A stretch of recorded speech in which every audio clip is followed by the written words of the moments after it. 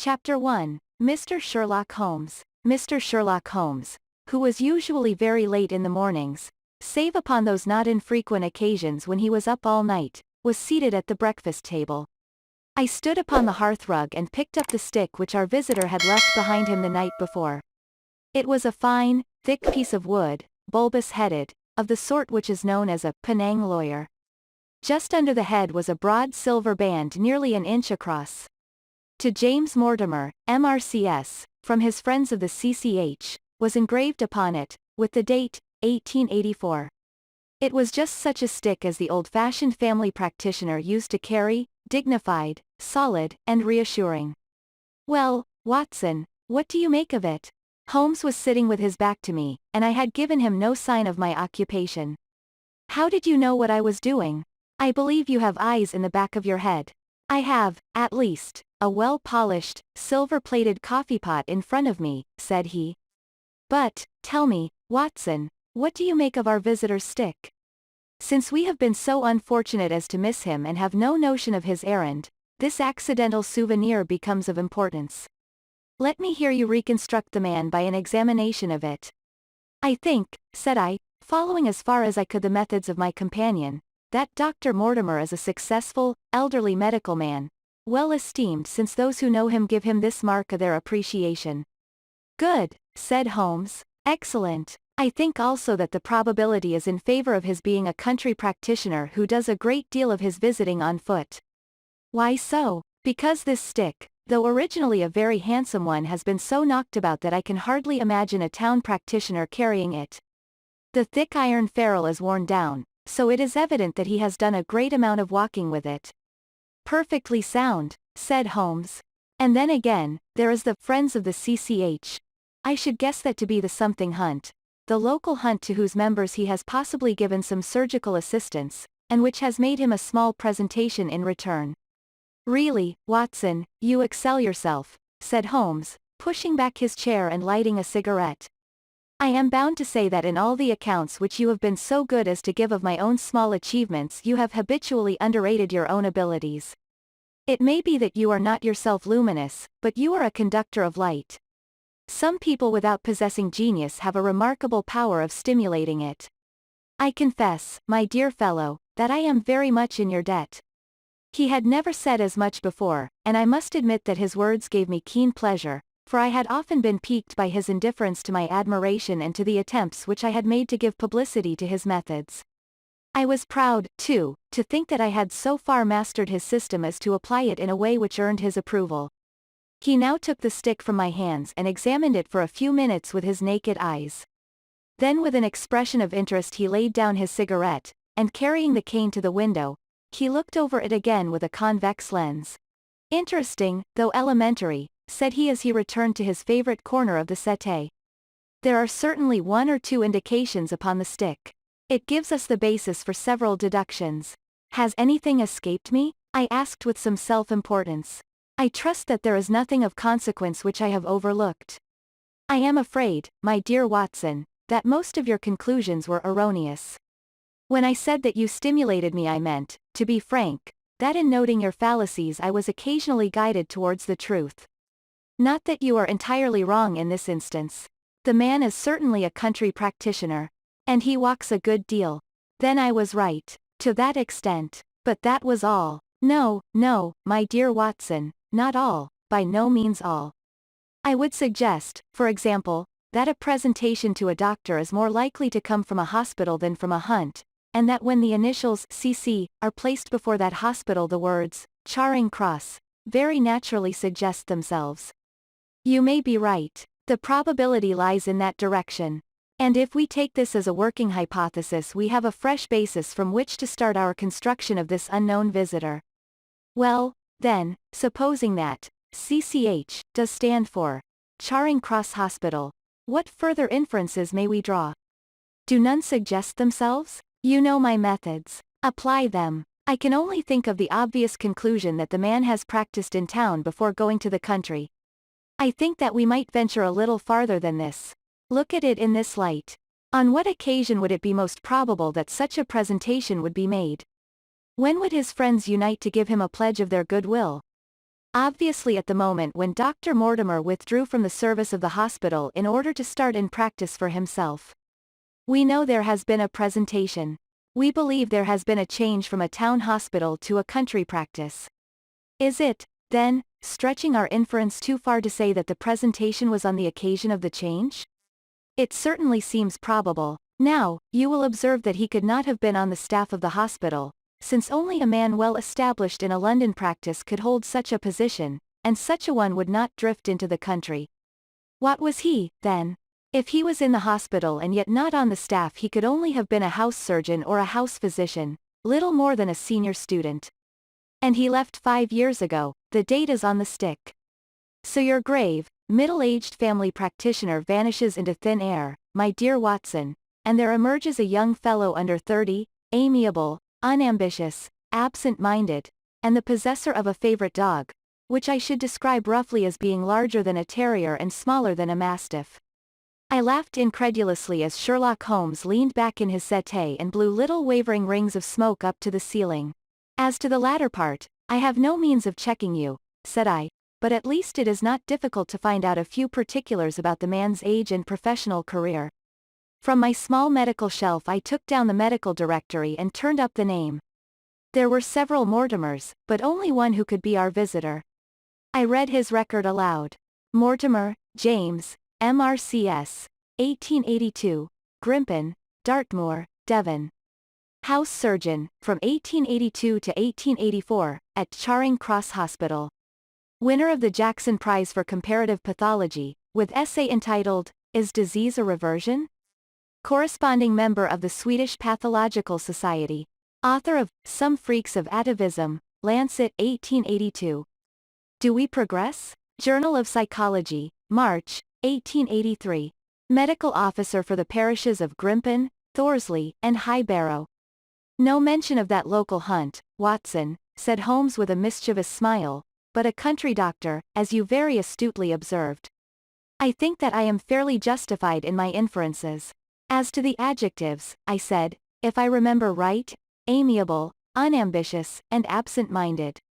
It is my experience that it is only an amiable man in this world who receives testimonials, only an unambitious one who abandons a London career for the country, and only an absent-minded one who leaves his stick and not his visiting card after waiting an hour in your room. And the dog? Has been in the habit of carrying this stick behind his master. Being a heavy stick, the dog has held it tightly by the middle, and the marks of his teeth are very plainly visible. The dog's jaw, as shown in the space between these marks, is too broad in my opinion for a terrier and not broad enough for a mastiff. It may have been, yes, by Jove, it is a curly-haired spaniel. He had risen and paced the room as he spoke. Now he halted in the recess of the window. There was such a ring of conviction in his voice that I glanced up in surprise. My dear fellow, how can you possibly be so sure of that? For the very simple reason that I see the dog himself on our very doorstep, and there is the ring of its owner. Don't move, I beg you, Watson. He is a professional brother of yours, and your presence may be of assistance to me. Now is the dramatic moment of fate, Watson, when you hear a step upon the stair which is walking into your life, and you know not whether for good or ill. What does Dr. James Mortimer, the man of science, ask of Sherlock Holmes, the specialist in crime? Come in. The appearance of our visitor was a surprise to me, since I had expected a typical country practitioner. He was a very tall, thin man, with a long nose like a beak, which jutted out between two keen, grey eyes, set closely together and sparkling brightly from behind a pair of gold-rimmed glasses. He was clad in a professional but rather slovenly fashion, for his frock coat was dingy and his trousers frayed. Though young, his long back was already bowed, and he walked with a forward thrust of his head and a general air of peering benevolence. As he entered his eyes fell upon the stick in Holmes's hand, and he ran towards it with an exclamation of joy. I am so very glad, said he. I was not sure whether I had left it here or in the shipping office. I would not lose that stick for the world. A presentation, I see, said Holmes. Yes, sir. From Charing Cross Hospital? From one or two friends there on the occasion of my marriage. Dear, dear, that's bad, said Holmes, shaking his head. Dr. Mortimer blinked through his glasses in mild astonishment. Why was it bad? Only that you have disarranged our little deductions. Your marriage, you say? Yes, sir. I married, and so left the hospital, and with it all hopes of a consulting practice. It was necessary to make a home of my own. Come, come, we are not so far wrong, after all, said Holmes.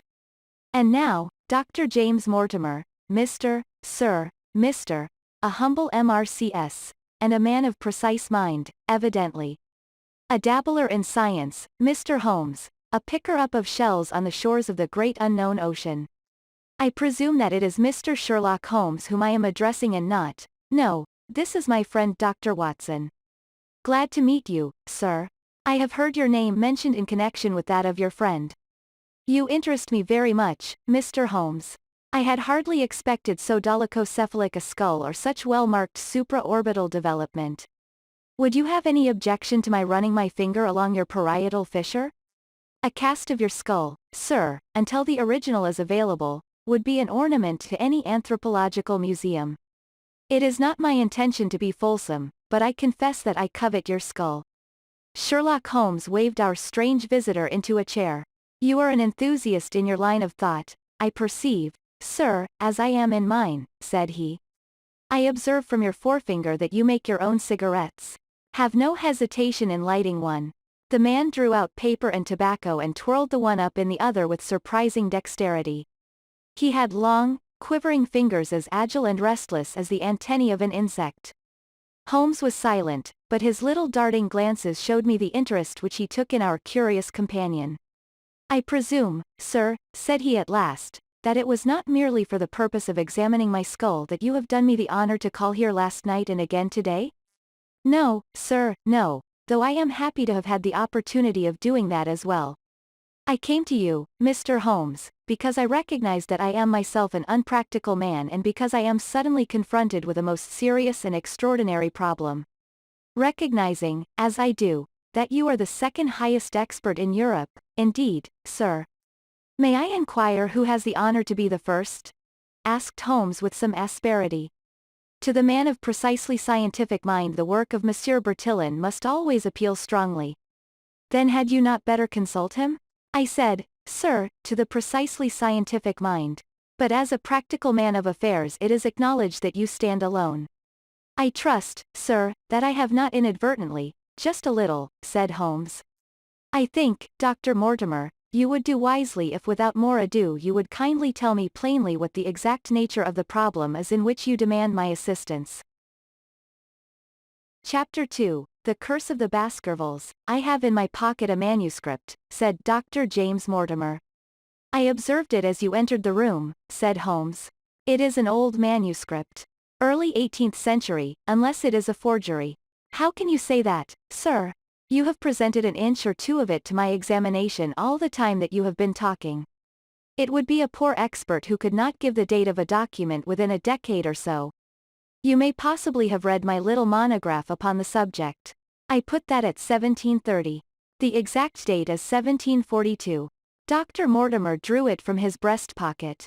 This family paper was committed to my care by Sir Charles Baskerville, whose sudden and tragic death some 3 months ago created so much excitement in Devonshire. I may say that I was his personal friend as well as his medical attendant. He was a strong-minded man, sir, shrewd, practical, and as unimaginative as I am myself. Yet he took this document very seriously, and his mind was prepared for just such an end as did eventually overtake him. Holmes stretched out his hand for the manuscript and flattened it upon his knee. You will observe, Watson, the alternative use of the long S and the short. It is one of several indications which enabled me to fix the date. I looked over his shoulder at the yellow paper and the faded script. At the head was written, Baskerville Hall, and below in large, scrawling figures, 1742. It appears to be a statement of some sort. Yes, it is a statement of a certain legend which runs in the Baskerville family. But I understand that it is something more modern and practical upon which you wish to consult me. Most modern, a most practical, pressing matter, which must be decided within 24 hours. But the manuscript is short and is intimately connected with the affair. With your permission I will read it to you. Holmes leaned back in his chair, placed his fingertips together, and closed his eyes, with an air of resignation. Dr. Mortimer turned the manuscript to the light and read in a high, cracking voice the following curious, old-world narrative. Of the origin of the Hound of the Baskervilles there have been many statements, yet as I come in a direct line from Hugo Baskerville, and as I had the story from my father, who also had it from his, I have set it down with all belief that it occurred even as is here set forth. And I would have you believe, my sons, that the same justice which punishes sin may also most graciously forgive it, and that no ban is so heavy but that by prayer and repentance it may be removed. Learn then from this story not to fear the fruits of the past, but rather to be circumspect in the future, that those foul passions whereby our family has suffered so grievously may not again be loosed to our undoing. Know then that in the time of the Great Rebellion, the history of which by the learned Lord Clarendon I most earnestly commend to your attention, this manor of Baskerville was held by Hugo of that name, nor can it be gainsaid that he was a most wild, profane, and godless man. This, in truth, his neighbours might have pardoned, seeing that saints have never flourished in those parts, but there was in him a certain wanton and cruel humour which made his name a byword through the West. It chanced that this Hugo came to love, if, indeed, so dark a passion may be known under so bright a name, the daughter of a yeoman who held lands near the Baskerville estate. But the young maiden, being discreet and of good repute, would ever avoid him, for she feared his evil name. So it came to pass that one Michaelmas this Hugo, with 5 or 6 of his idle and wicked companions, stole down upon the farm and carried off the maiden, her father and brothers being from home, as he well knew. When they had brought her to the hall the maiden was placed in an upper chamber, while Hugo and his friends sat down to a long carouse, as was their nightly custom. Now, the poor lass upstairs was like to have her wits turned at the singing and shouting and terrible oaths which came up to her from below, for they say that the words used by Hugo Baskerville, when he was in wine, were such as might blast the man who said them. At last in the stress of her fear she did that which might have daunted the bravest or most active man, for by the aid of the growth of ivy which covered, and still covers, the south wall she came down from under the eaves, and so homeward across the moor, there being 3 leagues betwixt the hall and her father's farm. It chanced that some little time later Hugo left his guests to carry food and drink, with other worse things, perchance, to his captive, and so found the cage empty and the bird escaped.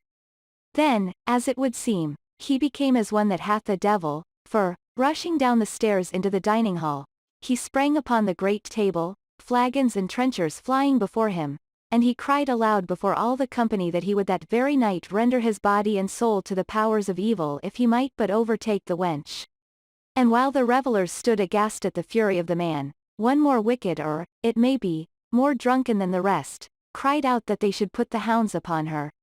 Whereat Hugo ran from the house, crying to his grooms that they should saddle his mare and unkennel the pack, and giving the hounds a kerchief of the maid's, he swung them to the line, and so off full cry in the moonlight over the moor. Now, for some space the revellers stood agape, unable to understand all that had been done in such haste. But anon their bemused wits awoke to the nature of the deed which was like to be done upon the moorlands. Everything was now in an uproar, some calling for their pistols, some for their horses, and some for another flask of wine. But at length some sense came back to their crazed minds, and the whole of them, 13 in number, took horse and started in pursuit. The moon shone clear above them, and they rode swiftly abreast, taking that course which the maid must needs have taken if she were to reach her own home. They had gone a mile or 2 when they passed one of the night shepherds upon the moorlands, and they cried to him to know if he had seen the hunt. And the man, as the story goes, was so crazed with fear that he could scarce speak, but at last he said that he had indeed seen the unhappy maiden, with the hounds upon her track. But I have seen more than that, said he, for Hugo Baskerville passed me upon his black mare, and there ran mute behind him such a hound of hell as God forbid should ever be at my heels. So the drunken squires cursed the shepherd and rode onward. But soon their skins turned cold, for there came a galloping across the moor, and the black mare, dabbled with white froth, went past with trailing bridle and empty saddle. Then the revellers rode close together, for a great fear was on them, but they still followed over the moor, though each, had he been alone, would have been right glad to have turned his horse's head. Riding slowly in this fashion they came at last upon the hounds. These, though known for their valor and their breed, were whimpering in a cluster at the head of a deep dip or goyle, as we call it, upon the moor, some slinking away and some, with starting hackles and staring eyes, gazing down the narrow valley before them. The company had come to a halt, more sober men, as you may guess, than when they started. The most of them would by no means advance, but 3 of them, the boldest, or it may be the most drunken, rode forward down the goyle. Now, it opened into a broad space in which stood 2 of those great stones, still to be seen there, which were set by certain forgotten peoples in the days of old. The moon was shining bright upon the clearing, and there in the center lay the unhappy maid where she had fallen, dead of fear and of fatigue.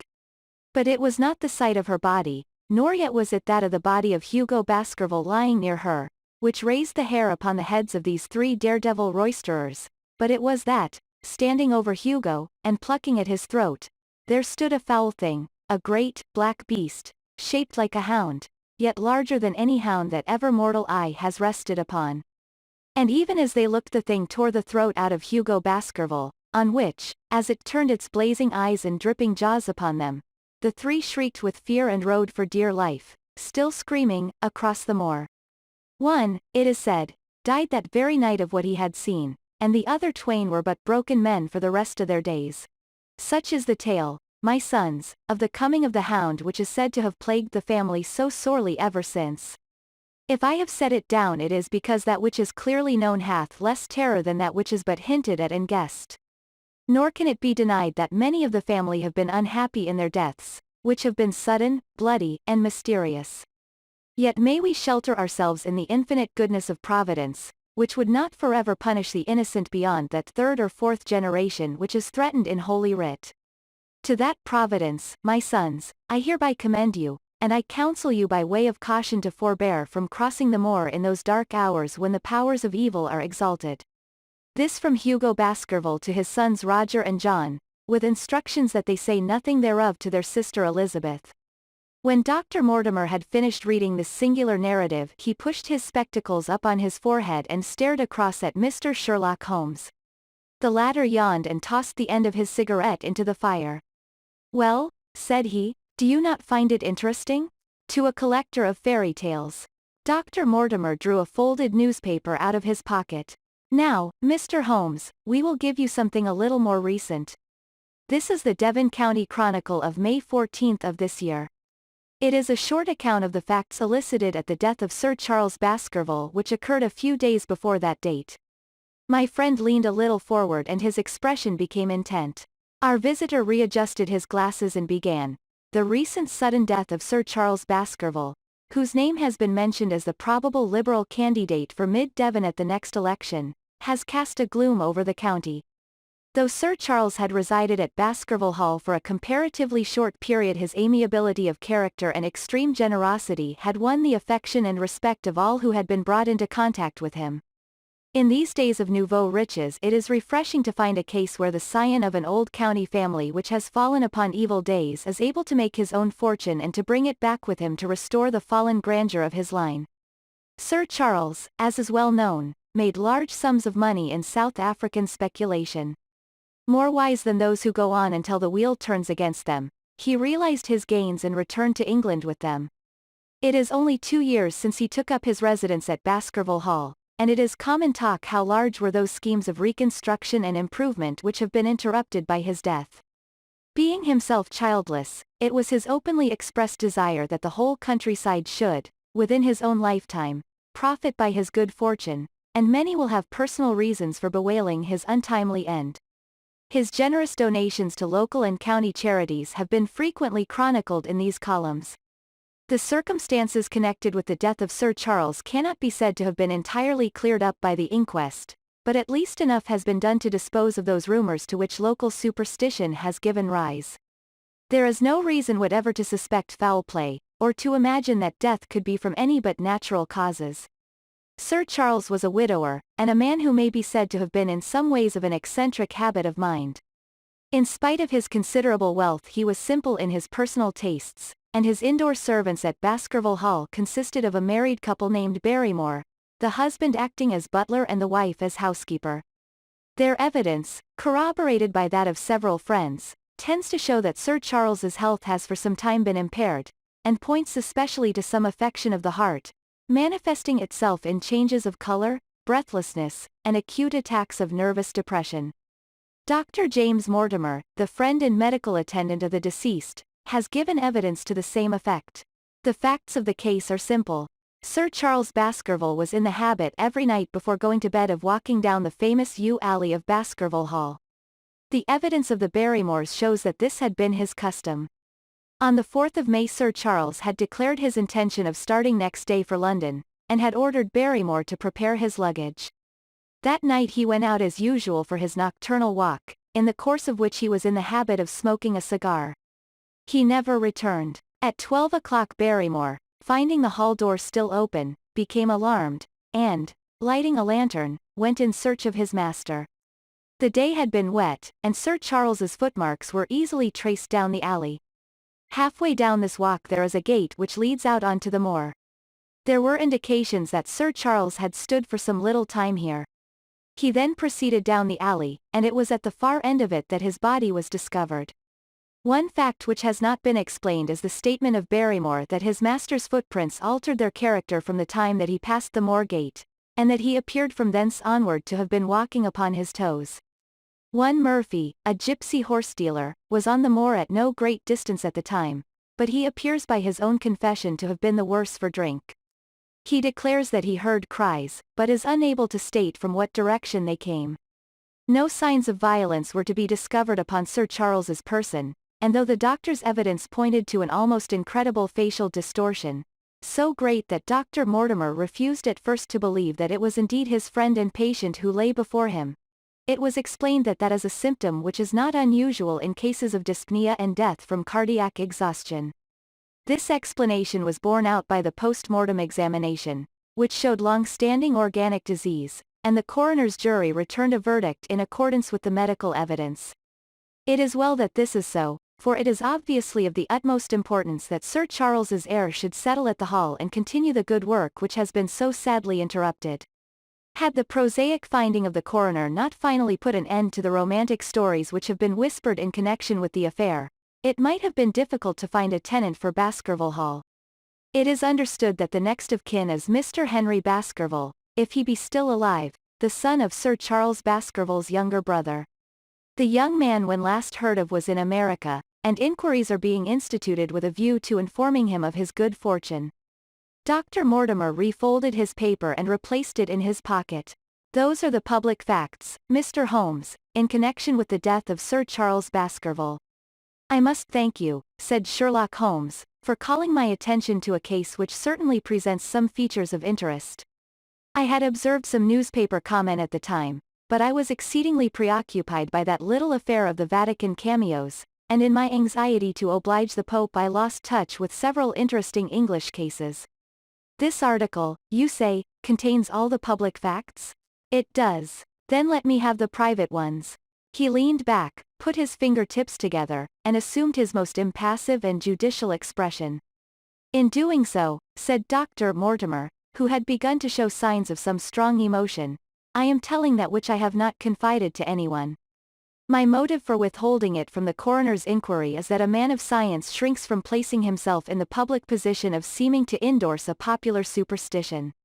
I had the further motive that Baskerville Hall, as the paper says, would certainly remain untenanted if anything were done to increase its already rather grim reputation. For both these reasons I thought that I was justified in telling rather less than I knew, since no practical good could result from it, but with you there is no reason why I should not be perfectly frank. The moor is very sparsely inhabited, and those who live near each other are thrown very much together. For this reason I saw a good deal of Sir Charles Baskerville. With the exception of Mr. Frankland, of Laughter Hall, and Mr. Stapleton, the naturalist, there are no other men of education within many miles. Sir Charles was a retiring man, but the chance of his illness brought us together, and a community of interests in science kept us so. He had brought back much scientific information from South Africa, and many a charming evening we have spent together discussing the comparative anatomy of the Bushman and the Hottentot. Within the last few months it became increasingly plain to me that Sir Charles's nervous system was strained to the breaking point. He had taken this legend which I have read you exceedingly to heart, so much so that, although he would walk in his own grounds, nothing would induce him to go out upon the moor at night. Incredible as it may appear to you, Mr. Holmes, he was honestly convinced that a dreadful fate overhung his family, and certainly the records which he was able to give of his ancestors were not encouraging. The idea of some ghastly presence constantly haunted him, and on more than one occasion he has asked me whether I had on my medical journeys at night ever seen any strange creature or heard the baying of a hound. The latter question he put to me several times, and always with a voice which vibrated with excitement. I can well remember driving up to his house in the evening some 3 weeks before the fatal event. He chanced to be at his hall door. I had descended from my gig and was standing in front of him, when I saw his eyes fix themselves over my shoulder, and stare past me with an expression of the most dreadful horror. I whisked round and had just time to catch a glimpse of something which I took to be a large black calf passing at the head of the drive. So excited and alarmed was he that I was compelled to go down to the spot where the animal had been and look around for it. It was gone, however, and the incident appeared to make the worst impression upon his mind. I stayed with him all the evening, and it was on that occasion, to explain the emotion which he had shown, that he confided to my keeping that narrative which I read to you when first I came. I mention this small episode because it assumes some importance in view of the tragedy which followed, but I was convinced at the time that the matter was entirely trivial and that his excitement had no justification. It was at my advice that Sir Charles was about to go to London. His heart was, I knew, affected, and the constant anxiety in which he lived, however chimerical the cause of it might be, was evidently having a serious effect upon his health. I thought that a few months among the distractions of town would send him back a new man. Mr. Stapleton, a mutual friend who was much concerned at his state of health, was of the same opinion. At the last instant came this terrible catastrophe. On the night of Sir Charles's death, Barrymore the butler, who made the discovery, sent Perkins the groom on horseback to me, and as I was sitting up late I was able to reach Baskerville Hall within an hour of the event. I checked and corroborated all the facts which were mentioned at the inquest. I followed the footsteps down the yew alley. I saw the spot at the moor gate where he seemed to have waited. I remarked the change in the shape of the prints after that point. I noted that there were no other footsteps save those of Barrymore on the soft gravel, and finally I carefully examined the body, which had not been touched until my arrival. Sir Charles lay on his face, his arms out, his fingers dug into the ground, and his features convulsed with some strong emotion to such an extent that I could hardly have sworn to his identity. There was certainly no physical injury of any kind. But one false statement was made by Barrymore at the inquest. He said that there were no traces upon the ground round the body. He did not observe any. But I did, some little distance off, but fresh and clear. Footprints? Footprints. A man's or a woman's? Dr. Mortimer looked strangely at us for an instant, and his voice sank almost to a whisper as he answered.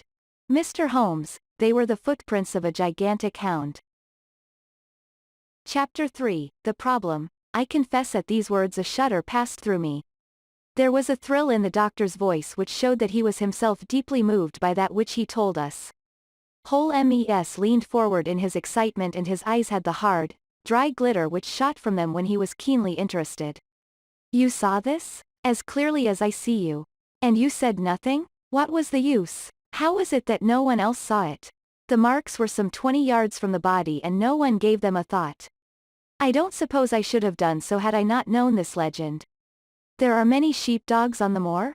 No doubt, but this was no sheepdog. You say it was large? Enormous. But it had not approached the body? No. What sort of night was it? Damp and raw, but not actually raining? No. What is the alley like?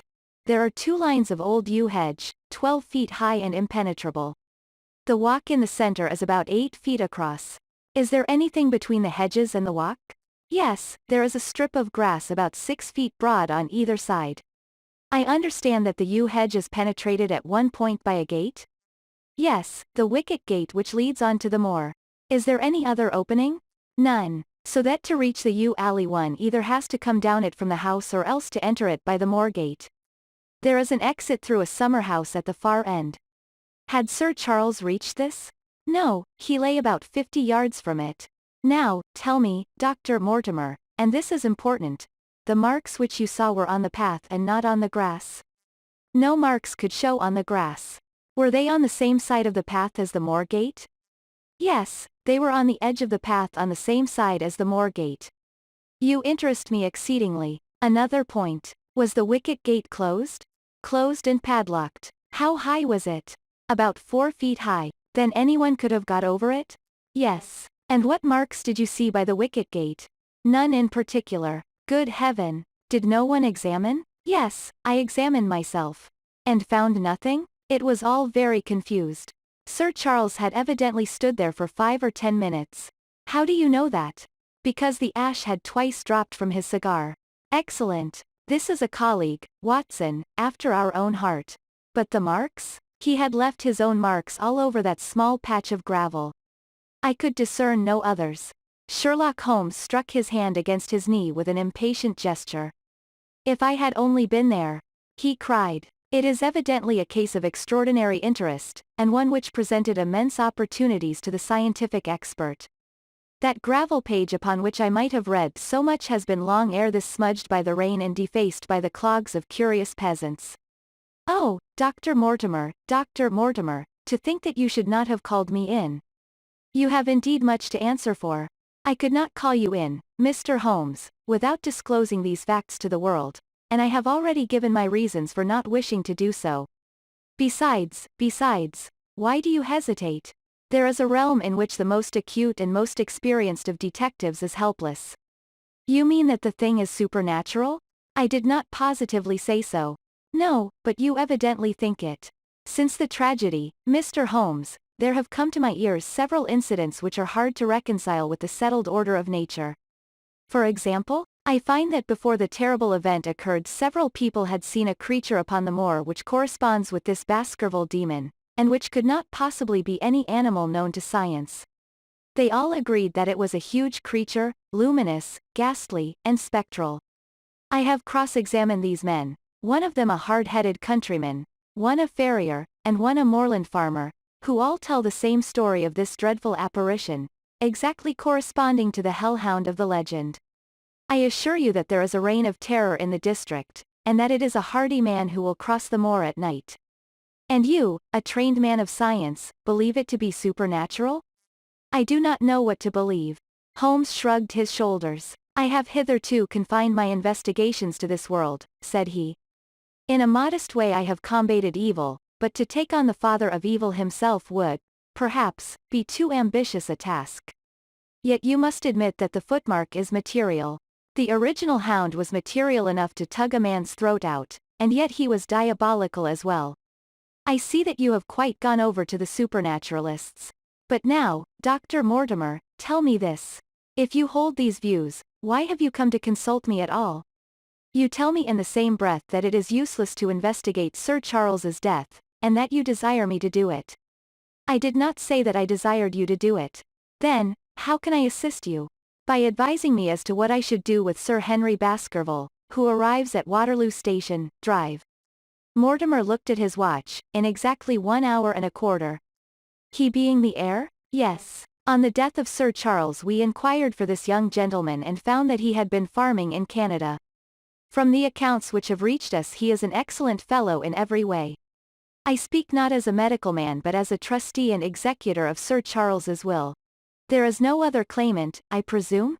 None. The only other kinsman whom we have been able to trace was Roger Baskerville, the youngest of 3 brothers of whom poor Sir Charles was the elder. The second brother, who died young, is the father of this lad Henry. The third, Roger, was the black sheep of the family. He came of the old masterful Baskerville strain, and was the very image, they tell me, of the family picture of old Hugo. He made England too hot to hold him, fled to Central America, and died there in 1876 of yellow fever. Henry is the last of the Baskervilles. In 1 hour and 5 minutes I meet him at Waterloo Station. I have had a wire that he arrived at Southampton this morning. Now, Mr. Holmes, what would you advise me to do with him? Why should he not go to the home of his fathers? It seems natural, does it not? And yet, consider that every Baskerville who goes there meets with an evil fate. I feel sure that if Sir Charles could have spoken with me before his death he would have warned me against bringing this, the last of the old race, and the heir to great wealth, to that deadly place. And yet it cannot be denied that the prosperity of the whole poor, bleak countryside depends upon his presence. All the good work which has been done by Sir Charles will crash to the ground if there is no tenant of the hall. I fear lest I should be swayed too much by my own obvious interest in the matter, and that is why I bring the case before you and ask for your advice." Holmes considered for a little time. "Put into plain words, the matter is this," said he. "In your opinion there is a diabolical agency which makes Dartmoor an unsafe abode for a Baskerville, that is your opinion?" "At least I might go the length of saying that there is some evidence that this may be so." "Exactly. But surely, if your supernatural theory be correct, it could work the young man evil in London as easily as in Devonshire. A devil with merely local powers like a parish vestry would be too inconceivable a thing. You put the matter more flippantly, Mr. Holmes, than you would probably do if you were brought into personal contact with these things. Your advice, then, as I understand it, is that the young man will be as safe in Devonshire as in London. He comes in 50 minutes. What would you recommend?" "I recommend, sir, that you take a cab, call off your spaniel who is scratching at my front door, and proceed to Waterloo to meet Sir Henry Baskerville." "And then?" "And then you will say nothing to him at all until I have made up my mind about the matter." "How long will it take you to make up your mind?" 24 hours. "At 10 o'clock tomorrow, Dr. Mortimer. I will be much obliged to you if you will call upon me here, and it will be of help to me in my plans for the future if you will bring Sir Henry Baskerville with you." "I will do so, Mr. Holmes." He scribbled the appointment on his shirt cuff and hurried off in his strange, peering, absent-minded fashion. Holmes stopped him at the head of the stair. "Only one more question, Dr. Mortimer. You say that before Sir Charles Baskerville's death several people saw this apparition upon the moor?" "3 people did. Did any see it after?" "I have not heard of any." "Thank you. Good morning." Holmes returned to his seat with that quiet look of inward satisfaction which meant that he had a congenial task before him. "Going out, Watson? Unless I can help you." "No, my dear fellow, it is at the hour of action that I turn to you for aid. But this is splendid, really unique from some points of view. When you pass Bradley's, would you ask him to send up a pound of the strongest shag tobacco?" "Thank you. It would be as well if you could make it convenient not to return before evening. Then I should be very glad to compare impressions as to this most interesting problem which has been submitted to us this morning." I knew that seclusion and solitude were very necessary for my friend in those hours of intense mental concentration during which he weighed every particle of evidence, constructed alternative theories, balanced one against the other, and made up his mind as to which points were essential and which immaterial. I therefore spent the day at my club and did not return to Baker Street until evening. It was nearly 9 o'clock when I found myself in the sitting room once more. My first impression as I opened the door was that a fire had broken out, for the room was so filled with smoke that the light of the lamp upon the table was blurred by it.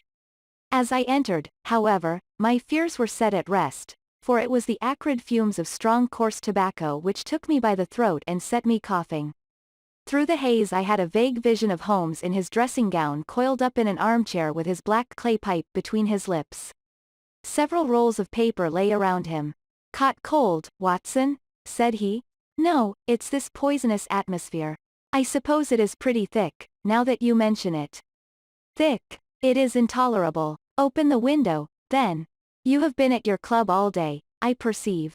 "My dear Holmes, am I right?" "Certainly, but how?" He laughed at my bewildered expression.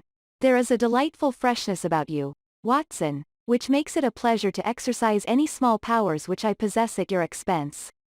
A gentleman goes forth on a showery and miry day.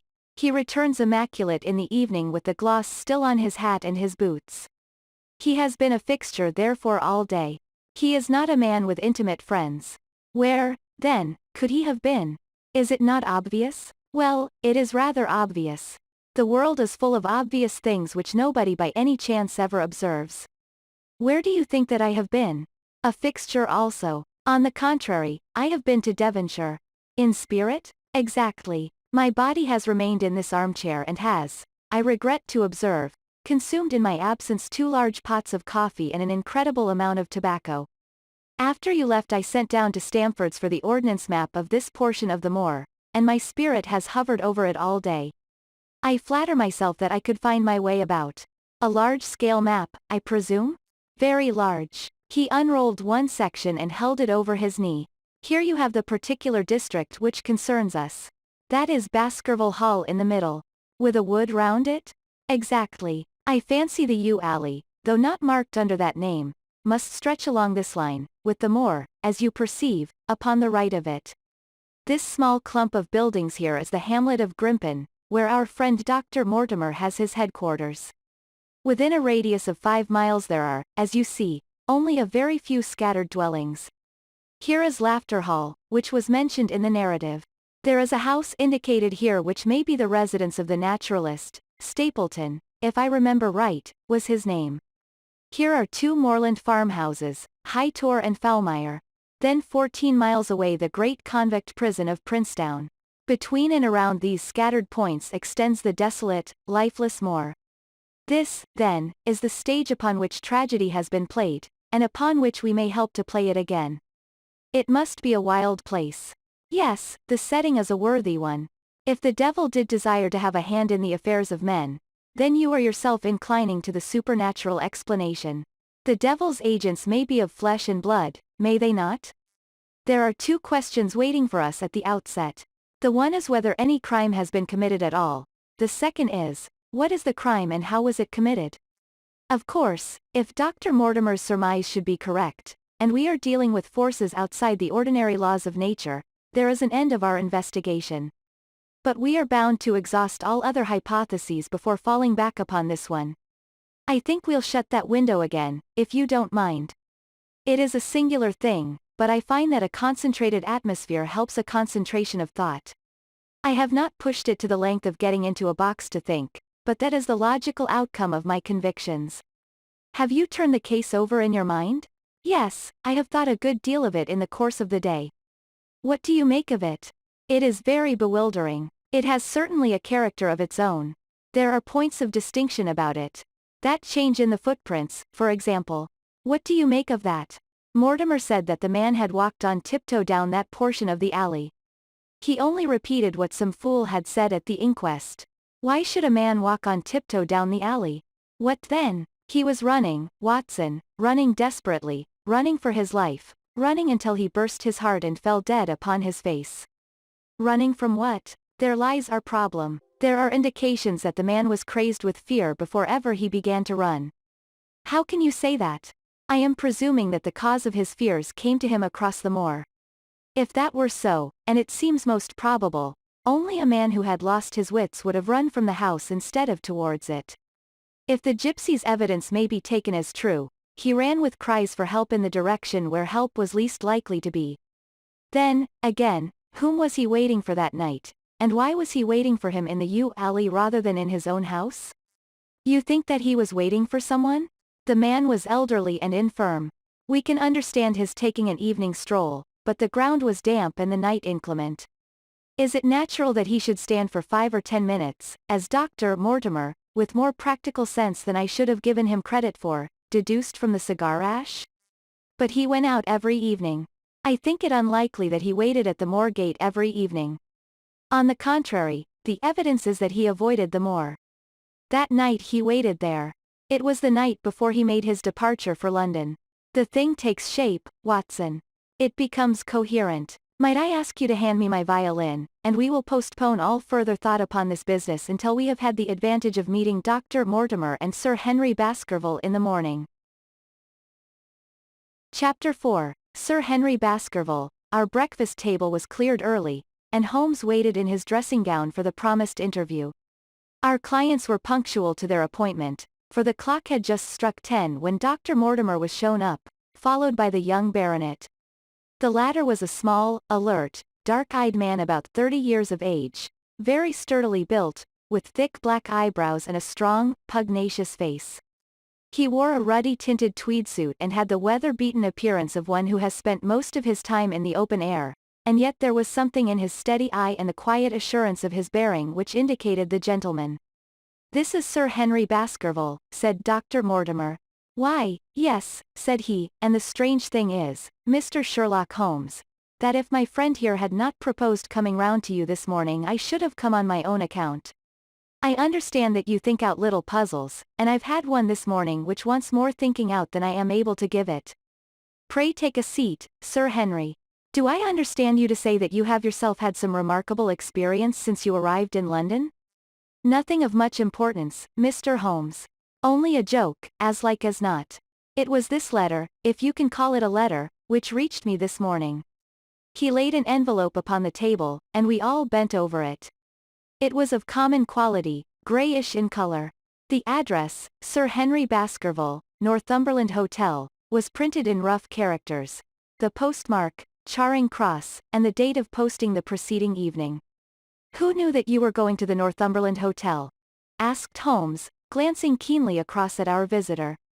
No one could have known. We only decided after I met Dr. Mortimer. But Dr. Mortimer was no doubt already stopping there? No, I had been staying with a friend, said the doctor. There was no possible indication that we intended to go to this hotel. Someone seems to be very deeply interested in your movements. Out of the envelope he took a half sheet of foolscap paper folded into four. This he opened and spread flat upon the table. Across the middle of it a single sentence had been formed by the expedient of pasting printed words upon it. It ran, "As you value your life or your reason, keep away from the moor." The word, moor, only was printed in ink. Now, said Sir Henry Baskerville, perhaps you will tell me, Mr. Holmes, what in thunder is the meaning of that, and who it is that takes so much interest in my affairs? What do you make of it, Dr. Mortimer? You must allow that there is nothing supernatural about this, at any rate? No, sir, but it might very well come from someone who was convinced that the business is supernatural. What business? Asked Sir Henry sharply. It seems to me that all you gentlemen know a great deal more than I do about my own affairs. You shall share our knowledge before you leave this room, Sir Henry. I promise you that, said Sherlock Holmes.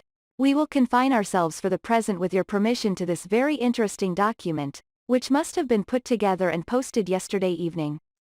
Have you yesterday's Times, Watson? It is here in the corner. Might I trouble you for it, the inside page, please, with the leading articles? He glanced swiftly over it, running his eyes up and down the columns. Capital article this on free trade. Permit me to give you an extract from it. You may be cajoled into imagining that your own special trade or your own industry will be encouraged by a protective tariff, but it stands to reason that such legislation must in the long run keep away wealth from the country, diminish the value of our imports, and lower the general conditions of life in this island. What do you think of that, Watson? Cried Holmes in high glee, rubbing his hands together with satisfaction. Don't you think that is an admirable sentiment? Dr. Mortimer looked at Holmes with an air of professional interest, and Sir Henry Baskerville turned a pair of puzzled dark eyes upon me. I don't know much about the tariff and things of that kind, said he, but it seems to me we've got a bit off the trail so far as that note is concerned. On the contrary, I think we are particularly hot upon the trail, Sir Henry. Watson here knows more about my methods than you do, but I fear that even he has not quite grasped the significance of this sentence. No, I confess that I see no connection. And yet, my dear Watson, there is so very close a connection that the one is extracted out of the other. Your life, reason, value, keep away, from the. Don't you see now whence these words have been taken? By thunder, you're right. Well, if that isn't smart, cried Sir Henry. If any possible doubt remained, it is settled by the fact that keep away, and, from the are cut out in one piece. Well, now, so it is. Really, Mr. Holmes, this exceeds anything which I could have imagined, said Dr. Mortimer, gazing at my friend in amazement. I could understand anyone saying that the words were from a newspaper, but that you should name which, and add that it came from the leading article, is really one of the most remarkable things which I have ever known. How did you do it? I presume, doctor, that you could tell the skull of a Negro from that of an Esquimau? Most certainly, but how? Because that is my special hobby. The differences are obvious. The supraorbital crest, the facial angle, the maxillary curve, but this is my special hobby, and the differences are equally obvious. There is as much difference to my eyes between the leaded bourgeois type of a Times article and the slovenly print of an evening halfpenny paper as there could be between your Negro and your Esquimau. The detection of types is one of the most elementary branches of knowledge to the special expert in crime, though I confess that once when I was very young I confused the Leeds Mercury with the Western Morning News. But a Times leader is entirely distinctive, and these words could have been taken from nothing else. As it was done yesterday, the strong probability was that we should find the words in yesterday's issue. So far as I can follow you, then, Mr. Holmes, said Sir Henry Baskerville. Someone cut out this message with a scissors, nail scissors, said Holmes. You can see that it was a very short-bladed scissors, since the cutter had to take 2 snips over, keep away. That is so. Someone, then, cut out the message with a pair of short-bladed scissors, pasted it with paste, gum, said Holmes. With gum onto the paper. But I want to know why the word, Moor, should have been written? Because he could not find it in print. The other words were all simple and might be found in any issue, but, Moor, would be less common. Why, of course, that would explain it. Have you read anything else in this message, Mr. Holmes? There are 1 or 2 indications, and yet the utmost pains have been taken to remove all clues. The address, you observe, is printed in rough characters. But the Times is a paper which is seldom found in any hands but those of the highly educated. We may take it, therefore, that the letter was composed by an educated man who wished to pose as an uneducated one, and his effort to conceal his own writing suggests that that writing might be known, or come to be known, by you. Again, you will observe that the words are not gummed on in an accurate line, but that some are much higher than others. Life, for example, is quite out of its proper place. That may point to carelessness, or it may point to agitation and hurry upon the part of the cutter. On the whole, I incline to the latter view, since the matter was evidently important, and it is unlikely that the composer of such a letter would be careless. If he were in a hurry, it opens up the interesting question why he should be in a hurry, since any letter posted up to early morning would reach Sir Henry before he would leave his hotel. Did the composer fear an interruption, and from whom? We are coming now rather into the region of guesswork, said Dr. Mortimer. Say, rather, into the region where we balance probabilities and choose the most likely. It is the scientific use of the imagination, but we have always some material basis on which to start our speculation. Now, you would call it a guess, no doubt, but I am almost certain that this address has been written in a hotel. How in the world can you say that? If you examine it carefully, you will see that both the pen and the ink have given the writer trouble. The pen has spluttered twice in a single word, and has run dry 3 times in a short address, showing that there was very little ink in the bottle. Now, a private pen or ink bottle is seldom allowed to be in such a state, and the combination of the two must be quite rare. But you know the hotel ink and the hotel pen, where it is rare to get anything else. Yes, I have very little hesitation in saying that could we examine the waste paper baskets of the hotels around Charing Cross until we found the remains of the mutilated Times leader, we could lay our hands straight upon the person who sent this singular message. Holloa, what's this? He was carefully examining the foolscap, upon which the words were pasted, holding it only an inch or 2 from his eyes. Well, nothing, said he, throwing it down. It is a blank half-sheet of paper, without even a watermark upon it. I think we have drawn as much as we can from this curious letter, and now, Sir Henry, has anything else of interest happened to you since you have been in London? Why, no, Mr. Holmes. I think not. You have not observed anyone follow or watch you. I seem to have walked right into the thick of a dime novel, said our visitor. Why in thunder should anyone follow or watch me? We are coming to that. You have nothing else to report to us before we go into this matter? Well, it depends upon what you think worth reporting. I think anything out of the ordinary routine of life well worth reporting. Sir Henry smiled. I don't know much of British life yet, for I have spent nearly all my time in the States and in Canada. But I hope that to lose one of your boots is not part of the ordinary routine of life over here. You have lost one of your boots? My dear sir, cried Dr. Mortimer, it is only mislaid. You will find it when you return to the hotel. What is the use of troubling Mr. Holmes with trifles of this kind?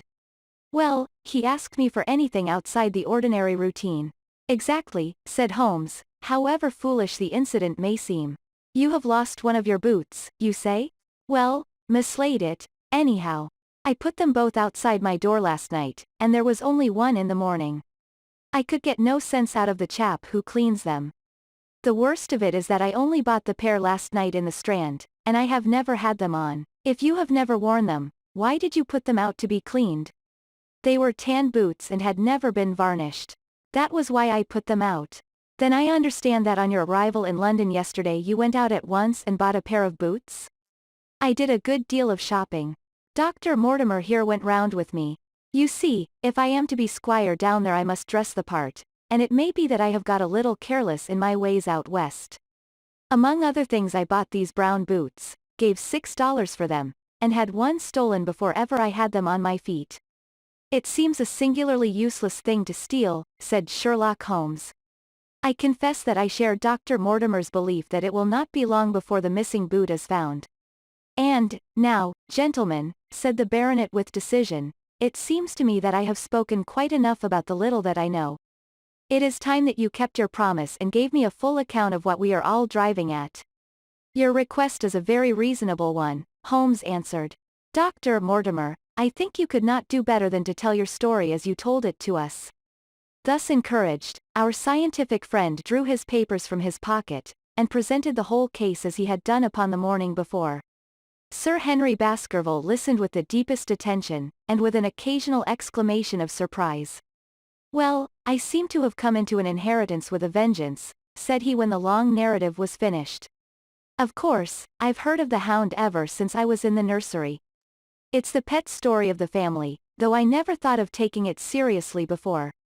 But as to my uncle's death, well, it all seems boiling up in my head, and I can't get it clear yet. You don't seem quite to have made up your mind whether it's a case for a policeman or a clergyman. Precisely. And now there's this affair of the letter to me at the hotel. I suppose that fits into its place. It seems to show that someone knows more than we do about what goes on upon the moor, said Dr. Mortimer. And also, said Holmes, that someone is not ill-disposed towards you, since they warn you of danger. Or it may be that they wish, for their own purposes, to scare me away. Well, of course, that is possible also. I am very much indebted to you, Dr. Mortimer, for introducing me to a problem which presents several interesting alternatives. But the practical point which we now have to decide, Sir Henry, is whether it is or is not advisable for you to go to Baskerville Hall. Why should I not go? There seems to be danger. Do you mean danger from this family fiend or do you mean danger from human beings? Well, that is what we have to find out. Whichever it is, my answer is fixed. There is no devil in hell, Mr. Holmes, and there is no man upon earth who can prevent me from going to the home of my own people, and you may take that to be my final answer. His dark brows knitted and his face flushed to a dusky red as he spoke. It was evident that the fiery temper of the Baskervilles was not extinct in this their last representative. Meanwhile, said he, I have hardly had time to think over all that you have told me. It's a big thing for a man to have to understand and to decide at one sitting. I should like to have a quiet hour by myself to make up my mind. Now, look here, Mr. Holmes, it's 11:30 now and I am going back right away to my hotel. Suppose you and your friend, Dr. Watson, come round and lunch with us at 2. I'll be able to tell you more clearly then how this thing strikes me. Is that convenient to you, Watson? Perfectly. Then you may expect us. Shall I have a cab called? I'd prefer to walk, for this affair has flurried me rather. I'll join you in a walk, with pleasure, said his companion. Then we meet again at 2 o'clock. Au revoir, and good morning.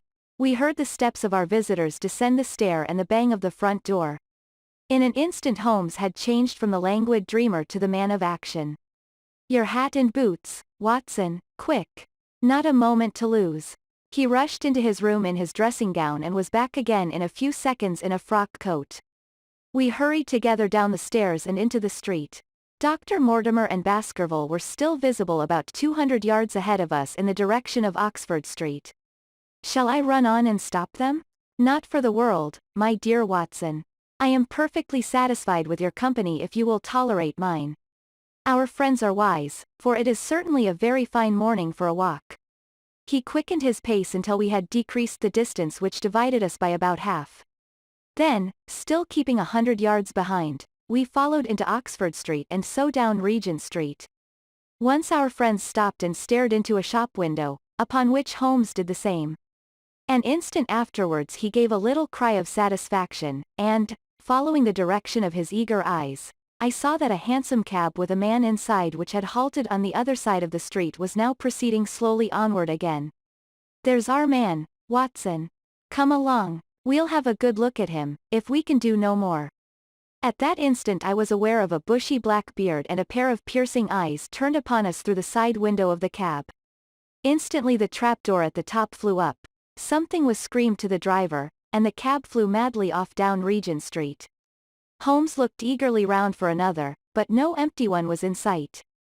Then he dashed in wild pursuit amid the stream of the traffic, but the start was too great, and already the cab was out of sight. "There now," said Holmes bitterly as he emerged panting and white with vexation from the tide of vehicles. "Was ever such bad luck and such bad management, too? Watson, Watson, if you are an honest man you will record this also and set it against my successes." "Who was the man?" "I have not an idea." "A spy?" "Well, it was evident from what we have heard that Baskerville has been very closely shadowed by someone since he has been in town. How else could it be known so quickly that it was the Northumberland Hotel which he had chosen? If they had followed him the first day I argued that they would follow him also the second. You may have observed that I twice strolled over to the window while Dr. Mortimer was reading his legend." "Yes, I remember. I was looking out for loiterers in the street, but I saw none." "We are dealing with a clever man, Watson. This matter cuts very deep, and though I have not finally made up my mind whether it is a benevolent or a malevolent agency which is in touch with us, I am conscious always of power and design. When our friends left I at once followed them in the hopes of marking down their invisible attendant. So wily was he that he had not trusted himself upon foot, but he had availed himself of a cab so that he could loiter behind or dash past them and so escape their notice. His method had the additional advantage that if they were to take a cab he was all ready to follow them. It has, however, one obvious disadvantage. It puts him in the power of the cabman. Exactly. What a pity we did not get the number. My dear Watson, clumsy as I have been, you surely do not seriously imagine that I neglected to get the number? Number 2704 is our man. But that is no use to us for the moment. I fail to see how you could have done more. On observing the cab I should have instantly turned and walked in the other direction. I should then at my leisure have hired a second cab and followed the first at a respectful distance, or, better still, have driven to the Northumberland Hotel and waited there. When our unknown had followed Baskerville home we should have had the opportunity of playing his own game upon himself and seeing where he made for. As it is, by an indiscreet eagerness, which was taken advantage of with extraordinary quickness and energy by our opponent, we have betrayed ourselves and lost our man. We had been sauntering slowly down Regent Street during this conversation, and Dr. Mortimer, with his companion, had long vanished in front of us. "There is no object in our following them," said Holmes. "The shadow has departed and will not return. We must see what further cards we have in our hands and play them with decision." "Could you swear to that man's face within the cab?" "I could swear only to the beard." "And so could I, from which I gather that in all probability it was a false one. A clever man upon so delicate an errand has no use for a beard save to conceal his features. Come in here, Watson." He turned into one of the district messenger offices, where he was warmly greeted by the manager. "Ah, Wilson, I see you have not forgotten the little case in which I had the good fortune to help you." "No, sir, indeed I have not. You saved my good name, and perhaps my life." "My dear fellow, you exaggerate. I have some recollection, Wilson, that you had among your boys a lad named Cartwright, who showed some ability during the investigation." "Yes, sir, he is still with us. Could you ring him up?" "Thank you. And I should be glad to have change of this £5 note." A lad of 14, with a bright, keen face, had obeyed the summons of the manager. He stood now gazing with great reverence at the famous detective. "Let me have the hotel directory," said Holmes. "Thank you. Now, Cartwright, there are the names of 23 hotels here, all in the immediate neighborhood of Charing Cross. Do you see?" "Yes, sir." "You will visit each of these in turn." "Yes, sir." "You will begin in each case by giving the outside porter 1 shilling. Here are 23 shillings. "Yes, sir." "You will tell him that you want to see the waste paper of yesterday." You will say that an important telegram has miscarried and that you are looking for it. You understand? Yes, sir, but what you are really looking for is the center page of the Times with some holes cut in it with scissors. Here is a copy of the Times. It is this page. You could easily recognize it, could you not? Yes, sir. In each case the outside porter will send for the hall porter, to whom also you will give a shilling. Here are 23 shillings. You will then learn in possibly 20 cases out of the 23 that the waste of the day before has been burned or removed. In the 3 other cases you will be shown a heap of paper and you will look for this page of the Times among it. The odds are enormously against your finding it. There are 10 shillings over in case of emergencies. Let me have a report by wire at Baker Street before evening.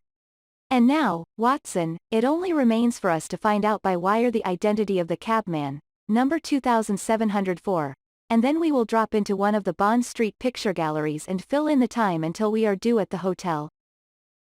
Chapter 5, 3 Broken Threads. Sherlock Holmes had, in a very remarkable degree, the power of detaching his mind at will. For 2 hours the strange business in which we had been involved appeared to be forgotten, and he was entirely absorbed in the pictures of the modern Belgian masters. He would talk of nothing but art, of which he had the crudest ideas, from our leaving the gallery until we found ourselves at the Northumberland Hotel. "Sir Henry Baskerville is upstairs expecting you," said the clerk. "He asked me to show you up at once when you came." "Have you any objection to my looking at your register?" said Holmes. Not in the least. The book showed that 2 names had been added after that of Baskerville. One was Theophilus Johnson and family, of Newcastle, the other Mrs. Oldmore and maid, of High Lodge, Alton. "Surely that must be the same Johnson whom I used to know," said Holmes to the porter. "A lawyer, is he not, grey-headed, and walks with a limp?" "No, sir. This is Mr. Johnson, the coal owner, a very active gentleman, not older than yourself." "Surely you are mistaken about his trade?" "No, sir. He has used this hotel for many years, and he is very well known to us." "Ah, that settles it. Mrs. Oldmore, too, I seem to remember the name. Excuse my curiosity, but often in calling upon one friend one finds another." "She is an invalid lady, sir. Her husband was once mayor of Gloucester. She always comes to us when she is in town." "Thank you. I am afraid I cannot claim her acquaintance. We have established a most important fact by these questions, Watson," he continued in a low voice as we went upstairs together. "We know now that the people who are so interested in our friend have not settled down in his own hotel. That means that while they are, as we have seen, very anxious to watch him, they are equally anxious that he should not see them. Now, this is a most suggestive fact." "What does it suggest?" "It suggests, Holloa, my dear fellow, what on earth is the matter?" As we came round the top of the stairs we had run up against Sir Henry Baskerville himself. His face was flushed with anger, and he held an old and dusty boot in one of his hands. So furious was he that he was hardly articulate, and when he did speak it was in a much broader and more western dialect than any which we had heard from him in the morning. "Seems to me they are playing me for a sucker in this hotel," he cried. "They'll find they've started in to monkey with the wrong man unless they are careful. By thunder, if that chap can't find my missing boot there will be trouble. I can take a joke with the best, Mr. Holmes, but they've got a bit over the mark this time." "Still looking for your boot?" "Yes, sir, and mean to find it. But, surely, you said that it was a new brown boot?" "So it was, sir. And now it's an old black one." "What? You don't mean to say—" "That's just what I do mean to say. I only had 3 pairs in the world, the new brown, the old black, and the patent leathers, which I am wearing. Last night they took one of my brown ones, and today they have sneaked one of the black." "Well, have you got it? Speak out, man, and don't stand staring." An agitated German waiter had appeared upon the scene. "No, sir, I have made inquiry all over the hotel, but I can hear no word of it." "Well, either that boot comes back before sundown or I'll see the manager and tell him that I go right straight out of this hotel." "It shall be found, sir, I promise you that if you will have a little patience it will be found. Mind it is, for it's the last thing of mine that I'll lose in this den of thieves." "Well, well, Mr. Holmes, you'll excuse my troubling you about such a trifle. I think it's well worth troubling about." Why, you look very serious over it. How do you explain it? I just don't attempt to explain it. It seems the very maddest, queerest thing that ever happened to me. The queerest perhaps, said Holmes, thoughtfully. What do you make of it yourself? Well, I don't profess to understand it yet. This case of yours is very complex, Sir Henry. When taken in conjunction with your uncle's death, I am not sure that of all the 500 cases of capital importance which I have handled there is one which cuts so deep. But we hold several threads in our hands, and the odds are that one or other of them guides us to the truth. We may waste time in following the wrong one, but sooner or later we must come upon the right. We had a pleasant luncheon in which little was said of the business which had brought us together. It was in the private sitting room to which we afterwards repaired that Holmes asked Baskerville what were his intentions. To go to Baskerville Hall. And when? At the end of the week. On the whole, said Holmes, I think that your decision is a wise one. I have ample evidence that you are being dogged in London, and amid the millions of this great city it is difficult to discover who these people are or what their object can be. If their intentions are evil they might do you a mischief, and we should be powerless to prevent it. You did not know, Dr. Mortimer, that you were followed this morning from my house?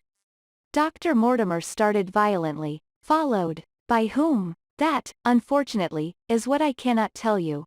Have you among your neighbors or acquaintances on Dartmoor any man with a black, full beard? No, or, let me see. Why, yes. Barrymore, Sir Charles's butler, is a man with a full, black beard. Ha! Where is Barrymore? He is in charge of the hall. We had best ascertain if he is really there, or if by any possibility he might be in London. How can you do that? Give me a telegraph form. Is all ready for Sir Henry? That will do. Addressed to Mr. Barrymore, Baskerville Hall. What is the nearest telegraph office? Grimpen. Very good, we will send a second wire to the postmaster, Grimpen. Telegram to Mr. Barrymore to be delivered into his own hand. If absent, please return wire to Sir Henry Baskerville, Northumberland Hotel. That should let us know before evening whether Barrymore is at his post in Devonshire or not. That's so, said Baskerville. By the way, Dr. Mortimer, who is this Barrymore old caretaker, who is dead? They have looked after the hall for 4 generations now. So far as I know, he and his wife are as respectable a couple as any in the county. At the same time, said Baskerville, it's clear enough that so long as there are none of the family at the hall these people have a mighty fine home and nothing to do. That is true. Did Barrymore profit at all by Sir Charles's will? Asked Holmes. He and his wife had £500 each. Ha! Did they know that they would receive this? Yes, Sir Charles was very fond of talking about the provisions of his will. That is very interesting. I hope, said Dr. Mortimer, that you do not look with suspicious eyes upon everyone who received a legacy from Sir Charles, for first also had £1,000 left to me. Indeed. And anyone else? There were many insignificant sums to individuals, and a large number of public charities. The residue all went to Sir Henry. And how much was the residue? £740,000. Holmes raised his eyebrows in surprise. I had no idea that so gigantic a sum was involved, said he. Sir Charles had the reputation of being rich, but we did not know how very rich he was until we came to examine his securities. The total value of the estate was close on to £1 million. Dear me, it is a stake for which a man might well play a desperate game. And one more question, Dr. Mortimer. Supposing that anything happened to our young friend here, you will forgive the unpleasant hypothesis. Who would inherit the estate? Since Roger Baskerville, Sir Charles's younger brother, died unmarried, the estate would descend to the Desmonds, who are distant cousins. James Desmond is an elderly clergyman in Westmoreland. Thank you. These details are all of great interest. Have you met Mr. James Desmond? Yes, he once came down to visit Sir Charles. He is a man of venerable appearance and of saintly life. I remember that he refused to accept any settlement from Sir Charles, though he pressed it upon him. And this man of simple tastes would be the heir to Sir Charles's thousands. He would be the heir to the estate because that is entailed. He would also be the heir to the money unless it were willed otherwise by the present owner, who can, of course, do what he likes with it. And have you made your will, Sir Henry? No, Mr. Holmes, I have not. I've had no time, for it was only yesterday that I learned how matters stood. But in any case I feel that the money should go with the title and estate. That was my poor uncle's idea. How is the owner going to restore the glories of the Baskervilles if he has not money enough to keep up the property? House, land, and dollars must go together.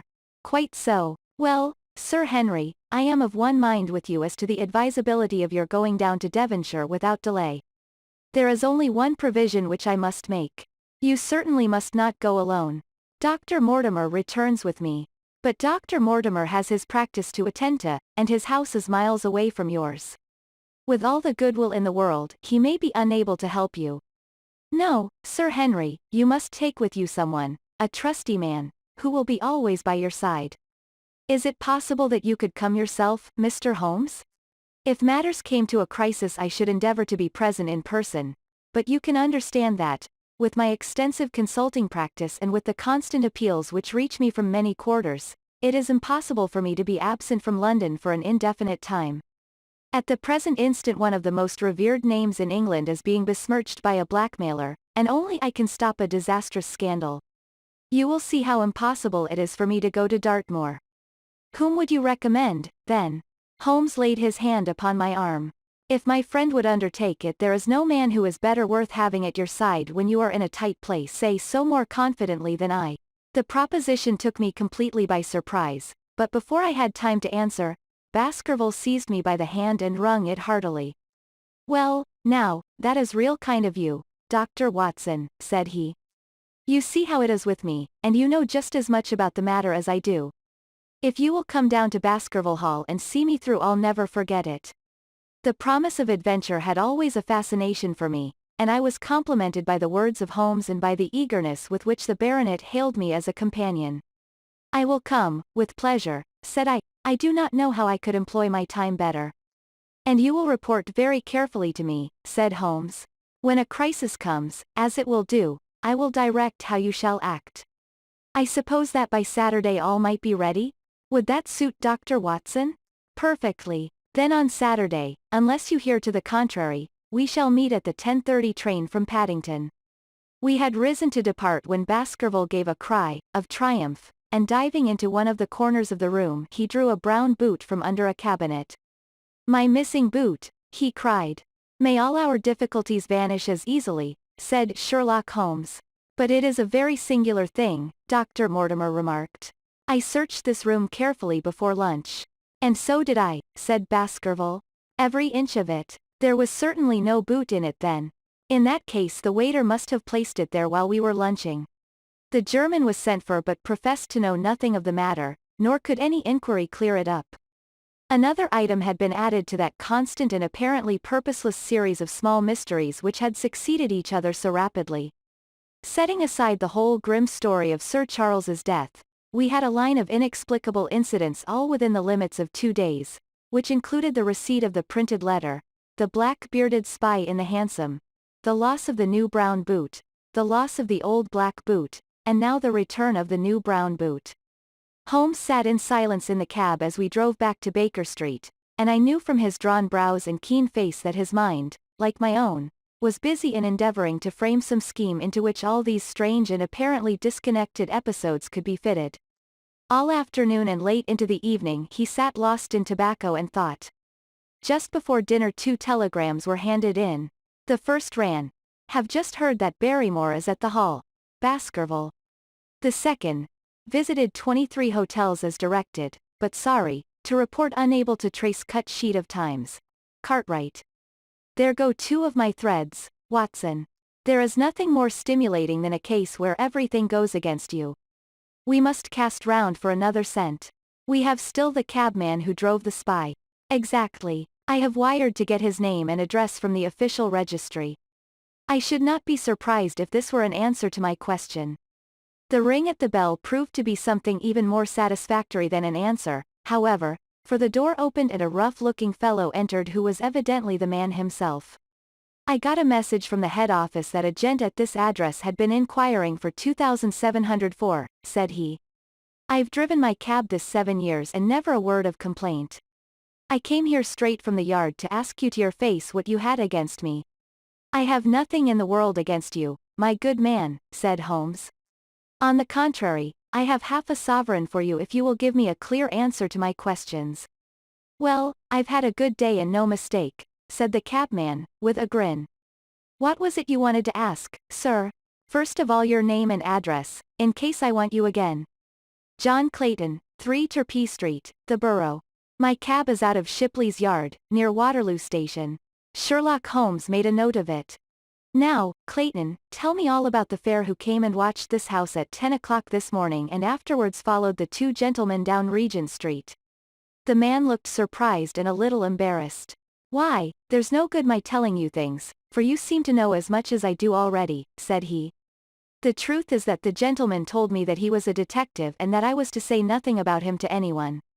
"My good fellow, this is a very serious business, and you may find yourself in a pretty bad position if you try to hide anything from me." "You say that your fare told you that he was a detective?" "Yes, he did." "When did he say this?" "When he left me." "Did he say anything more?" "He mentioned his name." Holmes cast a swift glance of triumph at me. "Oh, he mentioned his name, did he? That was imprudent. What was the name that he mentioned?" "His name," said the cabman, "was Mr. Sherlock Holmes." Never have I seen my friend more completely taken aback than by the cabman's reply. For an instant he sat in silent amazement. Then he burst into a hearty laugh. "A touch, Watson, an undeniable touch," said he. "I feel a foil as quick and supple as my own. He got home upon me very prettily that time." "So his name was Sherlock Holmes, was it?" "Yes, sir, that was the gentleman's name." "Excellent. Tell me where you picked him up and all that occurred." "He hailed me at 9:30 in Trafalgar Square.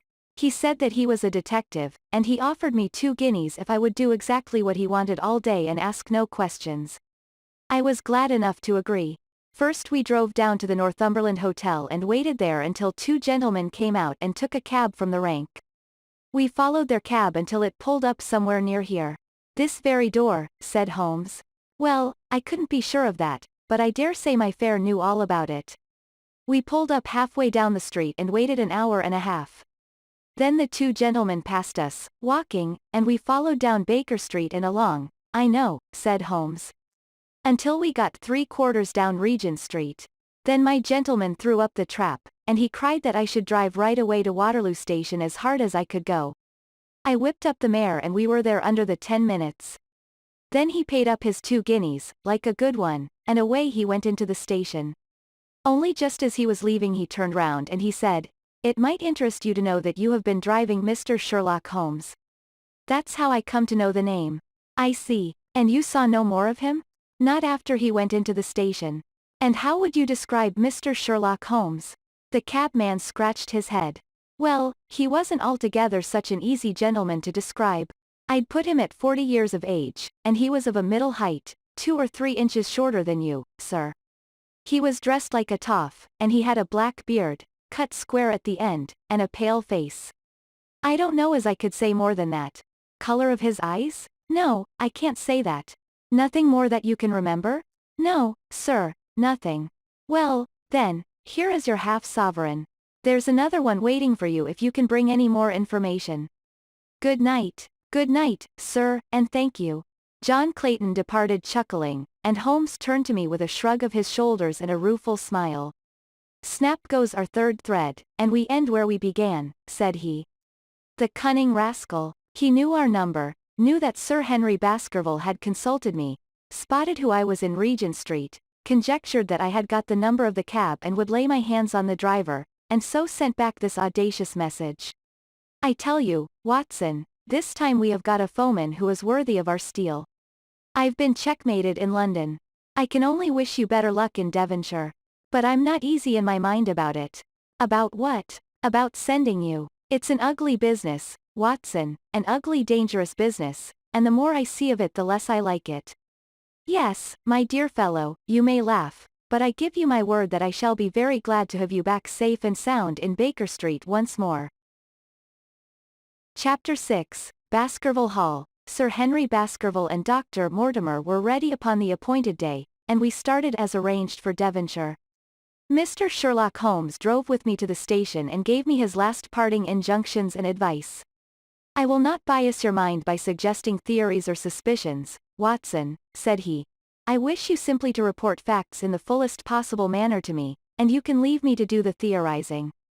What sort of facts? I asked. Anything which may seem to have a bearing however indirect upon the case, and especially the relations between young Baskerville and his neighbors or any fresh particulars concerning the death of Sir Charles. I have made some inquiries myself in the last few days, but the results have, I fear, been negative. One thing only appears to be certain, and that is that Mr. James Desmond, who is the next heir, is an elderly gentleman of a very amiable disposition, so that this persecution does not arise from him. I really think that we may eliminate him entirely from our calculations. There remain the people who will actually surround Sir Henry Baskerville upon the moor. Would it not be well in the first place to get rid of this Barrymore couple? By no means. You could not make a greater mistake. If they are innocent it would be a cruel injustice, and if they are guilty we should be giving up all chance of bringing it home to them. No, no, we will preserve them upon our list of suspects.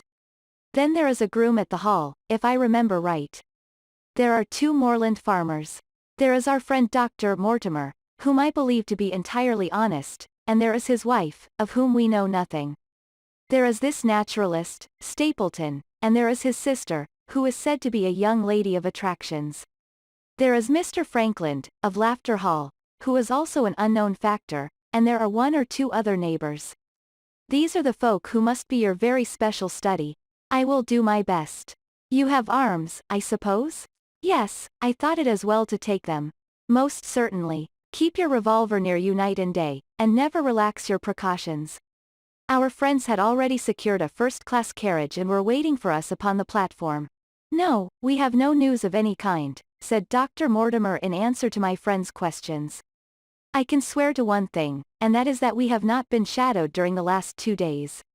We have never gone out without keeping a sharp watch, and no one could have escaped our notice. You have always kept together, I presume? Except yesterday afternoon. I usually give up one day to pure amusement when I come to town, so I spent it at the Museum of the College of Surgeons. And I went to look at the folk in the park, said Baskerville. But we had no trouble of any kind. It was imprudent, all the same, said Holmes, shaking his head and looking very grave. I beg, Sir Henry, that you will not go about alone. Some great misfortune will befall you if you do. Did you get your other boot? No, sir, it is gone forever. Indeed. That is very interesting. Well, goodbye, he added as the train began to glide down the platform. Bear in mind, Sir Henry, one of the phrases in that queer old legend which Dr. Mortimer has read to us, and avoid the moor in those hours of darkness when the powers of evil are exalted.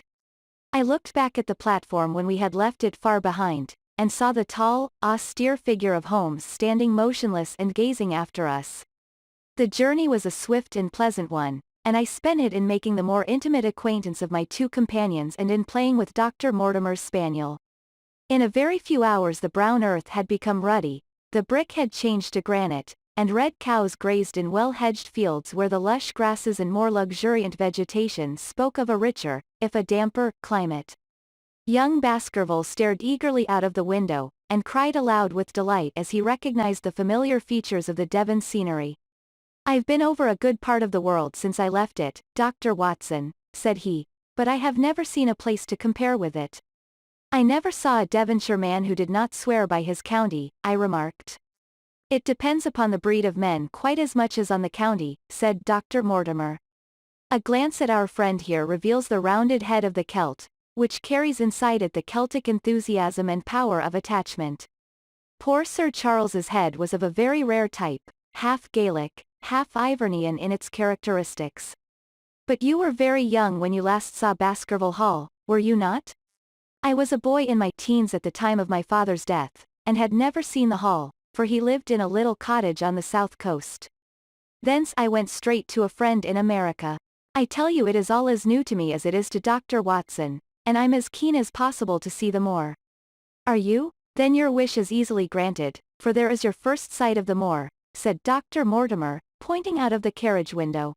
Over the green squares of the fields and the low curve of a wood there rose in the distance a grey, melancholy hill, with a strange jagged summit, dim and vague in the distance, like some fantastic landscape in a dream. Baskerville sat for a long time, his eyes fixed upon it, and I read upon his eager face how much it meant to him, this first sight of that strange spot where the men of his blood had held sway so long, and left tweed suit and his American accent, in the corner of a prosaic railway carriage, and yet as I looked at his dark and expressive face I felt more than ever how true a descendant he was of that long line of high-blooded, fiery, and masterful men. There were pride, valor, and strength in his thick brows, his sensitive nostrils, and his large hazel eyes. If on that forbidding moor a difficult and dangerous quest should lie before us, this was at least a comrade for whom one might venture to take a risk with the certainty that he would bravely share it.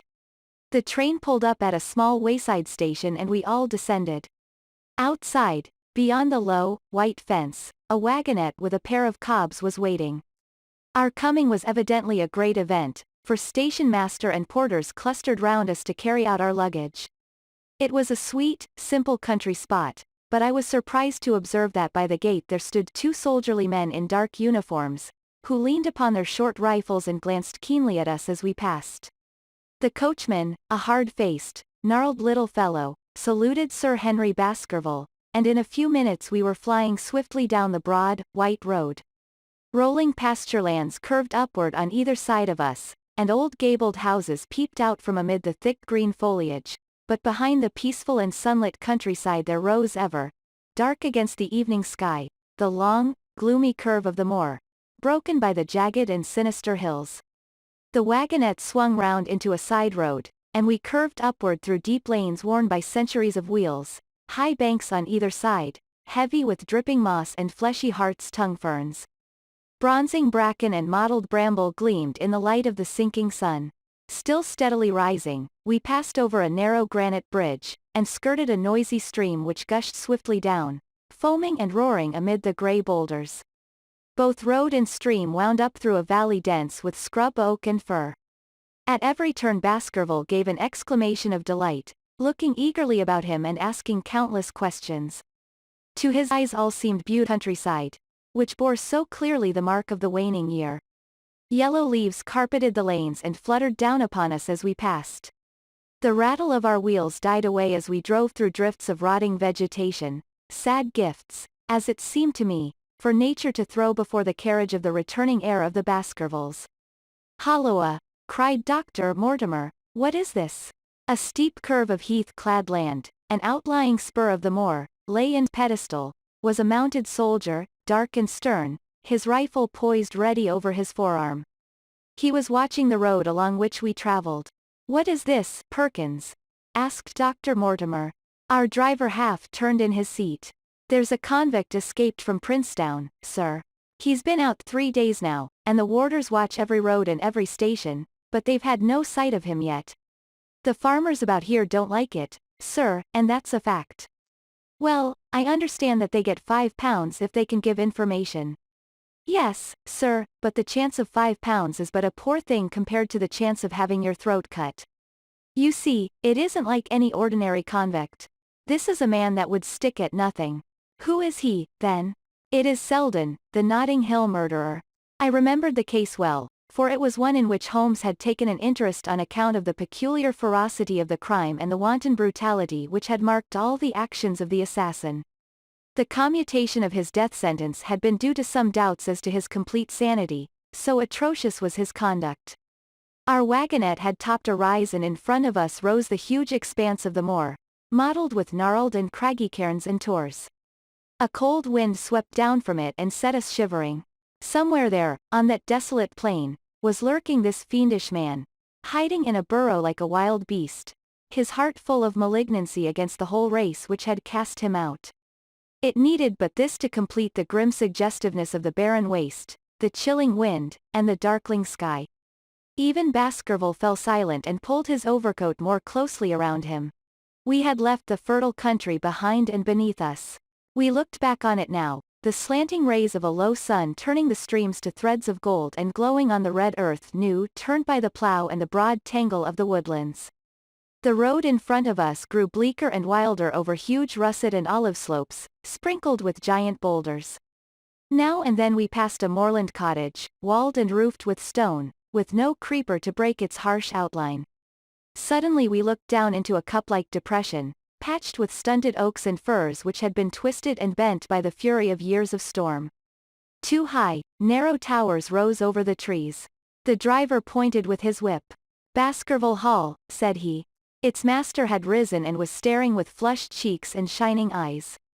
A few minutes later we had reached the lodge gates, a maze of fantastic tracery in wrought iron, with weather-bitten pillars on either side, blotched with lichens, and surmounted by the boar's heads of the Baskervilles.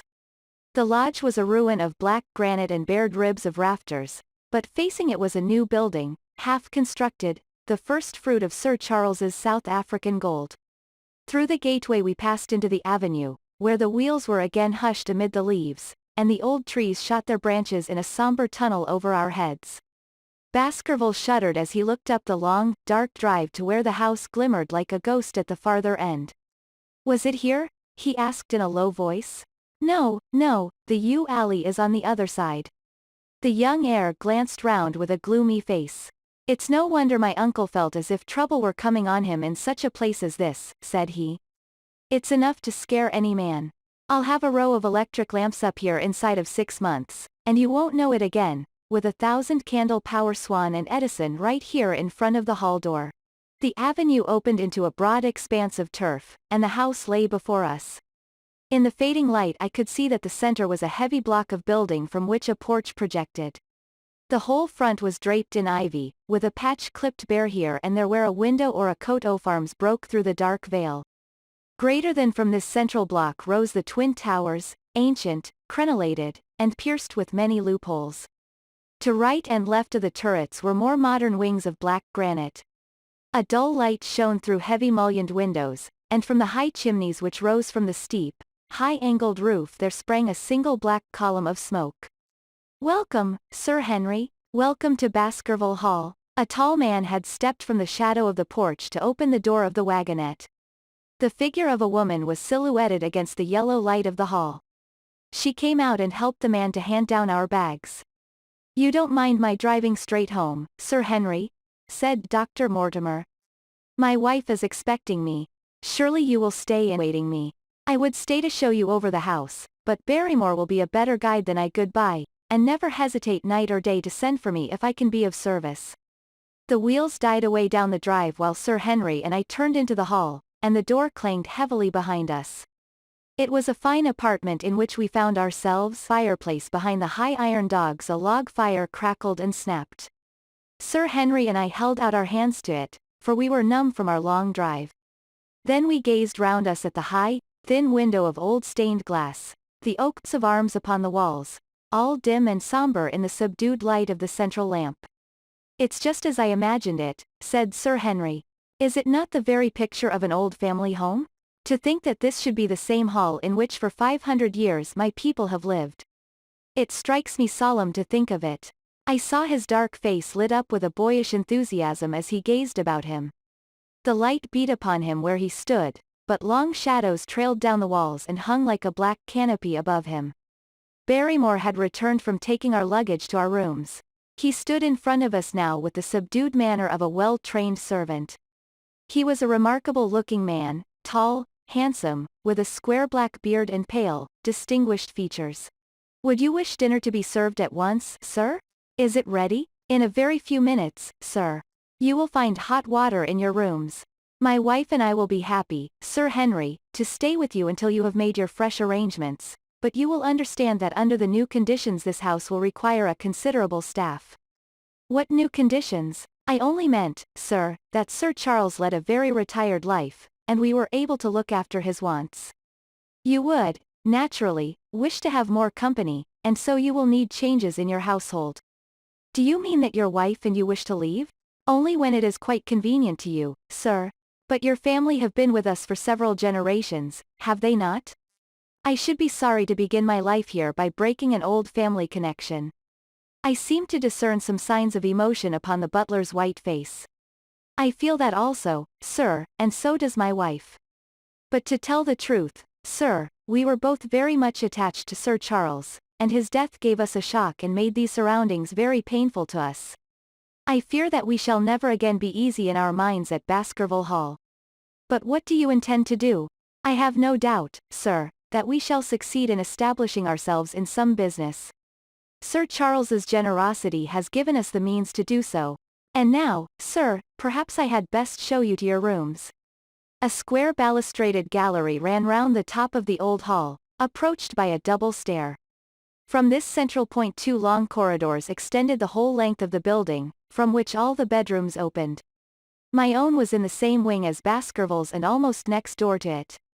These rooms appeared to be much more modern than the central part of the house, and the bright paper and numerous candles did something to remove the somber impression which our arrival had left upon my mind. But the dining room which opened out of the hall was a place of shadow and gloom. It was a long chamber with a step separating the dais where the family sat from the lower portion reserved for their dependents. At one end a minstrel's gallery overlooked it. Black beams shot across above our heads, with a smoke-darkened ceiling beyond them. With rows of flaring torches to light it up, and the color and rude hilarity of an old-time banquet, it might have softened. But now, when two black-clothed gentlemen sat in the little circle of light thrown by a shaded lamp, one's voice became hushed and one's spirit subdued. A dim line of ancestors, in every variety of dress, from the Elizabethan knight to the buck of the Regency, stared down upon us and daunted us by their silent company. We talked little, and I for one was glad when the meal was over and we were able to retire into the modern billiard room and smoke a cigarette. My word, it isn't a very cheerful place, said Sir Henry. I suppose one can tone down to it, but I feel a bit out of the picture at present. I don't wonder that my uncle got a little jumpy if he lived all alone in such a house as this. However, if it suits you, we will retire early tonight, and perhaps things may seem more cheerful in the morning. I drew aside my curtains before I went to bed and looked out from my window. It opened upon the grassy space which lay in front of the hall door. Beyond, two copses of trees moaned and swung in a rising wind. A half-moon broke through the rifts of racing clouds. In its cold light I saw beyond the trees a broken fringe of rocks, and the long, low curve of the melancholy moor. I closed the curtain, feeling that my last impression was in keeping with the rest. And yet it was not quite the last. I found myself weary and yet wakeful, tossing restlessly from side to side, seeking for the sleep which would not come. Far away a chiming clock struck out the quarters of the hours, but otherwise a deathly silence lay upon the old house. And then suddenly, in the very dead of the night, there came a sound to my ears, clear, resonant, and unmistakable. It was the sob of a woman, the muffled, strangling gasp of one who is torn by an uncontrollable sorrow. I sat up in bed and listened intently. The noise could not have been far away and was certainly in the house. For half an hour I waited with every nerve on the alert, but there came no other sound save the chiming clock and the rustle of the ivy on the wall. Chapter 7. The Stapletons of Merripit House. The fresh beauty of the following morning did something to efface from our minds the grim and grey impression which had been left upon both of us by our first experience of Baskerville Hall. As Sir Henry and I sat at breakfast the sunlight flooded in through the high mullioned windows, throwing watery patches of colour from the coats of arms which covered them. The dark panelling glowed like bronze in the golden rays, and it was hard to realize that this was indeed the chamber which had struck such a gloom into our souls upon the evening before. I guess it is ourselves and not the house that we have to blame, said the baronet. We were tired with our journey and chilled by our drive, so we took a grave view of the place. Now we are fresh and well, so it is all cheerful once more. And yet it was not entirely a question of imagination, I answered. Did you, for example, happen to hear someone, a woman I think, sobbing in the night? That is curious, for I did when I was half asleep fancy that I heard something of the sort. I waited quite a time, but there was no more of it, so I concluded that it was all a dream. I heard it distinctly, and I am sure that it was really the sob of a woman. We must ask about this right away. He rang the bell and asked Barrymore whether he could account for our experience. It seemed to me that the pallid features of the butler turned a shade paler still as he listened to his master's question. There are only two women in the house, Sir Henry, he answered. One is the scullery maid, who sleeps in the other wing. The other is my wife, and I can answer for it that the sound could not have come from her. And yet he lied as he said it, for it chanced that after breakfast I met Mrs. Barrymore in the long corridor with the sun full upon her face.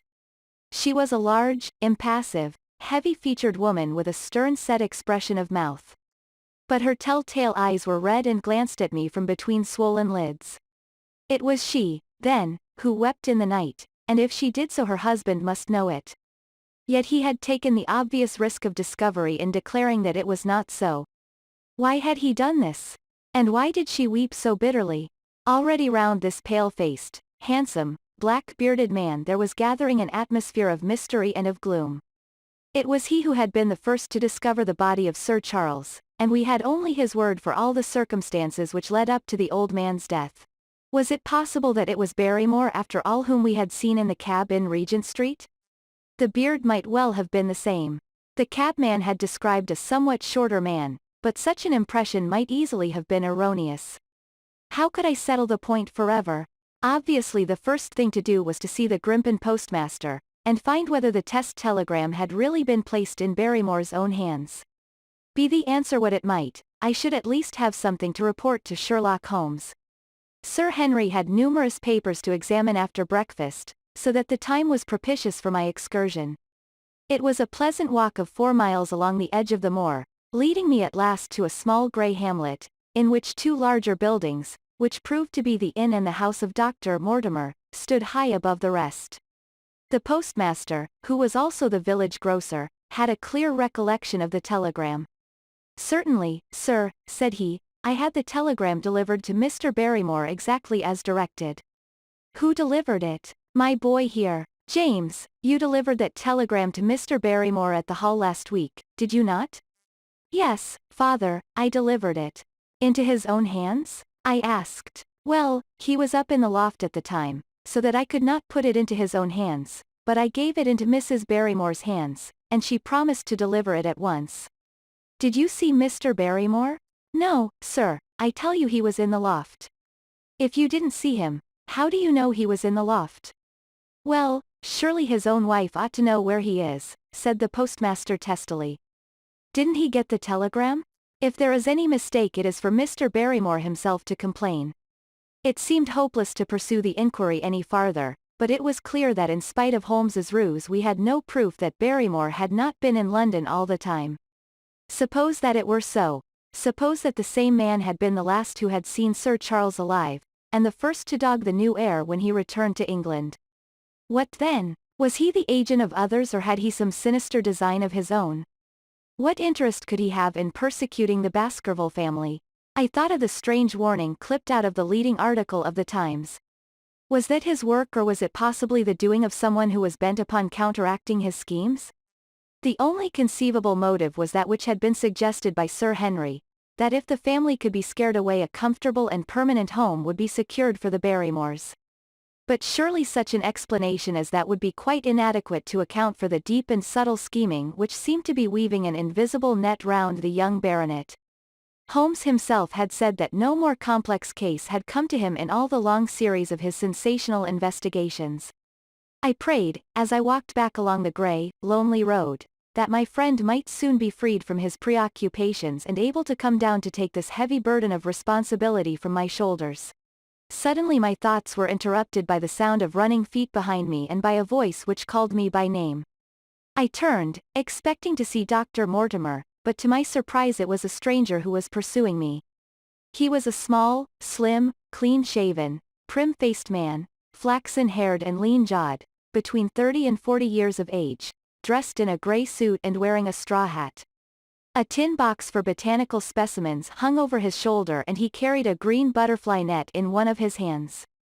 "You will, I am sure, excuse my presumption, Dr. Watson," said he, as he came panting up to where I stood.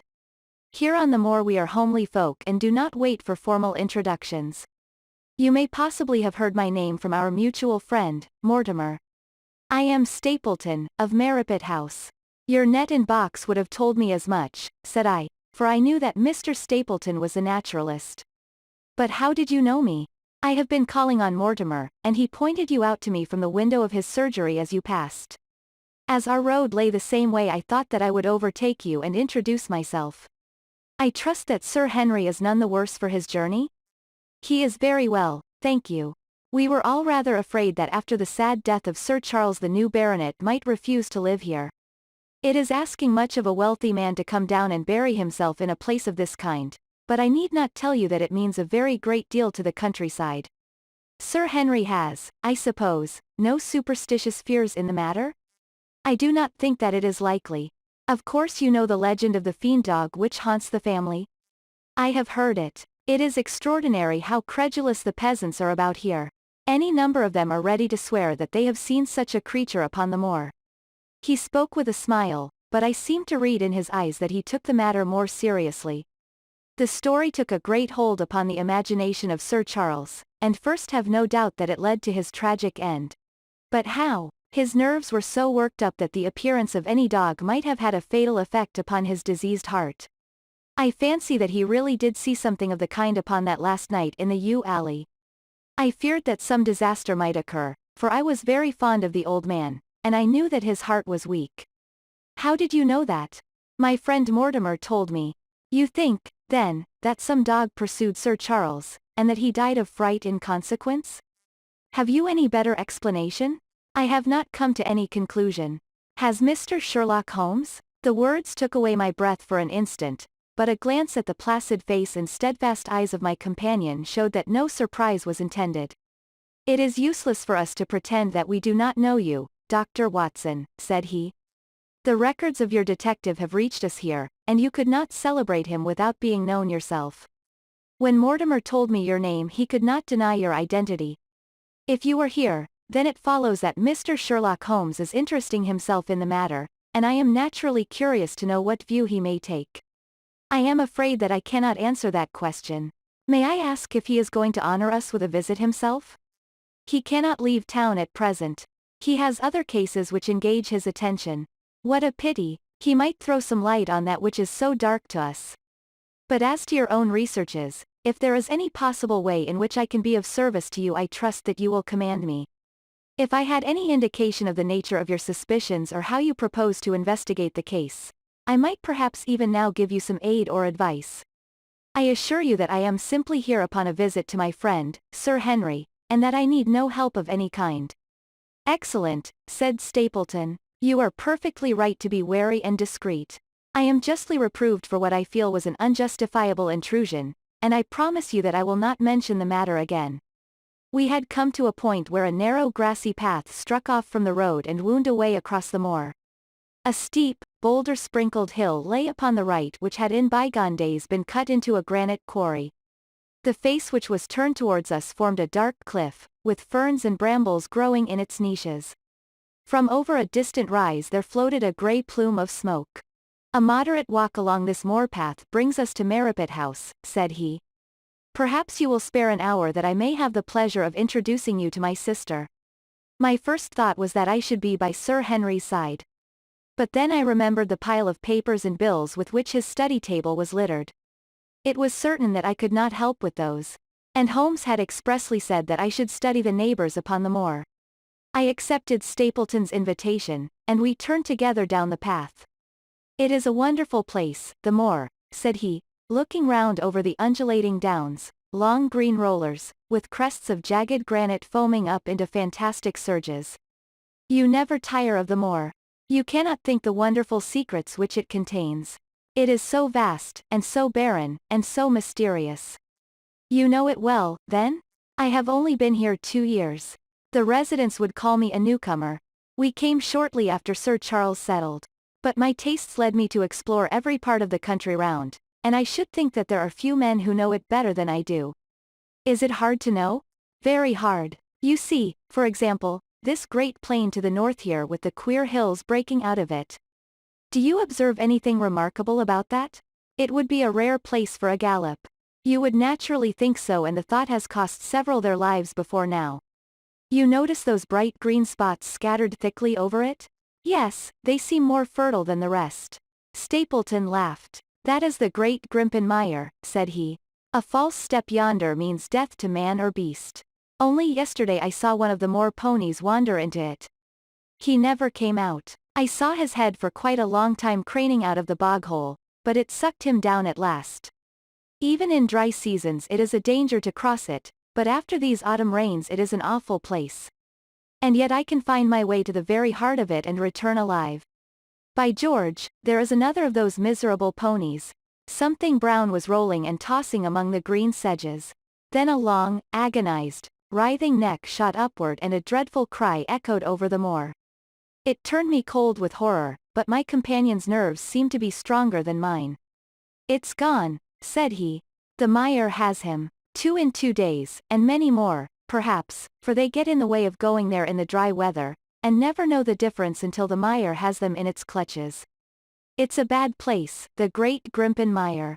And you say you can penetrate it?" "Yes, there are 1 or 2 paths which a very active man can take. I have found them out. But why should you wish to go into so horrible a place?" "Well, you see the hills beyond?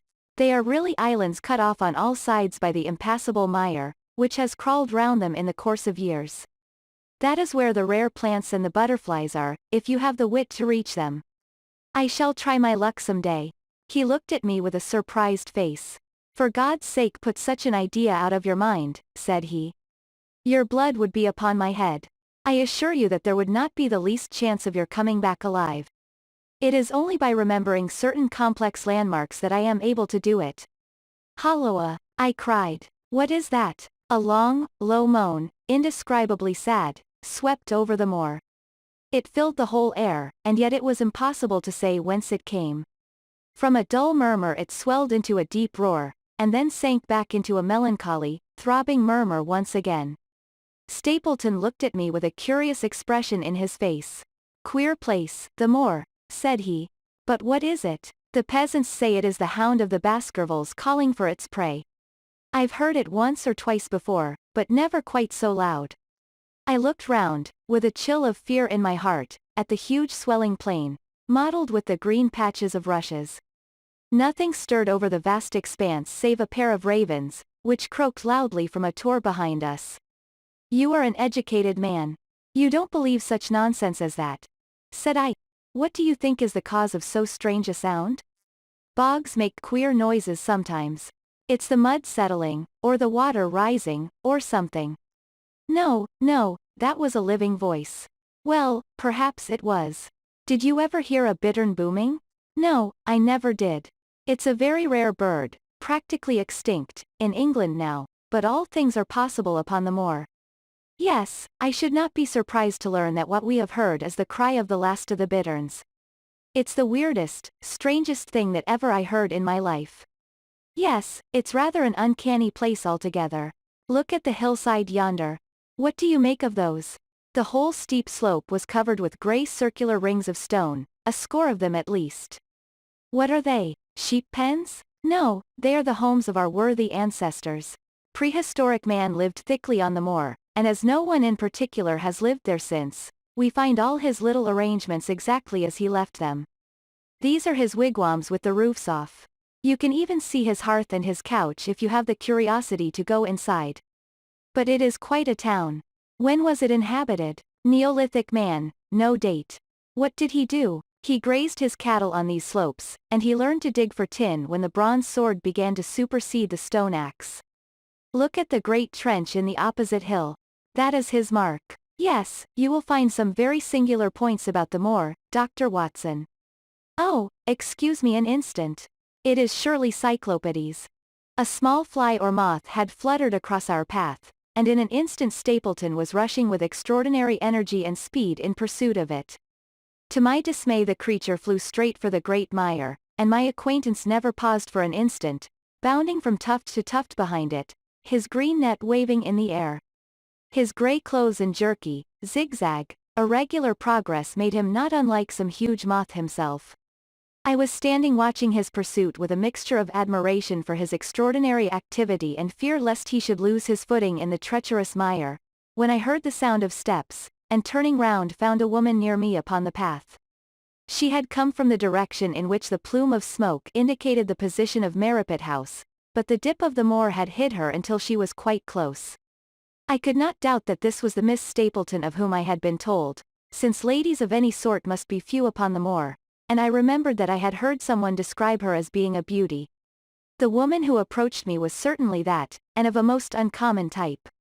There could not have been a greater contrast between brother and sister, for Stapleton was neutral-tinted, with light hair and grey eyes, while she was darker than any brunette whom I have seen in England, slim, elegant, and tall. She had a proud, finely cut face, so regular that it might have seemed impassive were it not for the sensitive mouth and the beautiful dark, eager eyes. With her perfect figure and elegant dress she was, indeed, a strange apparition upon a lonely moorland path. Her eyes were on her brother as I turned, and then she quickened her pace towards me. I had raised my hat and was about to make some explanatory remark, when her own words turned all my thoughts into a new channel. "Go back," she said, "go straight back to London, instantly." I could only stare at her in stupid surprise. Her eyes blazed at me, and she tapped the ground impatiently with her foot.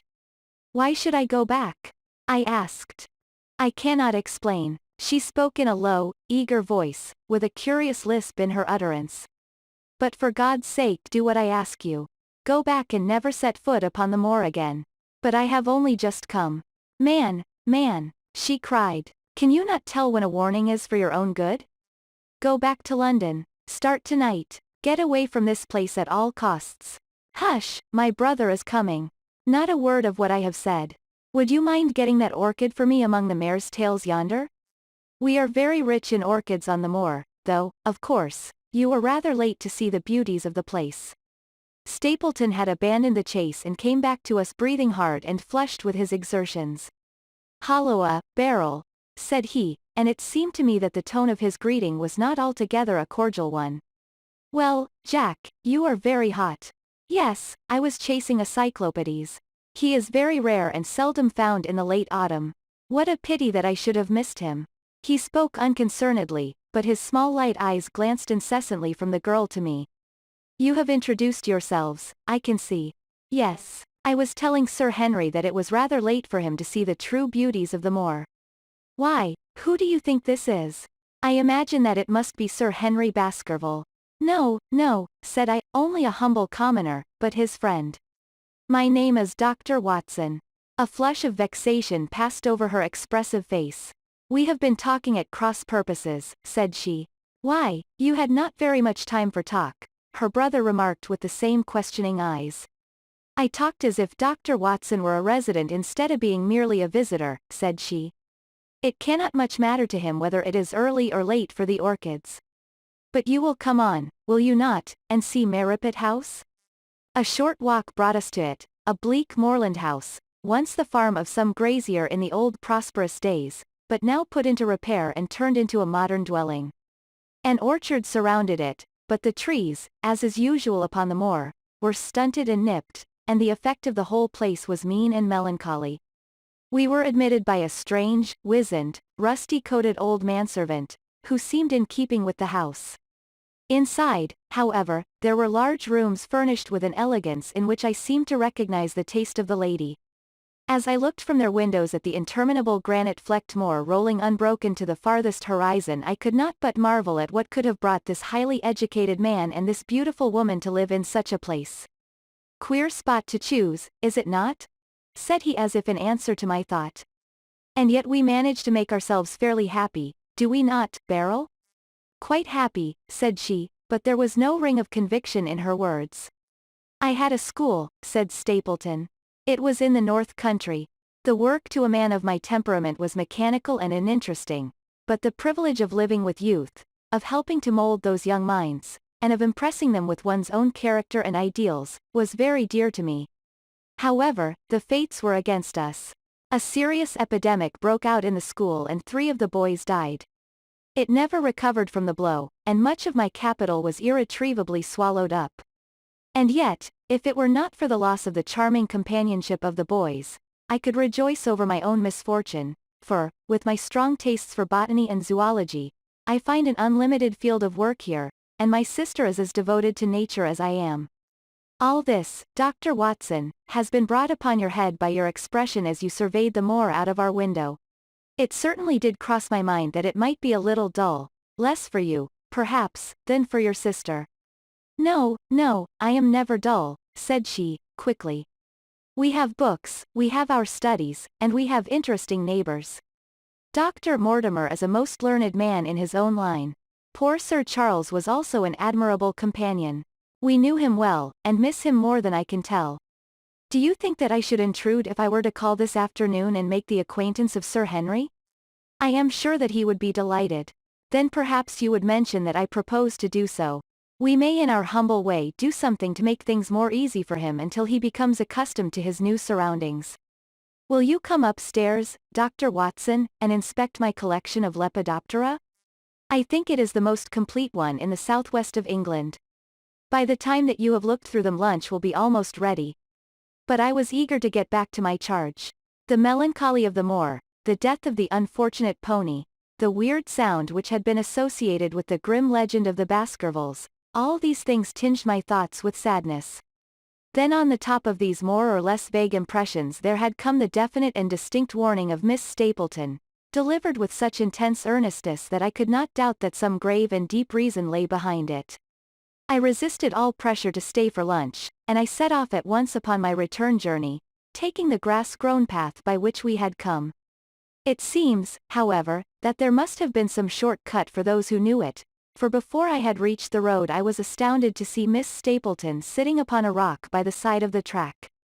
Her face was beautifully flushed with her exertions, and she held her hand to her side. "I have run all the way in order to cut you off, Dr. Watson," said she. "I had not even time to put on my hat. I must not stop, or my brother may miss me. I wanted to say to you how sorry I am about the stupid mistake I made in thinking that you were Sir Henry." "Please forget the words I said, which have no application whatever to you."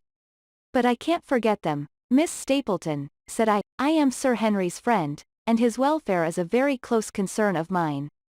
Tell me why it was that you were so eager that Sir Henry should return to London." "A woman's whim, Dr. Watson.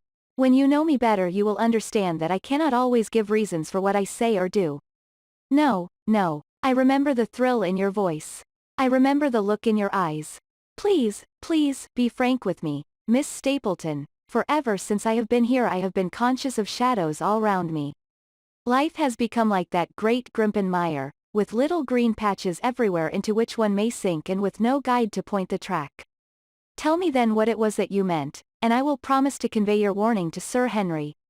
An expression of irresolution passed for an instant over her face, but her eyes had hardened again when she answered me. "You make too much of it, Dr. Watson," said she. "My brother and I were very much shocked by the death of Sir Charles. We knew him very intimately, for his favorite walk was over the moor to our house. He was deeply impressed with the curse which hung over the family, and when this tragedy came I naturally felt that there must be some grounds for the fears which he had expressed. I was distressed therefore when another member of the family came down to live here, and I felt that he should be warned of the danger which he will run. That was all which I intended to convey. But what is the danger? You know the story of the hound? I do not believe in such nonsense. But I do. If you have any influence with Sir Henry, take him away from a place which has always been fatal to his family. The world is wide. Why should he wish to live at the place of danger? Because it is the place of danger. That is Sir Henry's nature. I fear that unless you can give me some more definite information than this it would be impossible to get him to move. I cannot say anything definite, for I do not know anything definite. I would ask you one more question, Miss Stapleton. If you meant no more than this when you first spoke to me, why should you not wish your brother to overhear what you said? There is nothing to which he, or anyone else, could object.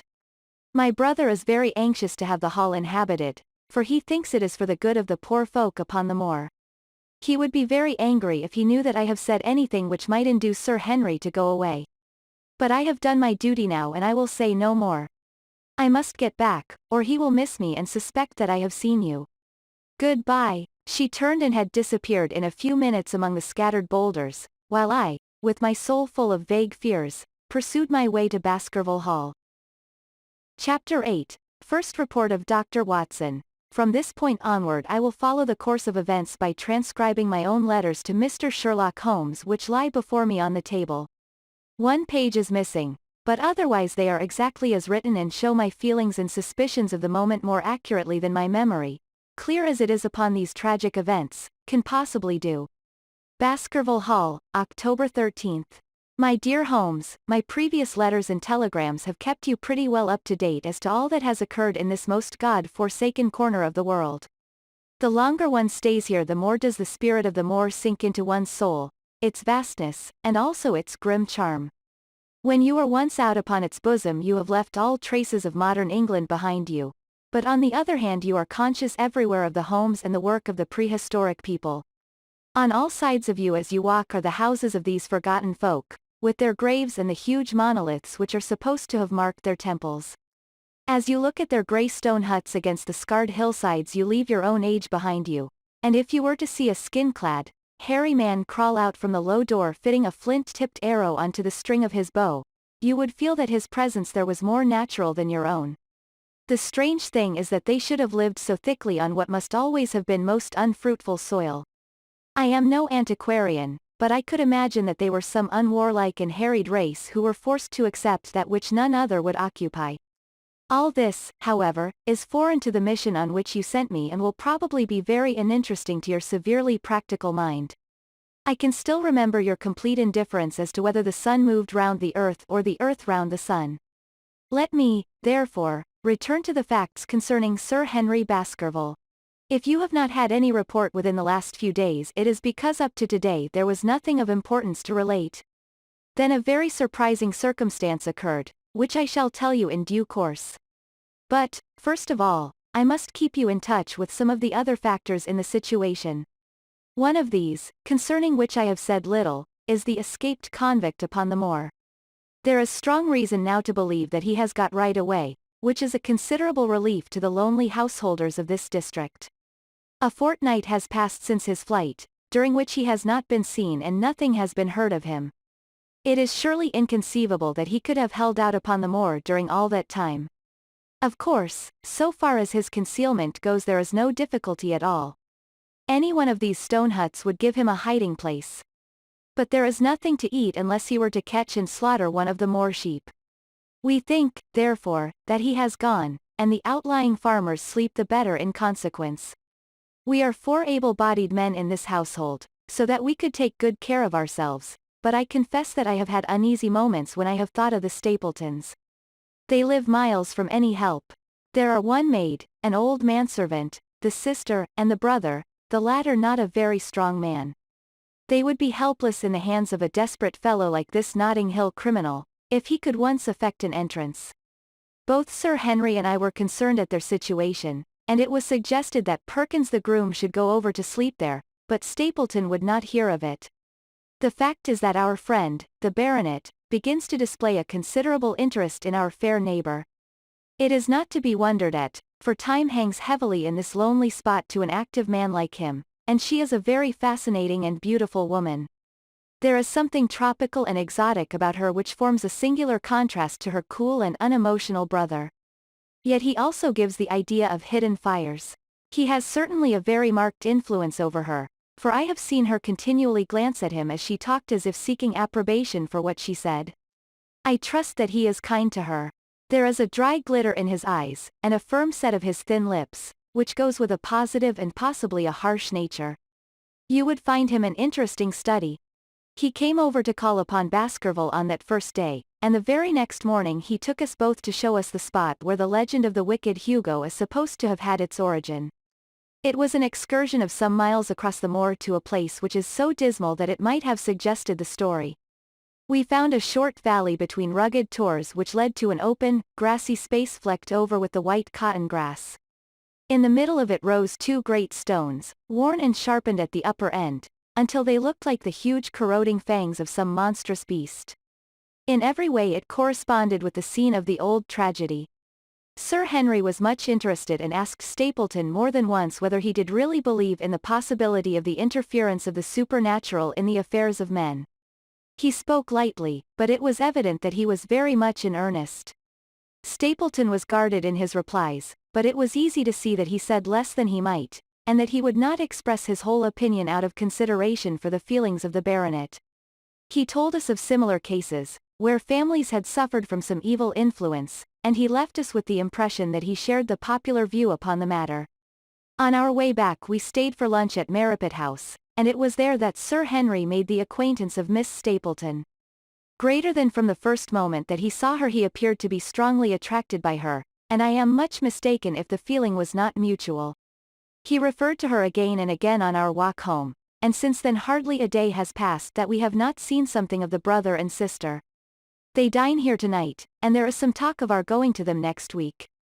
One would imagine that such a match would be very welcome to Stapleton, and yet I have more than once caught a look of the strongest disapprobation in his face when Sir Henry has been paying some attention to his sister.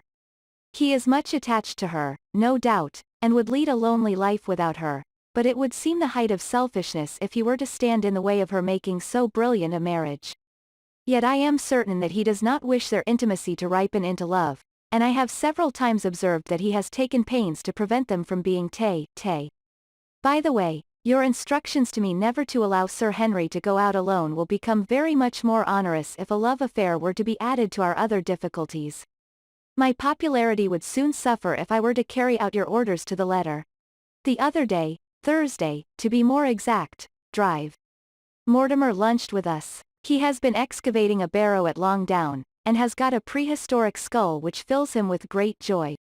Never was there such a single-minded enthusiast as he. The Stapletons came in afterwards, and the good doctor took us all to the yew alley, at Sir Henry's request, to show us exactly how everything occurred upon that fatal night. It is a long, dismal walk, the yew alley, between two high walls of clipped hedge, with a narrow band of grass upon either side. At the far end is an old tumble-down summer house. Halfway down is the Moor gate, where the old gentleman left his cigar ash. It is a white wooden gate with a latch. Beyond it lies the wide moor. I remembered your theory of the affair and tried to picture all that had occurred. As the old man stood there he saw something coming across the moor, something which terrified him so that he lost his wits, and ran until he died of sheer horror and exhaustion. There was the long, gloomy tunnel down which he fled. And from what? A sheepdog of the moor? Or a spectral hound, black, silent, and monstrous? Was there a human agency in the matter? Did the pale, watchful Barrymore know more than he cared to say? It was all dim and vague, but always there is the dark shadow of crime behind it. One other neighbor I have met since I wrote last. This is Mr. Frankland, of Laughter Hall, who lives some 4 miles to the south of us. He is an elderly man, red-faced, white-haired, and choleric. His passion is for the British law, and he has spent a large fortune in litigation. He fights for the mere pleasure of fighting and is equally ready to take up either side of a question, so that it is no wonder that he has found it a costly amusement. Sometimes he will shut up a right-of-way and defy the parish to make him open it. At others he will with his own hands tear down some other man's gate and declare that a path has existed there from time immemorial, defying the owner to prosecute him for trespass. He is learned in old manorial and communal rights, and he applies his knowledge sometimes in favor of the villagers of Fernworthy and sometimes against them, so that he is periodically either carried in triumph down the village street or else burned in effigy, according to his latest exploit. He is said to have about 7 lawsuits upon his hands at present, which will probably swallow up the remainder of his fortune and so draw his sting and leave him harmless for the future. Apart from the law he seems a kindly, good-natured person, and I only mention him because you were particular that I should send some description of the people who surround us. He is curiously employed at present, for, being an amateur astronomer, he has an excellent telescope, with which he lies upon the roof of his own house and sweeps the moor all day in the hope of catching a glimpse of the escaped convict. If he would confine his energies to this all would be well, but there are rumors that he intends to prosecute Dr. Mortimer for opening a grave without the consent of the next of kin, because he dug up the Neolithic skull in the barrow on Long Down. He helps to keep our lives from being monotonous and gives a little comic relief where it is badly needed. And now, having brought you up to date in the escaped convict, the Stapletons, Dr. Mortimer, and Frankland, of Laughter Hall, let me end on that which is most important and tell you more about the Barrymores, and especially about the surprising development of last night. First of all about the test telegram, which you sent from London in order to make sure that Barrymore was really here. I have already explained that the testimony of the postmaster shows that the test was worthless and that we have no proof one way or the other. I told Sir Henry how the matter stood, and he at once, in his downright fashion, had Barrymore up and asked him whether he had received the telegram himself. Barrymore said that he had. Did the boy deliver it into your own hands? Asked Sir Henry. Barrymore looked surprised, and considered for a little time. No, said he, I was in the box room at the time, and my wife brought it up to me. Did you answer it yourself? No, I told my wife what to answer and she went down to write it. In the evening he recurred to the subject of his own accord. I could not quite understand the object of your questions this morning, Sir Henry, said he. I trust that they do not mean that I have done anything to forfeit your confidence? Sir Henry had to assure him that it was not so and pacify him by giving him a considerable part of his old wardrobe, the London outfit having now all arrived. Mrs. Barrymore is of interest to me. She is a heavy, solid person, very limited, intensely respectable, and inclined to be puritanical. You could hardly conceive a less emotional subject. Yet I have told you how, on the first night here, I heard her sobbing bitterly, and since then I have more than once observed traces of tears upon her face. Some deep sorrow gnaws ever at her heart. Sometimes I wonder if she has a guilty memory which haunts her, and sometimes I suspect Barrymore of being a domestic tyrant. I have always felt that there was something singular and questionable in this man's character, but the adventure of last night brings all my suspicions to a head. And yet it may seem a small matter in itself. You are aware that I am not a very sound sleeper, and since I have been on guard in this house my slumbers have been lighter than ever. Last night, about 2 in the morning, I was aroused by a stealthy step passing my room. I rose, opened my door, and peeped out. A long black shadow was trailing down the corridor. It was thrown by a man who walked softly down the passage with a candle held in his hand. He was in shirt and trousers, with no covering to his feet. I could merely see the outline, but his height told me that it was Barrymore. He walked very slowly and circumspectly, and there was something indescribably guilty and furtive in his whole appearance. I have told you that the corridor is broken by the balcony which runs round the hall, but that it is resumed upon the farther side. I waited until he had passed out of sight and then I followed him. When I came round the balcony he had reached the end of the farther corridor, and I could see from the glimmer of light through an open door that he had entered one of the rooms. Now, all these rooms are unfurnished and unoccupied, so that his expedition became more mysterious than ever. The light shone steadily as if he were standing motionless. I crept down the passage as noiselessly as I could and peeped round the corner of the door. Barrymore was crouching at the window with the candle held against the glass. His profile was half turned towards me, and his face seemed to be rigid with expectation as he stared out into the blackness of the moor. For some minutes he stood watching intently. Then he gave a deep groan and with an impatient gesture he put out the light. Instantly I made my way back to my room, and very shortly came the stealthy steps passing once more upon their return journey. Long afterwards when I had fallen into a light sleep I heard a key turn somewhere in a lock, but I could not tell whence the sound came. What it all means I cannot guess, but there is some secret business going on in this house of gloom which sooner or later we shall get to the bottom of. I do not trouble you with my theories, for you ask me to furnish you only with facts. I have had a long talk with Sir Henry this morning, and we have made a plan of campaign founded upon my observations of last night. I will not speak about it just now, but it should make my next report interesting reading. Chapter 9, Second Report of Dr. Watson. The Light upon the Moor, Baskerville Hall, October 15th. My dear Holmes, if I was compelled to leave you without much news during the early days of my mission you must acknowledge that I am making up for lost time, and that events are now crowding thick and fast upon us. In my last report I ended upon my top note with Barrymore at the window, and now I have quite a budget already which will, unless I am much mistaken, considerably surprise you. Things have taken a turn which I could not have anticipated. In some ways they have within the last 48 hours become much clearer and in some ways they have become more complicated. But I will tell you all and you shall judge for yourself. Before breakfast on the morning following my adventure I went down the corridor and examined the room in which Barrymore had been on the night before. The western window through which he had stared so intently has, I noticed, one peculiarity above all other windows in the house.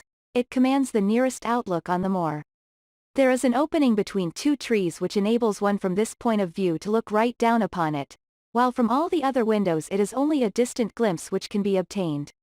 It follows, therefore, that Barrymore, since only this window would serve the purpose, must have been looking out for something or somebody upon the moor. The night was very dark, so that I can hardly imagine how he could have hoped to see anyone. It had struck me that it was possible that some love intrigue was on foot. That would have accounted for his stealthy movements and also for the uneasiness of his wife. The man is a striking-looking fellow, very well equipped to steal the heart of a country girl, so that this theory seemed to have something to support it.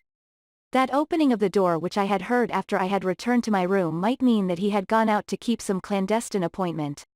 So I reasoned with myself in the morning, and I tell you the direction of my suspicions, however much the result may have shown that they were unfounded. But whatever the true explanation of Barrymore's movements might be, I felt that the responsibility of keeping them to myself until I could explain them was more than I could bear.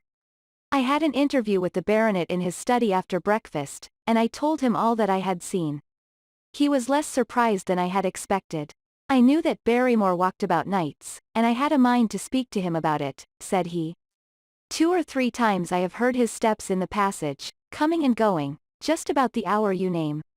Perhaps then he pays a visit every night to that particular window, I suggested. Perhaps he does. If so, we should be able to shadow him, and see what it is that he is after. I wonder what your friend Holmes would do, if he were here. I believe that he would do exactly what you now suggest, said I. He would follow Barrymore and see what he did. Then we shall do it together. But surely he would hear us. The man is rather deaf, and in any case we must take our chance of that. We'll sit up in my room tonight and wait until he passes. Sir Henry rubbed his hands with pleasure, and it was evident that he hailed the adventure as a relief to his somewhat quiet life upon the moor. The baronet has been in communication with the architect who prepared the plans for Sir Charles, and with a contractor from London, so that we may expect great changes to begin here soon. There have been decorators and furnishers up from Plymouth, and it is evident that our friend has large ideas, and means to spare no pains or expense to restore the grandeur of his family. When the house is renovated and refurnished, all that he will need will be a wife to make it complete. Between ourselves there are pretty clear signs that this will not be wanting if the lady is willing, for I have seldom seen a man more infatuated with a woman than he is with our beautiful neighbor, Miss Stapleton. And yet the course of true love does not run quite as smoothly as one would under the circumstances expect. Today, for example, its surface was broken by a very unexpected ripple, which has caused our friend considerable perplexity and annoyance. After the conversation which I have quoted about Barrymore, Sir Henry put on his hat and prepared to go out. As a matter of course I did the same. "What, are you coming, Watson?" he asked, looking at me in a curious way. "That depends on whether you are going on the moor," said I. "Yes, I am." "Well, you know what my instructions are. I am sorry to intrude, but you heard how earnestly Holmes insisted that I should not leave you, and especially that you should not go alone upon the moor." Sir Henry put his hand upon my shoulder with a pleasant smile. "My dear fellow," said he, "Holmes, with all his wisdom, did not foresee some things which have happened since I have been on the moor. You understand me? I am sure that you are the last man in the world who would wish to be a spoil sport. I must go out alone. It put me in a most awkward position. I was at a loss what to say or what to do, and before I had made up my mind he picked up his cane and was gone. But when I came to think the matter over, my conscience reproached me bitterly for having on any pretext allowed him to go out of my sight. I imagined what my feelings would be if I had to return to you and to confess that some misfortune had occurred through my disregard for your instructions. I assure you my cheeks flushed at the very thought. It might not even now be too late to overtake him, so I set off at once in the direction of Merripit House. I hurried along the road at the top of my speed without seeing anything of Sir Henry, until I came to the point where the moor path branches off. There, fearing that perhaps I had come in the wrong direction after all, I mounted a hill from which I could command a view, the same hill which is cut into the dark quarry. Thence I saw him at once. He was on the moor path, about a quarter of a mile off, and a lady was by his side who could only be Miss Stapleton. It was clear that there was already an understanding between them and that they had met by appointment. They were walking slowly along in deep conversation, and I saw her making quick little movements of her hands as if she were very earnest in what she was saying, while he listened intently, and once or twice shook his head in strong dissent. I stood among the rocks watching them, very much puzzled as to what I should do next. To follow them and break into their intimate conversation seemed to be an outrage, and yet my clear duty was never for an instant to let him out of my sight. To act the spy upon a friend was a hateful task. Still, I could see no better course than to observe him from the hill, and to clear my conscience by confessing to him afterwards what I had done. It is true that if any sudden danger had threatened him I was too far away to be of use, and yet I am sure that you will agree with me that the position was very difficult, and that there was nothing more which I could do. Our friend, Sir Henry, and the lady had halted on the path and were standing deeply absorbed in their conversation, when I was suddenly aware that I was not the only witness of their interview. A wisp of green floating in the air caught my eye, and another glance showed me that it was carried on a stick by a man who was moving among the broken ground. It was Stapleton with his butterfly net. He was very much closer to the pair than I was, and he appeared to be moving in their direction. At this instant Sir Henry suddenly drew Miss Stapleton to his side. His arm was round her, but it seemed to me that she was straining away from him with her face averted. He stooped his head to hers, and she raised one hand as if in protest. Next moment I saw them spring apart and turn hurriedly round. Stapleton was the cause of the interruption. He was running wildly towards them, his absurd net dangling behind him. He gesticulated and almost danced with excitement in front of the lovers. What the scene meant I could not imagine, but it seemed to me that Stapleton was abusing Sir Henry, who offered explanations, which became more angry as the other refused to accept them.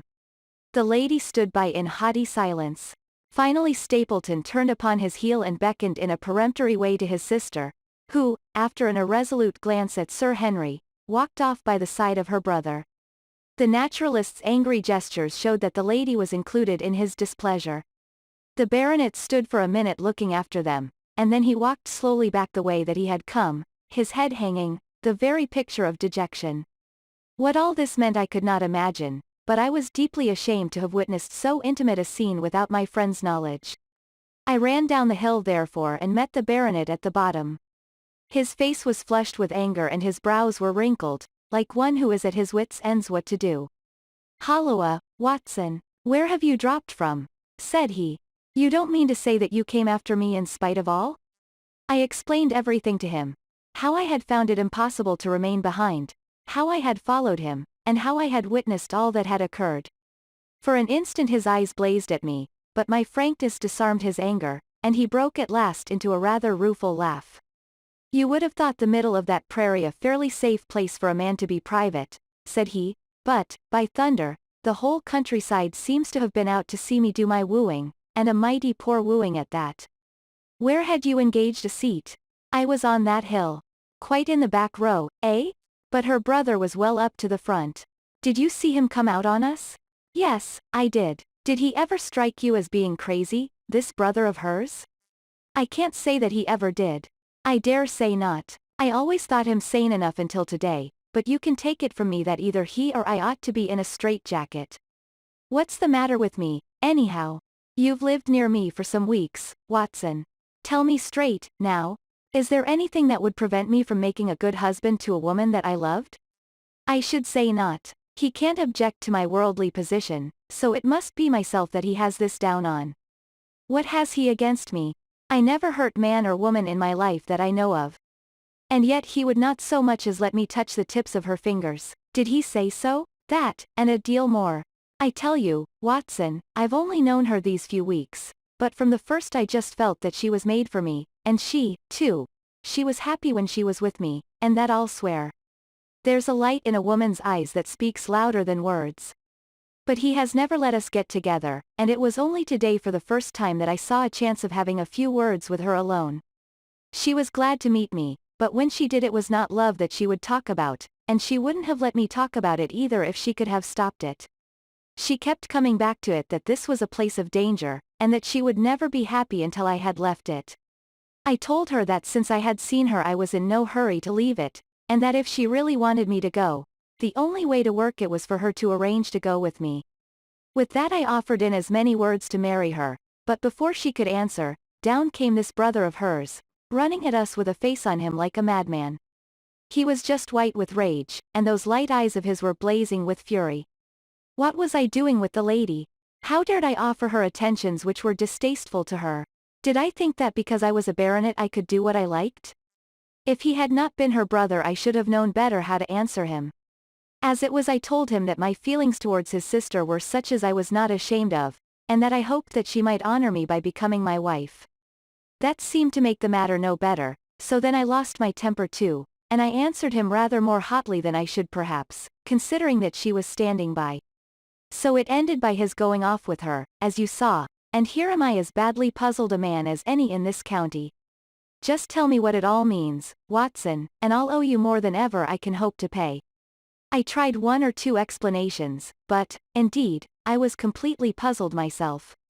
Our friend's title, his fortune, his age, his character, and his appearance are all in his favor, and I know nothing against him unless it be this dark fate which runs in his family. That his advances should be rejected so brusquely without any reference to the lady's own wishes, and that the lady should accept the situation without protest, is very amazing. However, our conjectures were set at rest by a visit from Stapleton himself that very afternoon. He had come to offer apologies for his rudeness of the morning, and after a long private interview with Sir Henry in his study, the upshot of their conversation was that the breach is quite healed, and that we are to dine at Merripit House next Friday as a sign of it. I don't say now that he isn't a crazy man, said Sir Henry. I can't forget the look in his eyes when he ran at me this morning, but I must allow that no man could make a more handsome apology than he has done. Did he give any explanation of his conduct? His sister is everything in his life, he says. That is natural enough, and I am glad that he should understand her value. They have always been together, and according to his account he has been a very lonely man with only her as a companion, so that the thought of losing her was really terrible to him. He had not understood, he said, that I was becoming attached to her, but when he saw with his own eyes that it was really so, and that she might be taken away from him, it gave him such a shock that for a time he was not responsible for what he said or did. He was very sorry for all that had passed, and he recognized how foolish and how selfish it was that he should imagine that he could hold a beautiful woman like his sister to himself for her whole life. If she had to leave him he had rather it was to a neighbor like myself than to anyone else. But in any case it was a blow to him, and it would take him some time before he could prepare himself to meet it. He would withdraw all opposition upon his part if I would promise for 3 months to let the matter rest and to be content with cultivating the lady's friendship during that time without claiming her love. This I promised, and so the matter rests. So there is one of our small mysteries cleared up. It is something to have touched bottom anywhere in this bog in which we are floundering. We know now why Stapleton looked with disfavor upon his sister's suitor, even when that suitor was so eligible a one as Sir Henry. And now I pass on to another thread which I have extricated out of the tangled skein, the mystery of the sobs in the night, of the tear-stained face of Mrs. Barrymore, of the secret journey of the butler to the western lattice window. Congratulate me, my dear Holmes, and tell me that I have not disappointed you as an agent, that you do not regret the confidence which you showed in me when you sent me down. All these things have by one night's work been thoroughly cleared. I have said, by one night's work, but, in truth, it was by 2 nights' work, for on the first we drew entirely blank. I sat up with Sir Henry in his rooms until nearly 3 o'clock in the morning, but no sound of any sort did we hear except the chiming clock upon the stairs. It was a most melancholy vigil, and ended by each of us falling asleep in our chairs. Fortunately we were not discouraged, and we determined to try again. The next night we lowered the lamp, and sat smoking cigarettes without making the least sound. It was incredible how slowly the hours crawled by, and yet we were helped through it by the same sort of patient interest which the hunter must feel as he watches the trap into which he hopes the game may wander. 1 struck, and 2, and we had almost for the second time given it up in despair, when in an instant we both sat bolt upright in our chairs, with all our weary senses keenly on the alert once more. We had heard the creak of a step in the passage. Very stealthily we heard it pass along until it died away in the distance. Then the baronet gently opened his door and we set out in pursuit. Already our man had gone round the gallery, and the corridor was all in darkness. Softly we stole along until we had come into the other wing. We were just in time to catch a glimpse of the tall, black-bearded figure, his shoulders rounded, as he tiptoed down the passage. Then he passed through the same door as before, and the light of the candle framed it in the darkness and shot one single yellow beam across the gloom of the corridor. We shuffled cautiously towards it, trying every plank before we dared to put our whole weight upon it. We had taken the precaution of leaving our boots behind us, but, even so, the old boards snapped and creaked beneath our tread. Sometimes it seemed impossible that he should fail to hear our approach. However, the man is fortunately rather deaf, and he was entirely preoccupied in that which he was doing. When at last we reached the door and peeped through, we found him crouching at the window, candle in hand, his white, intent face pressed against the pane, exactly as I had seen him 2 nights before. We had arranged no plan of campaign, but the baronet is a man to whom the most direct way is always the most natural. He walked into the room, and as he did so Barrymore sprang up from the window with a sharp hiss of his breath and stood, livid and trembling, before us. His dark eyes, glaring out of the white mask of his face, were full of horror and astonishment as he gazed from Sir Henry to me. "What are you doing here, Barrymore?" "Nothing, sir." His agitation was so great that he could hardly speak, and the shadows sprang up and down from the shaking of his candle. "It was the window, sir. I go round at night to see that they are fastened." "On the 2nd floor?" "Yes, sir, all the windows." "Look here, Barrymore," said Sir Henry, sternly. "We have made up our minds to have the truth out of you, so it will save you trouble to tell it sooner rather than later. Come, now, no lies. What were you doing at that window?" The fellow looked at us in a helpless way, and he wrung his hands together like one who is in the last extremity of doubt and misery. "I was doing no harm, sir. I was holding a candle to the window." "And why were you holding a candle to the window?" "Don't ask me, Sir Henry, don't ask me. I give you my word, sir, that it is not my secret, and that I cannot tell it. If it concerned no one but myself I would not try to keep it from you." A sudden idea occurred to me, and I took the candle from the trembling hand of the butler. "He must have been holding it as a signal," said I. "Let us see if there is any answer." I held it as he had done, and stared out into the darkness of the night. Vaguely I could discern the black bank of the trees and the lighter expanse of the moor, for the moon was behind the clouds. And then I gave a cry of exultation, for a tiny pinpoint of yellow light had suddenly transfixed the dark veil, and glowed steadily in the center of the black square framed by the window. "There it is," I cried. "No, no, sir, it is nothing, nothing at all." The butler broke in. "I assure you, sir, move your light across the window, Watson," cried the baronet. "See, the other moves also. Now, you rascal, do you deny that it is a signal? Come, speak up. Who is your confederate out yonder, and what is this conspiracy that is going on?" The man's face became openly defiant. "It is my business, and not yours. I will not tell." "Then you leave my employment right away." "Very good, sir. If I must I must." "And you go in disgrace. By thunder, you may well be ashamed of yourself. Your family has lived with mine for over 100 years under this roof, and here I find you deep in some dark plot against me." "No, no, sir, no, not against you." It was a woman's voice, and Mrs. Barrymore, paler and more horror-struck than her husband, was standing at the door. Her bulky figure in a shawl and skirt might have been comic were it not for the intensity of feeling upon her face. "We have to go, Eliza. This is the end of it. You can pack our things," said the butler. "Oh, John, John, have I brought you to this?" "It is my doing, Sir Henry, all mine. He has done nothing except for my sake and because I asked him." "Speak out, then. What does it mean?" "My unhappy brother is starving on the moor.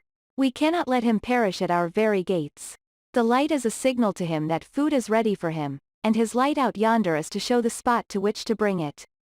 "Then your brother is, the escaped convict, Sir Selden, the criminal." "That's the truth, sir," said Barrymore. "I said that it was not my secret and that I could not tell it to you. But now you have heard it, and you will see that if there was a plot it was not against you." This, then, was the explanation of the stealthy expeditions at night and the light at the window. Sir Henry and I both stared at the woman in amazement. Was it possible that this stolidly respectable person was of the same blood as one of the most notorious criminals in the country? "Yes, sir, my name was Selden, and he is my younger brother. We humored him too much when he was a lad, and gave him his own way in everything until he came to think that the world was made for his pleasure, and that he could do what he liked in it. Then as he grew older he met wicked companions, and the devil entered into him until he broke my mother's heart and dragged our name in the dirt. From crime to crime he sank lower and lower, until it is only the mercy of God which has snatched him from the scaffold. But to me, sir, he was always the little curly-headed boy that I had nursed and played with, as an elder sister would. That was why he broke prison, sir. He knew that I was here and that we could not refuse to help him. When he dragged himself here one night, weary and starving, with the warder's heart at his heels, what could we do? We took him in and fed him and cared for him. Then you returned, sir, and my brother thought he would be safer on the moor than anywhere else until the hue and cry was over, so he lay in hiding there. But every second night we made sure if he was still there by putting a light in the window, and if there was an answer my husband took out some bread and meat to him. Every day we hoped that he was gone, but as long as he was there we could not desert him. That is the whole truth, as I am an honest Christian woman, and you will see that if there is blame in the matter it does not lie with my husband, but with me, for whose sake he has done all that he has. The woman's words came with an intense earnestness which carried conviction with them. Is this true, Barrymore? Yes, Sir Henry, every word of it. Well, I cannot blame you for standing by your own wife. Forget what I have said. Go to your room, you two, and we shall talk further about this matter in the morning. When they were gone we looked out of the window again. Sir Henry had flung it open, and the cold night wind beat in upon our faces. Far away in the black distance there still glowed that one tiny point of yellow light. I wonder he dares, said Sir Henry. It may be so placed as to be only visible from here. Very likely. How far do you think it is? Out by the cleft tor, I think. Not more than a mile or two off. Hardly that. Well, it cannot be far if Barrymore had to carry out the food to it. And he is waiting, this villain, beside that candle. By thunder, Watson, I am going out to take that man. The same thought had crossed my own mind. It was not as if the Barrymores had taken us into their confidence. Their secret had been forced from them. The man was a danger to the community, an unmitigated scoundrel for whom there was neither pity nor excuse. We were only doing our duty in taking this chance of putting him back where he could do no harm. With his brutal and violent nature, others would have to pay the price if we held our hands. Any night, for example, our neighbors the Stapletons might be attacked by him, and it may have been the thought of this which made Sir Henry so keen upon the adventure. I will come, said I, then get your revolver and put on your boots. The sooner we start the better, as the fellow may put out his light and be off. In 5 minutes we were outside the door, starting upon our expedition. We hurried through the dark shrubbery, amid the dull moaning of the autumn wind and the rustle of the falling leaves. The night air was heavy with the smell of damp and decay. Now and again the moon peeped out for an instant, but clouds were driving over the face of the sky, and just as we came out on the moor a thin rain began to fall. The light still burned steadily in front. Are you armed? I asked. I have a hunting crop. We must close in on him rapidly, for he is said to be a desperate fellow. We shall take him by surprise and have him at our mercy before he can resist. I say, Watson, said the baronet, what would Holmes say to this? How about that hour of darkness in which the power of evil is exalted? As if in answer to his words there rose suddenly out of the vast gloom of the moor that strange cry which I had already heard upon the borders of the great Grimpen Mire. It came with the wind through the silence of the night, a long, deep mutter, then a rising howl, and then the sad moan in which it died away. Again and again it sounded, the whole air throbbing with it, strident, wild, and menacing. The baronet caught my sleeve and his face glimmered white through the darkness. My God, what's that, Watson? I don't know, it's a sound they have on the moor. I heard it once before. It died away, and an absolute silence closed in upon us. We stood straining our ears, but nothing came. Watson, said the baronet, it was the cry of a hound. My blood ran cold in my veins, for there was a break in his voice which told of the sudden horror which had seized him. What do they call this sound? He asked. Who? The folk on the countryside. Oh, they are ignorant people. Why should you mind what they call it? Tell me, Watson, what do they say of it? I hesitated but could not escape the question. They say it is the cry of the hound of the Baskervilles. He groaned and was silent for a few moments. A hound it was, he said, at last, but it seemed to come from miles away, over yonder, I think. It was hard to say whence it came. It rose and fell with the wind. Isn't that the direction of the great Grimpen Mire? Yes, it is. Well, it was up there. Come now, Watson, didn't you think yourself that it was the cry of a hound? I am not a child. You need not fear to speak the truth. Stapleton was with me when I heard it last. He said that it might be the calling of a strange bird. No, no, it was a hound. My God, can there be some truth in all these stories? Is it possible that I am really in danger from so dark a cause? You don't believe it, do you, Watson? No, no, and yet it was one thing to laugh about it in London, and it is another to stand out here in the darkness of the moor and to hear such a cry as that. And my uncle, there was the footprint of the hound beside him as he lay. It all fits together. I don't think that I am a coward, Watson, but that sound seemed to freeze my very blood. Feel my hand. It was as cold as a block of marble. You'll be all right tomorrow. I don't think I'll get that cry out of my head. What do you advise that we do now? Shall we turn back? No, by thunder, we have come out to get our man, and we will do it. We after the convict, and a hellhound, as likely as not, after us. Come on. We'll see it through if all the fiends of the pit were loose upon the moor. We stumbled slowly along in the darkness, with the black loom of the craggy hills around us, and the yellow speck of light burning steadily in front. There is nothing so deceptive as the distance of a light upon a pitch-dark night, and sometimes the glimmer seemed to be far away upon the horizon and sometimes it might have been within a few yards of us.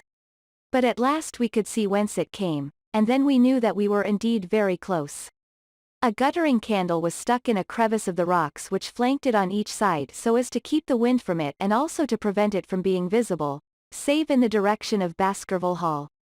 A boulder of granite concealed our approach, and crouching behind it we gazed over it at the signal light. It was strange to see the single candle burning there in the middle of the moor, with no sign of life near it. Just the one straight yellow flame and the gleam of the rock on each side of it. What shall we do now?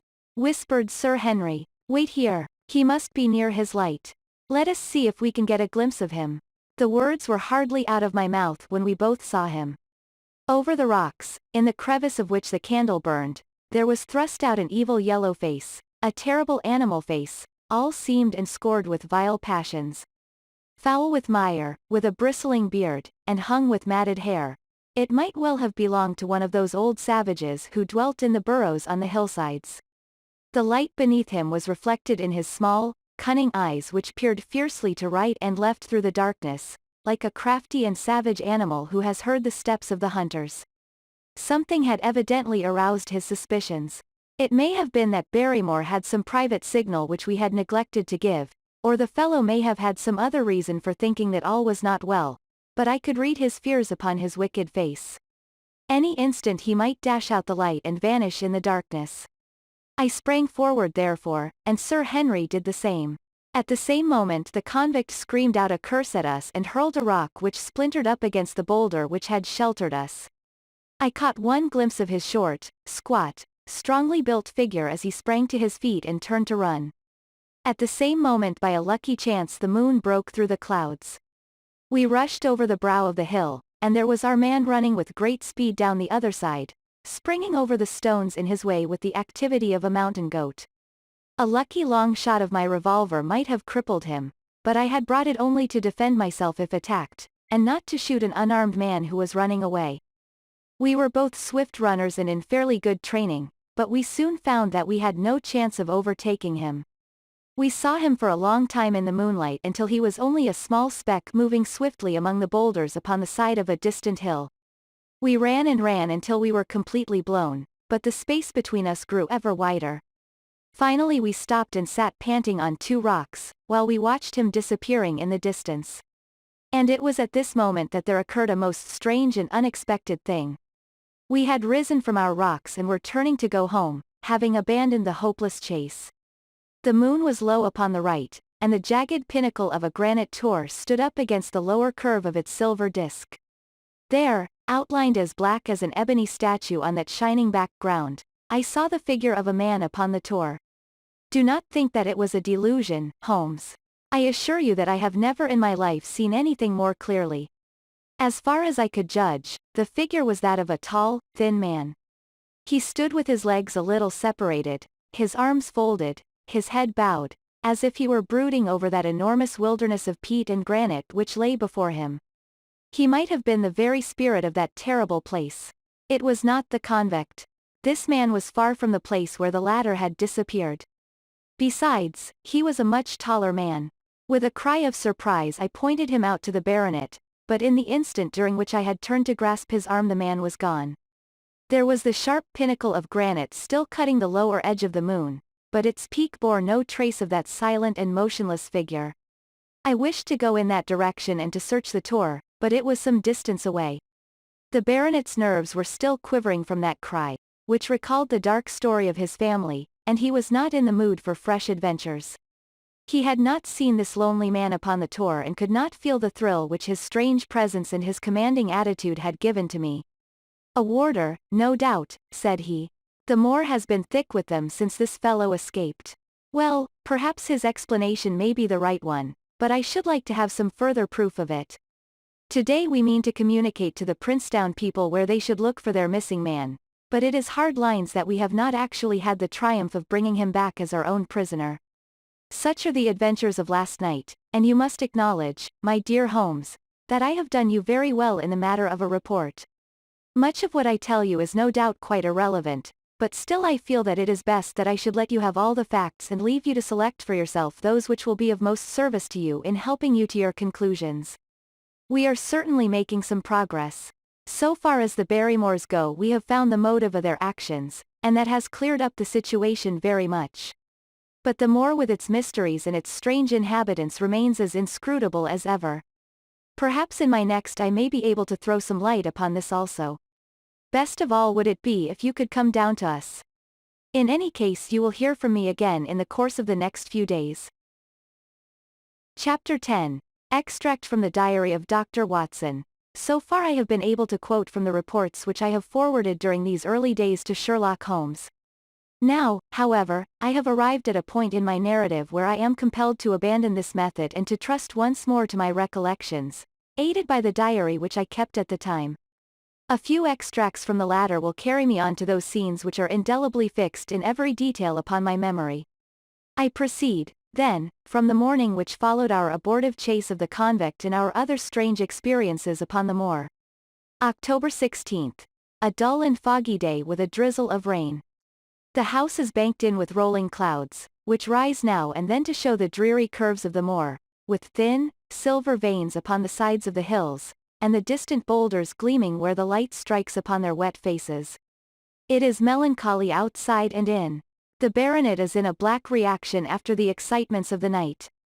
I am conscious myself of a weight at my heart and a feeling of impending danger, ever-present danger, which is the more terrible because I am unable to define it. And have I not cause for such a feeling? Consider the long sequence of incidents which have all pointed to some sinister influence which is at work around us.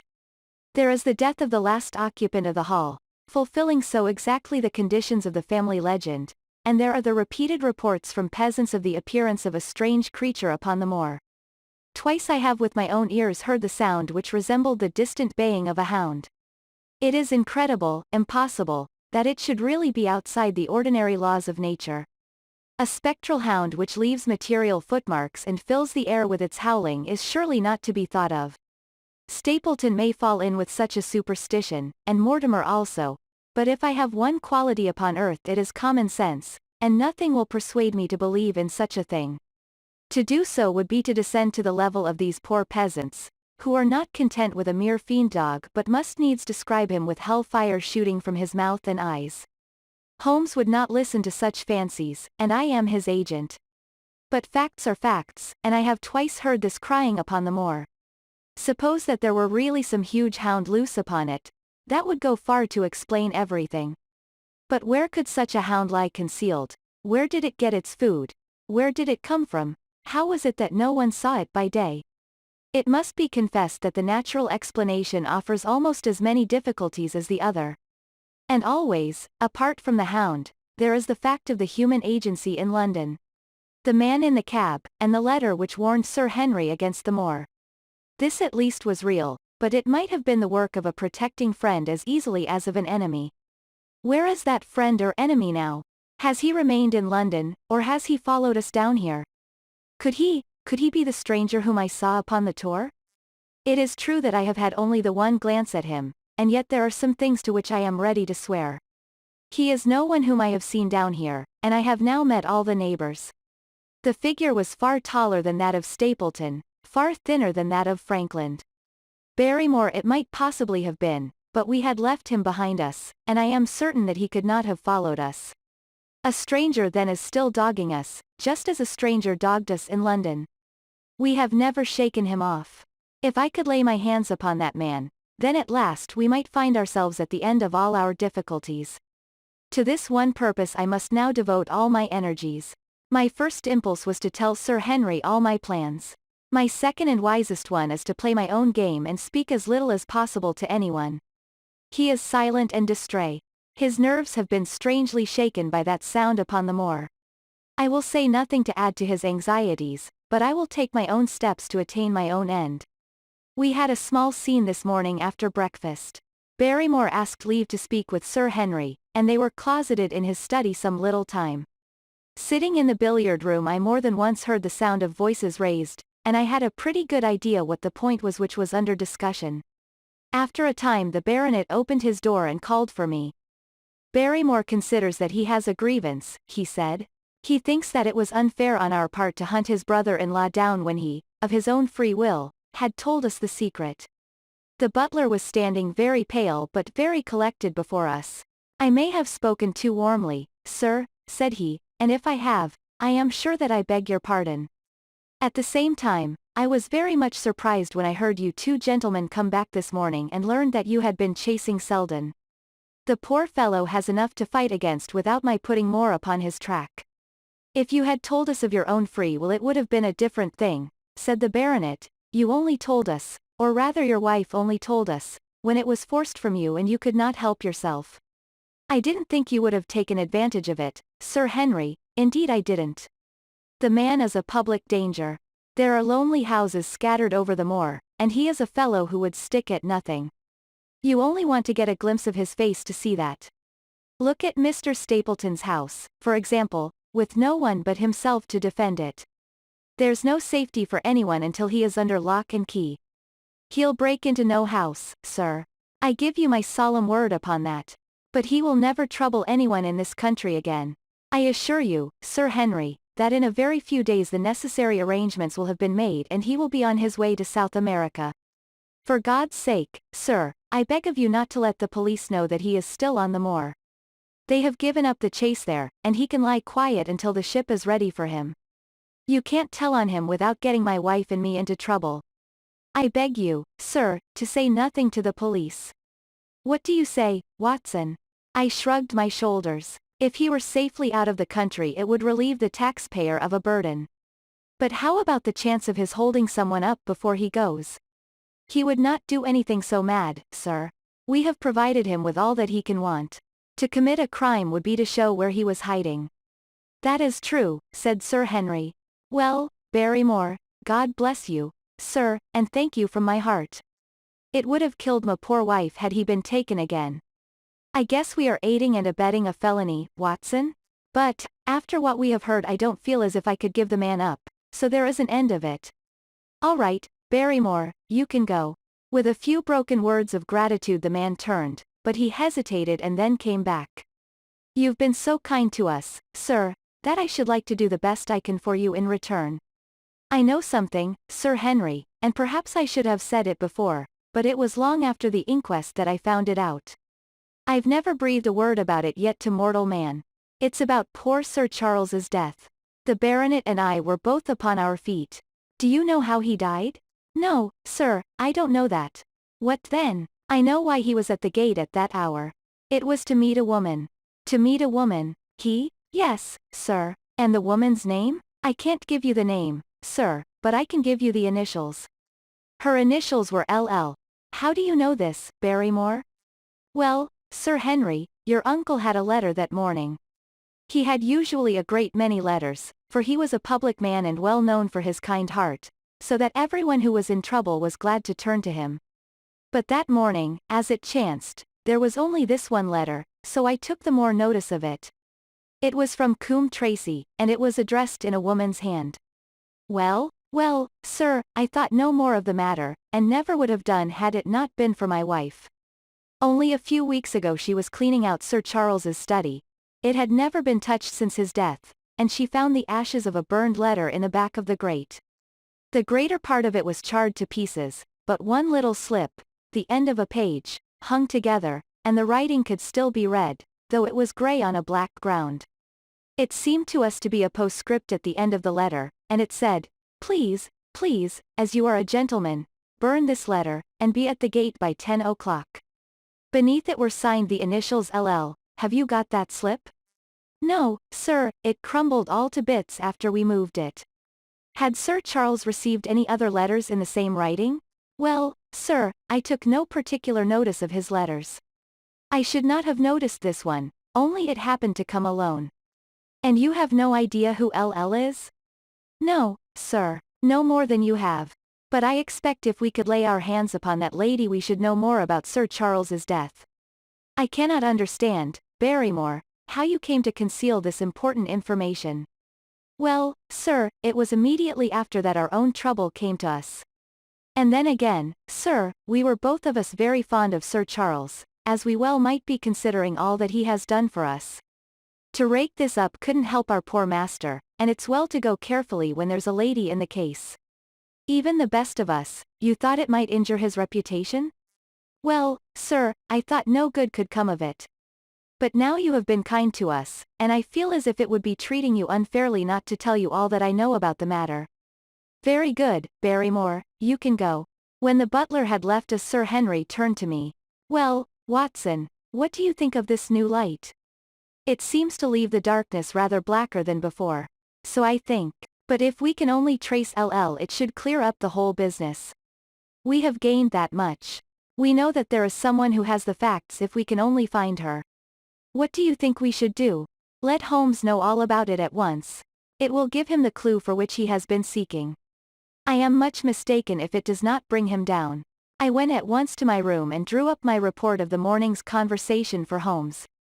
It was evident to me that he had been very busy of late, for the notes which I had from Baker Street were few and short, with no comments upon the information which I had supplied and hardly any reference to my mission. No doubt his blackmailing case is absorbing all his faculties. And yet this new factor must surely arrest his attention and renew his interest. I wish that he were here. October 17th. All day today the rain poured down, rustling on the ivy and dripping from the eaves. I thought of the convict out upon the bleak, cold, shelterless moor. Poor devil, whatever his crimes, he has suffered something to atone for them. And then I thought of that other one, the face in the cab, the figure against the moon. Was he also out in that deluged, the unseen watcher, the man of darkness? In the evening I put on my waterproof and I walked far upon the sodden moor, full of dark imaginings, the rain beating upon my face and the wind whistling about my ears. God help those who wander into the great mire now, for even the firm uplands are becoming a morass. I found the black tor upon which I had seen the solitary watcher, and from its craggy summit I looked out myself across the melancholy downs.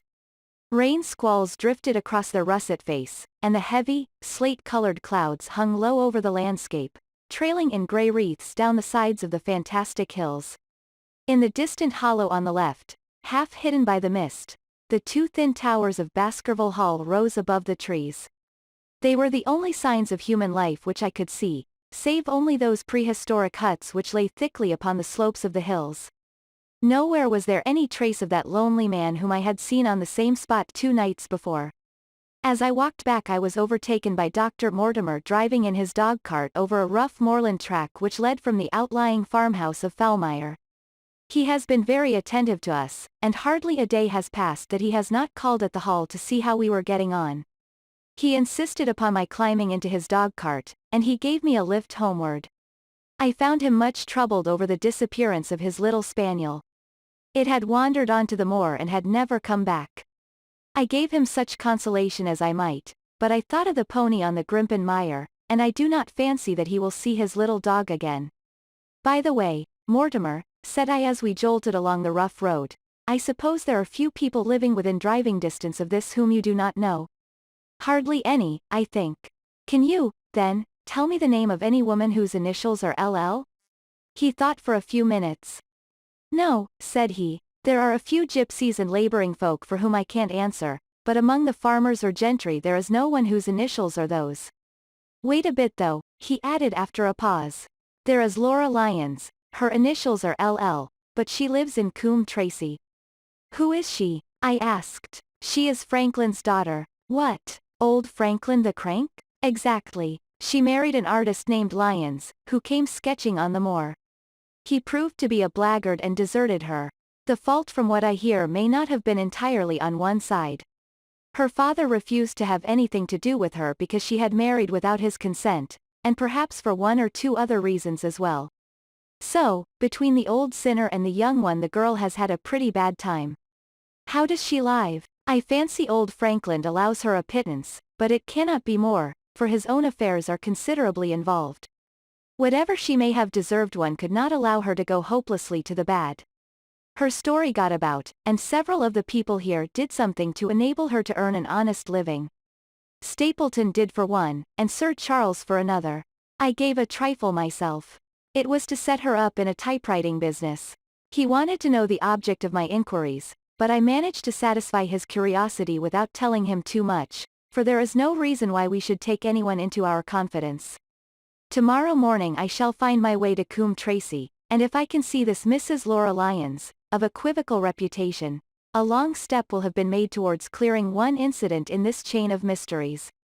I am certainly developing the wisdom of the serpent, for when Mortimer pressed his questions to an inconvenient extent I asked him casually to what type Franklin's skull belonged, and so heard nothing but craniology for the rest of our drive.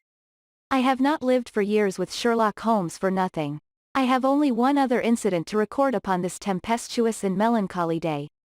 This was my conversation with Barrymore just now, which gives me one more strong card which I can play in due time. Mortimer had stayed to dinner, and he and the baronet played écarté afterwards.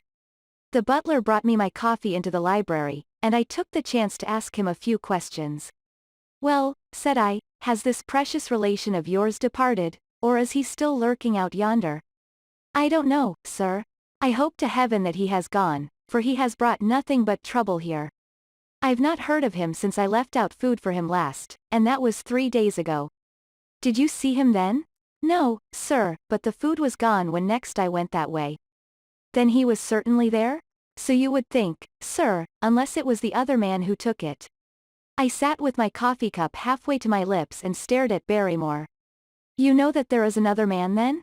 Yes, sir, there is another man upon the moor. Have you seen him? No, sir. How do you know of him then? Selden told me of him, sir, a week ago or more. He's in hiding too, but he's not a convict as far as I can make out. I don't like it, Dr. Watson. I tell you straight, sir, that I don't like it. He spoke with a sudden passion of earnestness. Now, listen to me, Barrymore. I have no interest in this matter but that of your master. I have come here with no object except to help him. Tell me, frankly, what it is that you don't like.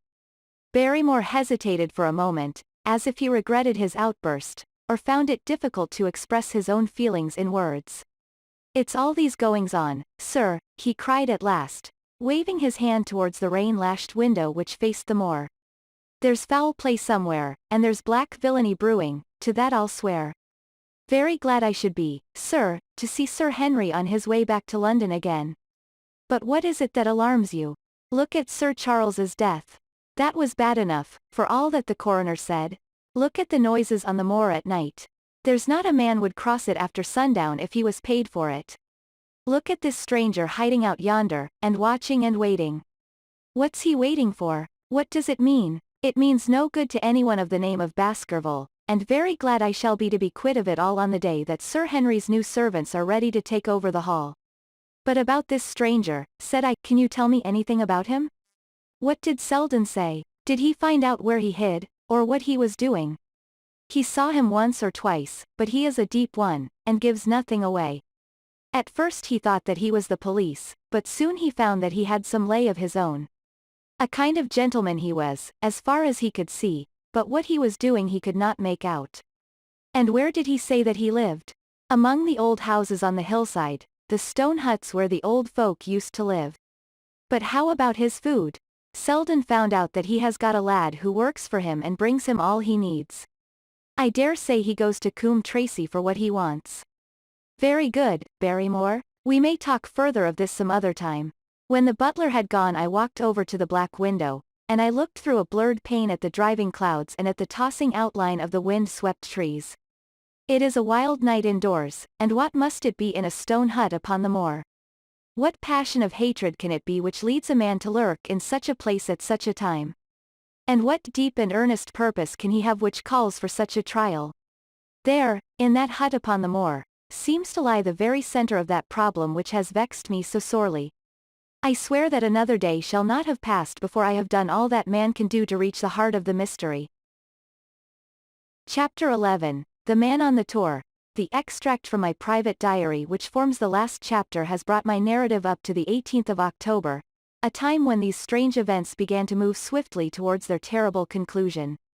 The incidents of the next few days are indelibly graven upon my recollection, and I can tell them without reference to the notes made at the time. I start then from the day which succeeded that upon which I had established two facts of great importance. The one that Mrs. Laura Lyons of Coombe Tracey had written to Sir Charles Baskerville and made an appointment with him at the very place and hour that he met his death. The other that the lurking man upon the moor was to be found among the stone huts upon the hillside.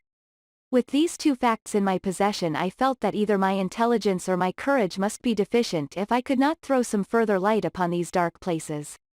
I had no opportunity to tell the baronet what I had learned about Mrs. Lyons upon the evening before, for Dr. Mortimer remained with him at cards until it was very late. At breakfast, however, I informed him about my discovery, and asked him whether he would care to accompany me to Coombe Tracey. At first he was very eager to come, but on second thoughts it seemed to both of us that if I went alone the results might be better. The more formal we made the visit the less information we might obtain. I left Sir Henry behind, therefore, not without some prickings of conscience, and drove off upon my new quest. When I reached Coombe Tracey I told Perkins to put up the horses, and I made inquiries for the lady whom I had come to interrogate. I had no difficulty in finding her rooms, which were central and well appointed. A maid showed me in without ceremony, and as I entered the sitting-room a lady, who was sitting before a Remington typewriter, sprang up with a pleasant smile of welcome. Her face fell, however, when she saw that I was a stranger, and she sat down again and asked me the object of my visit. The first impression left by Mrs. Lyons was one of extreme beauty. Her eyes and hair were of the same rich hazel color, and her cheeks, though considerably freckled, were flushed with the exquisite bloom of the brunette, the dainty pink which lurks at the heart of the sulphur rose. Admiration was, I repeat, the first impression. But the second was criticism. There was something subtly wrong with the face, some coarseness of expression, some hardness, perhaps, of eye, some looseness of lip which marred its perfect beauty. But these, of course, are afterthoughts. At the moment I was simply conscious that I was in the presence of a very handsome woman, and that she was asking me the reasons for my visit. I had not quite understood until that instant how delicate my mission was. "I have the pleasure," said I, "of knowing your father." It was a clumsy introduction, and the lady made me feel it. "There is nothing in common between my father and me," she said. "I owe him nothing, and his friends are not mine. If it were not for the late Sir Charles Baskerville and some other kind hearts first might have starved for all that my father cared. It was about the late Sir Charles Baskerville that first have come here to see you." The freckles started out on the lady's face. "What can I tell you about him?" she asked, and her fingers played nervously over the stops of her typewriter. "You knew him, did you not? I have already said that I owe a great deal to his kindness. If I am able to support myself it is largely due to the interest which he took in my unhappy situation." "Did you correspond with him?" The lady looked quickly up with an angry gleam in her hazel eyes. "What is the object of these questions?" she asked sharply. "The object is to avoid a public scandal. It is better that I should ask them here than that the matter should pass outside our control." She was silent and her face was still very pale. At last she looked up with something reckless and defiant in her manner. "Well, I'll answer," she said. "What are your questions? Did you correspond with Sir Charles?" "I certainly wrote to him once or twice to acknowledge his delicacy and his generosity." "Have you the dates of those letters?" "No." "Have you ever met him?" "Yes, once or twice, when he came into Coombe Tracey. He was a very retiring man, and he preferred to do good by stealth." "But if you saw him so seldom and wrote so seldom, how did he know enough about your affairs to be able to help you, as you say that he has done?" She met my difficulty with the utmost readiness. There were several gentlemen who knew my sad history and united to help me. One was Mr. Stapleton, a neighbor and intimate friend of Sir Charles's. He was exceedingly kind, and it was through him that Sir Charles learned about my affairs. I knew already that Sir Charles Baskerville had made Stapleton his almoner upon several occasions, so the lady's statement bore the impress of truth upon it. "Did you ever write to Sir Charles asking him to meet you?" I continued. Mrs. Lyons flushed with anger again. "Really, sir, this is a very extraordinary question. I am sorry, madam, but I must repeat it. Then I answer, certainly not. Not on the very day of Sir Charles's death?" The flush had faded in an instant, and a deathly face was before me. Her dry lips could not speak the "no," which I saw rather than heard. "Surely your memory deceives you," said I. "I could even quote a passage of your letter. It ran, 'Please, please, as you are a gentleman, burn this letter, and be at the gate by 10 o'clock. I thought that she had fainted, but she recovered herself by a supreme effort. "Is there no such thing as a gentleman?" she gasped. "You do Sir Charles an injustice. He did burn the letter. But sometimes a letter may be legible even when burned. You acknowledge now that you wrote it?" "Yes, I did write it," she cried, pouring out her soul in a torrent of words. "I did write it. Why should I deny it? I have no reason to be ashamed of it. I wished him to help me. I believed that if I had an interview I could gain his help, so I asked him to meet me." "But why at such an hour?" "Because I had only just learned that he was going to London next day and might be away for months. There were reasons why I could not get there earlier. But why a rendezvous in the garden instead of a visit to the house? Do you think a woman could go alone at that hour to a bachelor's house?" "Well, what happened when you did get there?" "I never went." "Mrs. Lyons." "No, I swear it to you on all I hold sacred. I never went. Something intervened to prevent my going."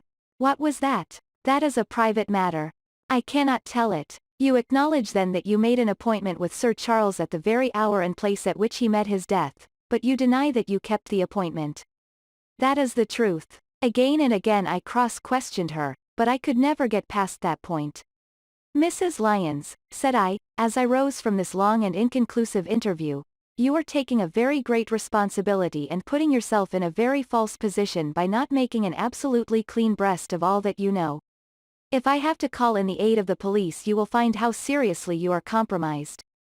If your position is innocent, why did you in the first instance deny having written to Sir Charles upon that date?" "Because I feared that some false conclusion might be drawn from it and that I might find myself involved in a scandal." "And why were you so pressing that Sir Charles should destroy your letter?" "If you have read the letter you will know. I did not say that I had read all the letter. You quoted some of it. I quoted the postscript. The letter had, as I said, been burned and it was not all legible. I ask you once again why it was that you were so pressing that Sir Charles should destroy this letter which he received on the day of his death. The matter is a very private one. The more reason why you should avoid a public investigation. I will tell you, then. If you have heard anything of my unhappy history you will know that I made a rash marriage and had reason to regret it. I have heard so much. My life has been one incessant persecution from a husband whom I abhor. The law is upon his side, and every day I am faced by the possibility that he may force me to live with him. At the time that I wrote this letter to Sir Charles the First had learned that there was a prospect of my regaining my freedom if certain expenses could be met. It meant everything to me, peace of mind, happiness, self-respect, everything. I knew Sir Charles's generosity, and I thought that if he heard the story from my own lips he would help me. Then how is it that you did not go? Because I received help in the interval from another source. Why then, did you not write to Sir Charles and explain this? So I should have done had I not seen his death in the paper next morning.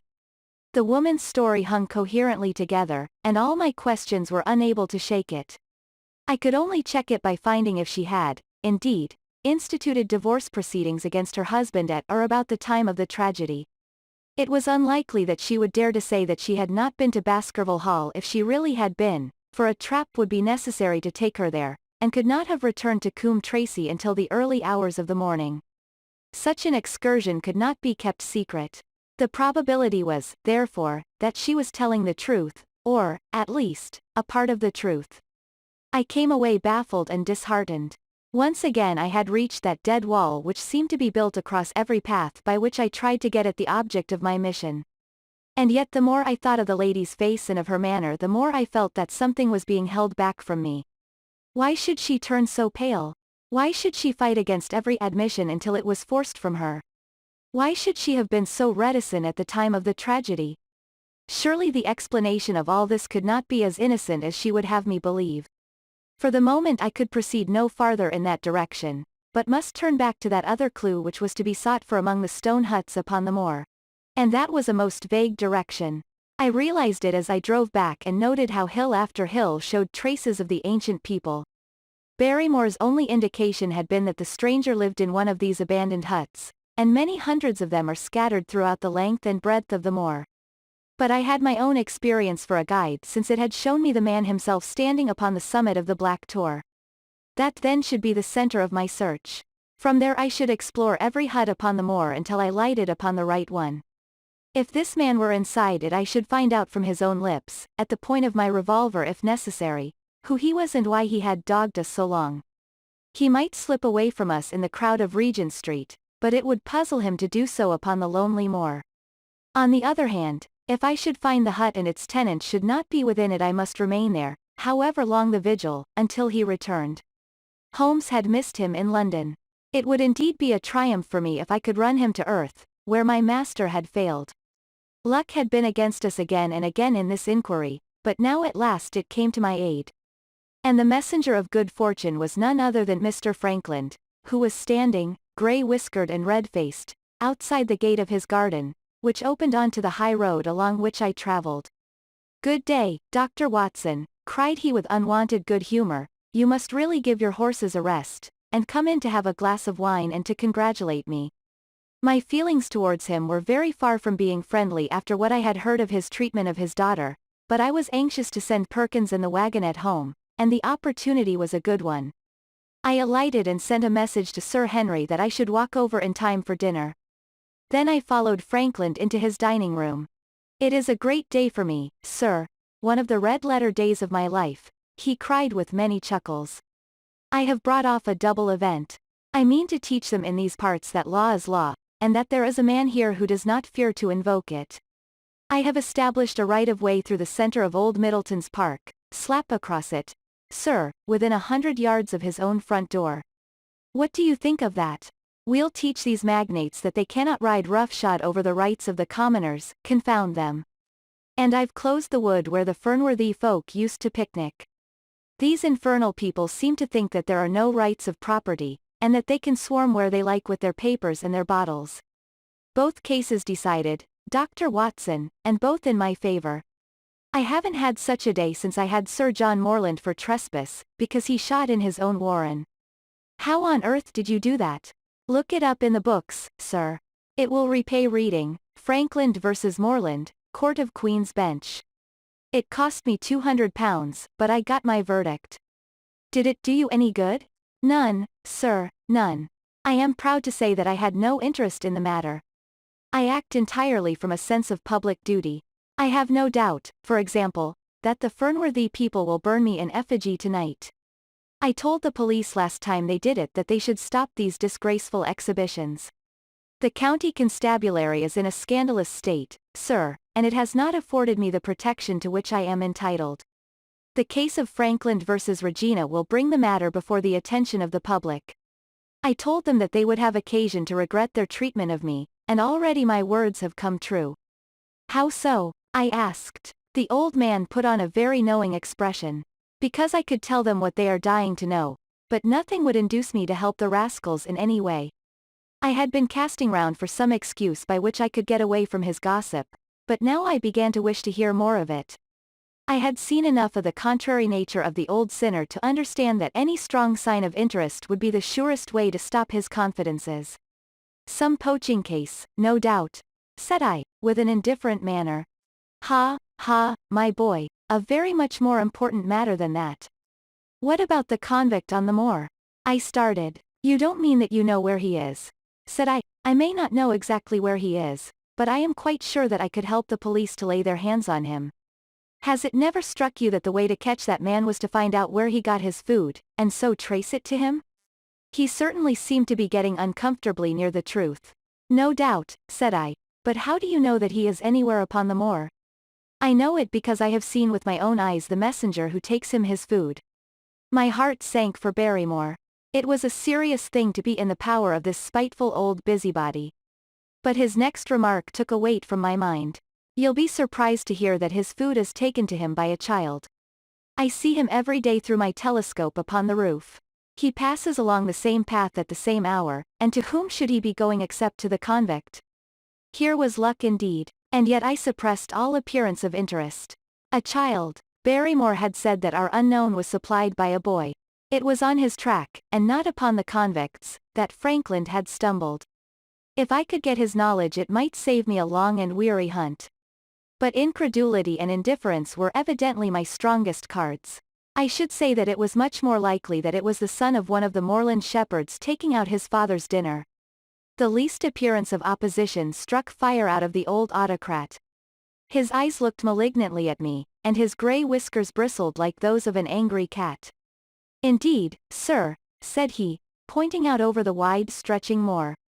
Do you see that black tor over yonder? Well, do you see the low hill beyond with the thornbush upon it? It is the stoniest part of the whole moor. Is that a place where a shepherd would be likely to take his station? Your suggestion, sir, is a most absurd one. I meekly answered that I had spoken without knowing all the facts. My submission pleased him and led him to further confidences.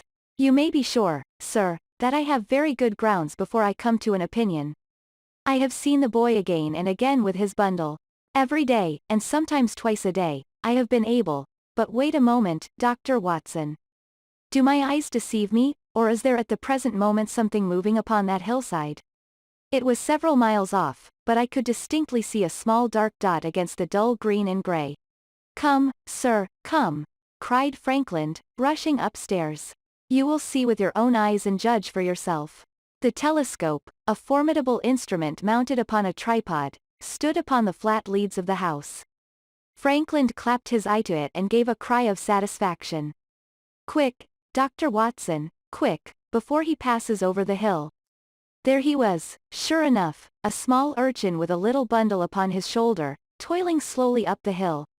When he reached the crest I saw the ragged uncouth figure outlined for an instant against the cold blue sky. He looked round him with a furtive and stealthy air, as one who dreads pursuit. Then he vanished over the hill. Well, am I right? Certainly, there is a boy who seems to have some secret errand. And what the errand is even a county constable could guess. But not one word shall they have from me, and I bind you to secrecy also, Dr. Watson. Not a word. You understand. Just as you wish. They have treated me shamefully, shamefully. When the facts come out in Franklin versus Regina I venture to think that a thrill of indignation will run through the country. Nothing would induce me to help the police in any way. For all they cared it might have been me, instead of my effigy, which these rascals burned at the stake. Surely you are not going. You will help me to empty the decanter in honor of this great occasion.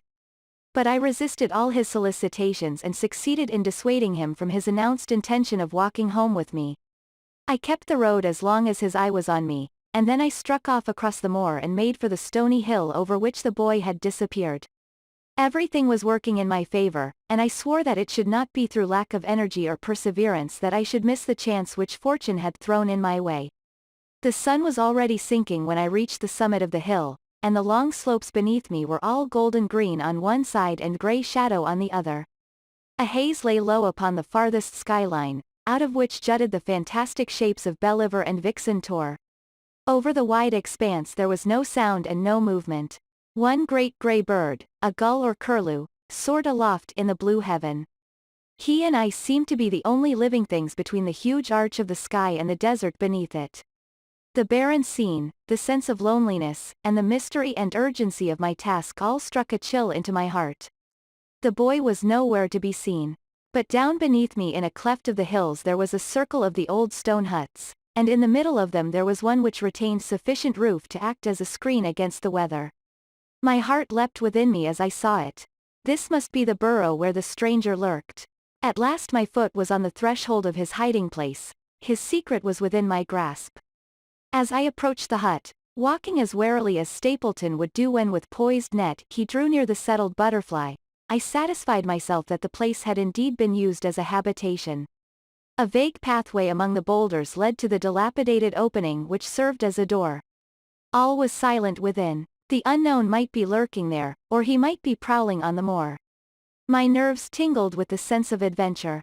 Throwing aside my cigarette, I closed my hand upon the butt of my revolver and, walking swiftly up to the door, I looked in.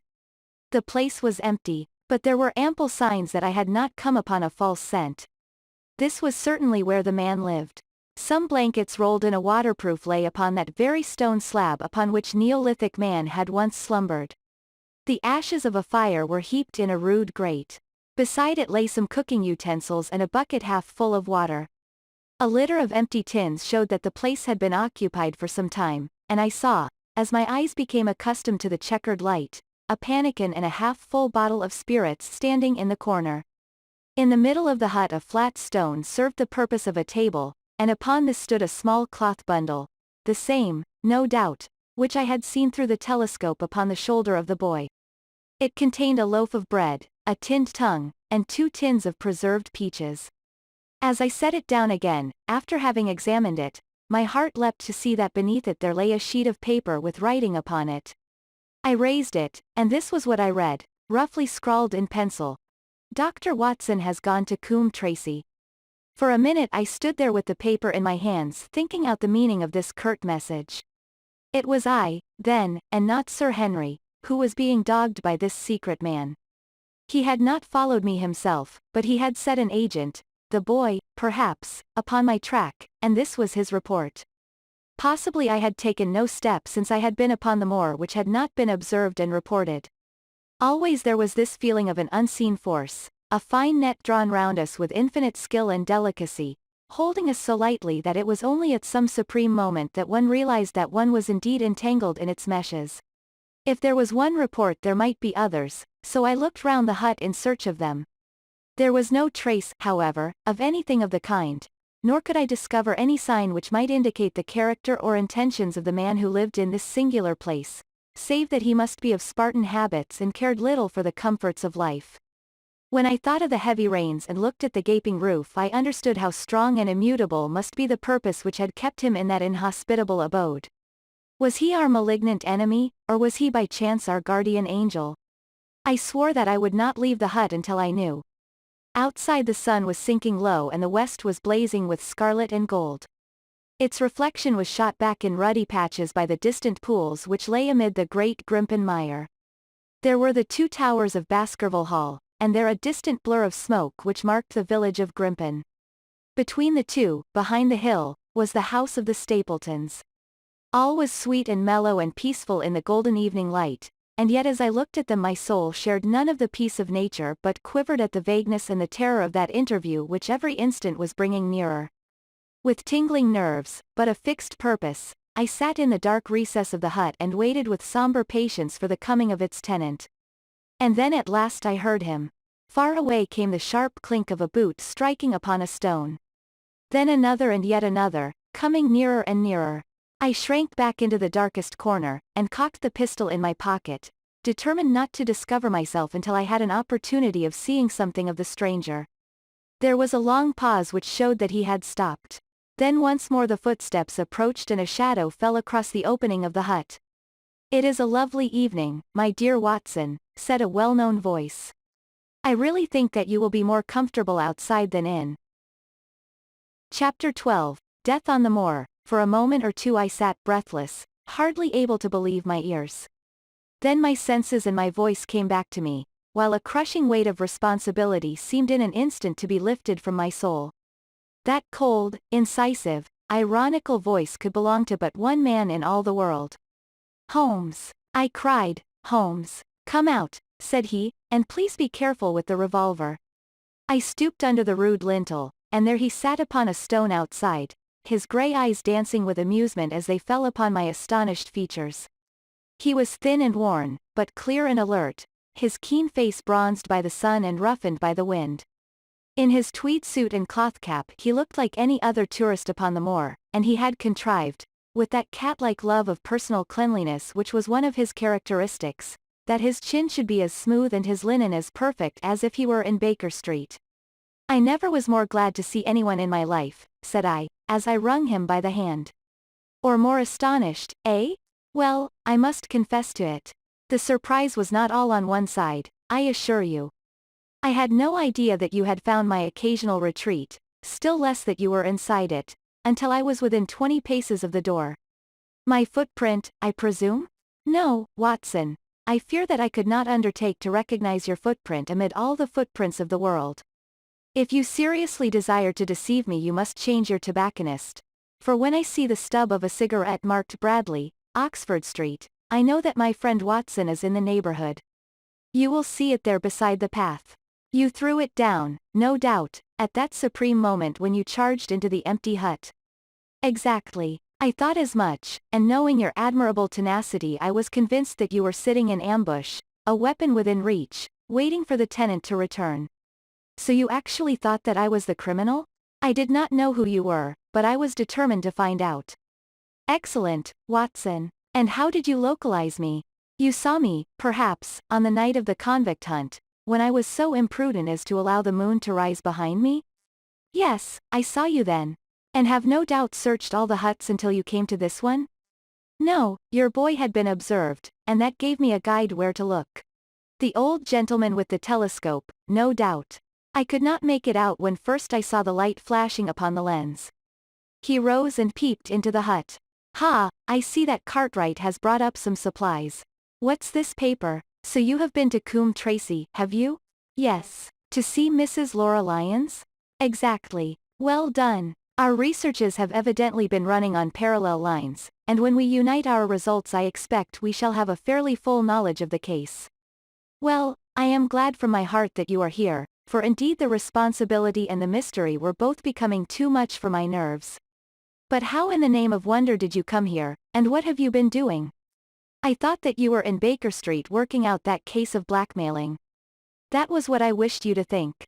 Then you use me, and yet do not trust me." I cried with some bitterness. "I think that I have deserved better at your hands, Holmes.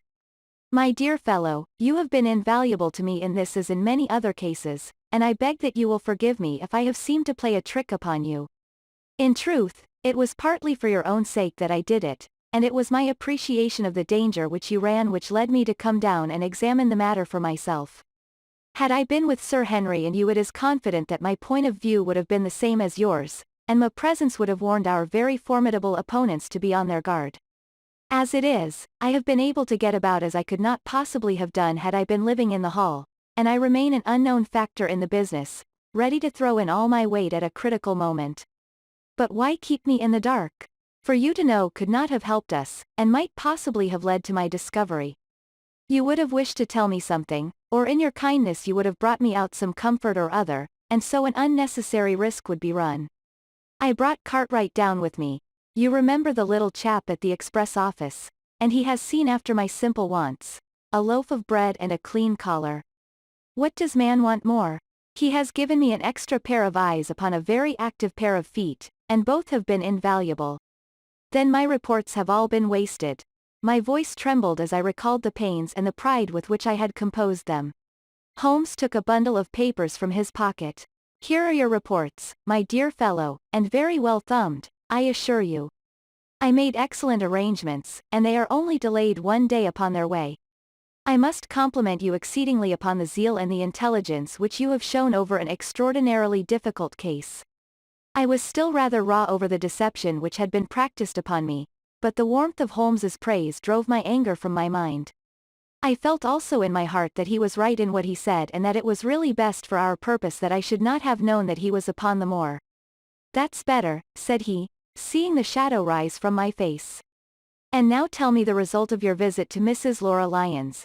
It was not difficult for me to guess that it was to see her that you had gone, for I am already aware that she is the one person in Coombe Tracey who might be of service to us in the matter. In fact, if you had not gone today it is exceedingly probable that I should have gone tomorrow." The sun had set and dusk was settling over the moor. The air had turned chill and we withdrew into the hut for warmth. There, sitting together in the twilight, I told Holmes of my conversation with the lady. So interested was he that I had to repeat some of it twice before he was satisfied. "This is most important," said he when I had concluded. "It fills up a gap which I had been unable to bridge, in this most complex affair. You are aware, perhaps, that a close intimacy exists between this lady and the man Stapleton?" I did not know of a close intimacy. There can be no doubt about the matter. They meet, they write, there is a complete understanding between them. Now, this puts a very powerful weapon into our hands. If I could only use it to detach his wife. I am giving you some information now, in return for all that you have given me. The lady who has passed here as Miss Stapleton is in reality his wife." "Good heavens, Holmes, are you sure of what you say? How could he have permitted Sir Henry to fall in love with her?" "Sir Henry's falling in love could do no harm to anyone except Sir Henry. He took particular care that Sir Henry did not make love to her, as you have yourself observed. I repeat that the lady is his wife and not his sister." "But why this elaborate deception?" "Because he foresaw that she would be very much more useful to him in the character of a free woman." All my unspoken instincts, my vague suspicions, suddenly took shape and centered upon the naturalist. In that impassive, colorless man, with his straw hat and his butterfly net, I seemed to see something terrible, a creature of infinite patience and craft, with a smiling face and a murderous heart. "It is he, then, who is our enemy, it is he who dogged us in London." So I read the riddle. And the warning, it must have come from her. Exactly. The shape of some monstrous villainy, half seen, half guessed, loomed through the darkness which had girt me so long. "But are you sure of this, Holmes? How do you know that the woman is his wife?" "Because he so far forgot himself as to tell you a true piece of autobiography upon the occasion when he first met you, and I dare say he has many a time regretted it since. He was once a schoolmaster in the north of England. Now, there is no one more easy to trace than a schoolmaster. There are scholastic agencies by which one may identify any man who has been in the profession. A little investigation showed me that a school had come to grief under atrocious circumstances, and that the man who had owned it, the name was different, had disappeared with his wife. The descriptions agreed. When I learned that the missing man was devoted to entomology, the identification was complete. The darkness was rising, but much was still hidden by the shadows. If this woman is in truth his wife, where does Mrs. Laura Lyons come in?" I asked. "That is one of the points upon which your own researches have shed a light. Your interview with the lady has cleared the situation very much. I did not know about a projected divorce between herself and her husband. In that case, regarding Stapleton as an unmarried man, she counted no doubt upon becoming his wife. And when she is undeceived, why, then we may find the lady of service. It must be our first duty to see her, both of us, tomorrow. Don't you think, Watson, that you are away from your charge rather long? Your place should be at Baskerville Hall." The last red streaks had faded away in the west and night had settled upon the moor. A few faint stars were gleaming in a violet sky. "One last question, Holmes," I said, as I rose. "Surely there is no need of secrecy between you and me. What is the meaning of it all? What is he after?" Holmes's voice sank as he answered. "It is murder, Watson, refined, cold-blooded, deliberate murder. Do not ask me for particulars. My nets are closing upon him, even as his are upon Sir Henry, and with your help he is already almost at my mercy. There is but one danger which can threaten us. It is that he should strike before we are ready to do so. Another day, 2 at the most, and I have my case complete, but until then guard your charge as closely as ever a fond mother watched her ailing child. Your mission today has justified itself, and yet I could almost wish that you had not left his side. Hark! A terrible scream, a prolonged yell of horror and anguish, burst out of the silence of the moor. That frightful cry turned the blood to ice in my veins. "Oh, my God!" I gasped. "What is it? What does it mean?" Holmes had sprung to his feet, and I saw his dark, athletic outline at the door of the hut, his shoulders stooping, his head thrust forward, his face peering into the darkness. "Hush," he whispered. "Hush." The cry had been loud on account of its vehemence, but it had pealed out from somewhere far off on the shadowy plain. Now it burst upon our ears, nearer, louder, more urgent than before. "Where is it?" Holmes whispered, and I knew from the thrill of his voice that he, the man of iron, was shaken to the soul. "Where is it, Watson?" "There, I think." I pointed into the darkness. "No, there." Again the agonized cry swept through the silent night, louder and much nearer than ever. And a new sound mingled with it, a deep, muttered rumble, musical and yet menacing, rising and falling like the low, constant murmur of the sea. "The hound!" cried Holmes. "Come, Watson, come. Great heavens, if we are too late." He had started running swiftly over the moor, and I had followed at his heels. But now from somewhere among the broken ground immediately in front of us there came one last despairing yell, and then a dull, heavy thud. We halted and listened. Not another sound broke the heavy silence of the windless night. I saw Holmes put his hand to his forehead like a man distracted. He stamped his feet upon the ground. "He has beaten us, Watson. We are too late." "No, no, surely not. Fool that I was to hold my hand. And you, Watson, see what comes of abandoning your charge. But, by heaven, if the worst has happened, we'll avenge him." Blindly we ran through the gloom, blundering against boulders, forcing our way through gorse bushes, panting up hills and rushing down slopes, heading always in the direction whence those dreadful sounds had come. At every rise Holmes looked eagerly round him, but the shadows were thick upon the moor, and nothing moved upon its dreary face. "Can you see anything?" "Nothing. But, hark, what is that?" A low moan had fallen upon our ears. There it was again upon our left. On that side a ridge of rocks ended in a sheer cliff which overlooked a stone-strewn slope. On its jagged face was spread-eagled some dark, irregular object. As we ran towards it the vague outline hardened into a definite shape. It was a prostrate man face downward upon the ground, the head doubled under him at a horrible angle, the shoulders rounded and the body hunched together as if in the act of throwing a somersault. So grotesque was the attitude that I could not for the instant realize that that moan had been the passing of his soul. Not a whisper, not a rustle, rose now from the dark figure over which we stooped. Holmes laid his hand upon him, and held it up again, with an exclamation of horror. The gleam of the match which he struck shone upon his clotted fingers and upon the ghastly pool which widened slowly from the crushed skull of the victim. And it shone upon something else which turned our hearts sick and faint within us, the body of Sir Henry Baskerville. There was no chance of either of us forgetting that peculiar ruddy tweed suit, the very one which he had worn on the first morning that we had seen him in Baker Street. We caught the one clear glimpse of it, and then the match flickered and went out, even as the hope had gone out of our souls. Holmes groaned, and his face glimmered white through the darkness. "The brute! The brute!" I cried with clenched hands. "Oh Holmes, I shall never forgive myself for having left him to his fate. I am more to blame than you, Watson.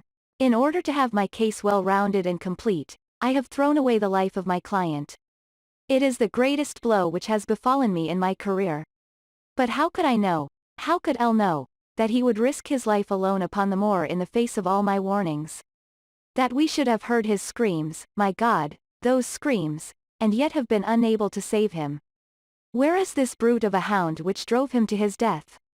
It may be lurking among these rocks at this instant. And Stapleton, where is he? He shall answer for this deed. He shall. I will see to that. Uncle and nephew have been murdered. The one frightened to death by the very sight of a beast which he thought to be supernatural, the other driven to his end in his wild flight to escape from it. But now we have to prove the connection between the man and the beast. Save from what we heard, we cannot even swear to the existence of the latter, since Sir Henry has evidently died from the fall. But, by heavens, cunning as he is, the fellow shall be in my power before another day is past. We stood with bitter hearts on either side of the mangled body, overwhelmed by this sudden and irrevocable disaster which had brought all our long and weary labors to so piteous an end. Then, as the moon rose, we climbed to the top of the rocks over which our poor friend had fallen, and from the summit we gazed out over the shadowy moor, half silver and half gloom. Far away, miles off, in the direction of Grimpen, a single steady yellow light was shining. It could only come from the lonely abode of the Stapletons. With a bitter curse I shook my fist at it as I gazed. Why should we not seize him at once? Our case is not complete. The fellow is wary and cunning to the last degree. It is not what we know, but what we can prove. If we make one false move the villain may escape us yet. What can we do? There will be plenty for us to do tomorrow. Tonight we can only perform the last offices to our poor friend. Together we made our way down the precipitous slope and approached the body, black and clear against the silvered stones. The agony of those contorted limbs struck me with a spasm of pain and blurred my eyes with tears. We must send for help, Holmes. We cannot carry him all the way to the hall. Good heavens, are you mad? He had uttered a cry and bent over the body. Now he was dancing and laughing and wringing my hand. Could this be my stern, self-contained friend? These were hidden fires, indeed. A beard. A beard. The man has a beard. A beard? It is not the baronet, it is. Why, it is my neighbor, the convict. With feverish haste we had turned the body over, and that dripping beard was pointing up to the cold, clear moon. There could be no doubt about the beetling forehead, the sunken animal eyes. It was indeed the same face which had glared upon me in the light of the candle from over the rock. The face of Selden, the criminal. Then in an instant it was all clear to me. I remembered how the baronet had told me that he had handed his old wardrobe to Barrymore. Barrymore had passed it on in order to help Selden in his escape. Boots, shirt, cap, it was all Sir Henry's. The tragedy was still black enough, but this man had at least deserved death by the laws of his country. I told Holmes how the matter stood, my heart bubbling over with thankfulness and joy. Then the clothes have been the poor devil's death, said he. It is clear enough that the hound has been laid on from some article of Sir Henry's. The boot which was abstracted in the hotel, in all probability, and so ran this man down. There is one very singular thing, however. How came Selden, in the darkness, to know that the hound was on his trail? He heard him. To hear a hound upon the moor would not work a hard man like this convict into such a paroxysm of terror that he would risk recapture by screaming wildly for help. By his cries he must have run a long way after he knew the animal was on his track. How did he know? A greater mystery to me is why this hound, presuming that all our conjectures are correct, I presume nothing. Well, then, why this hound should be loose tonight. I suppose that it does not always run loose upon the moor. Stapleton would not let it go unless he had reason to think that Sir Henry would be there.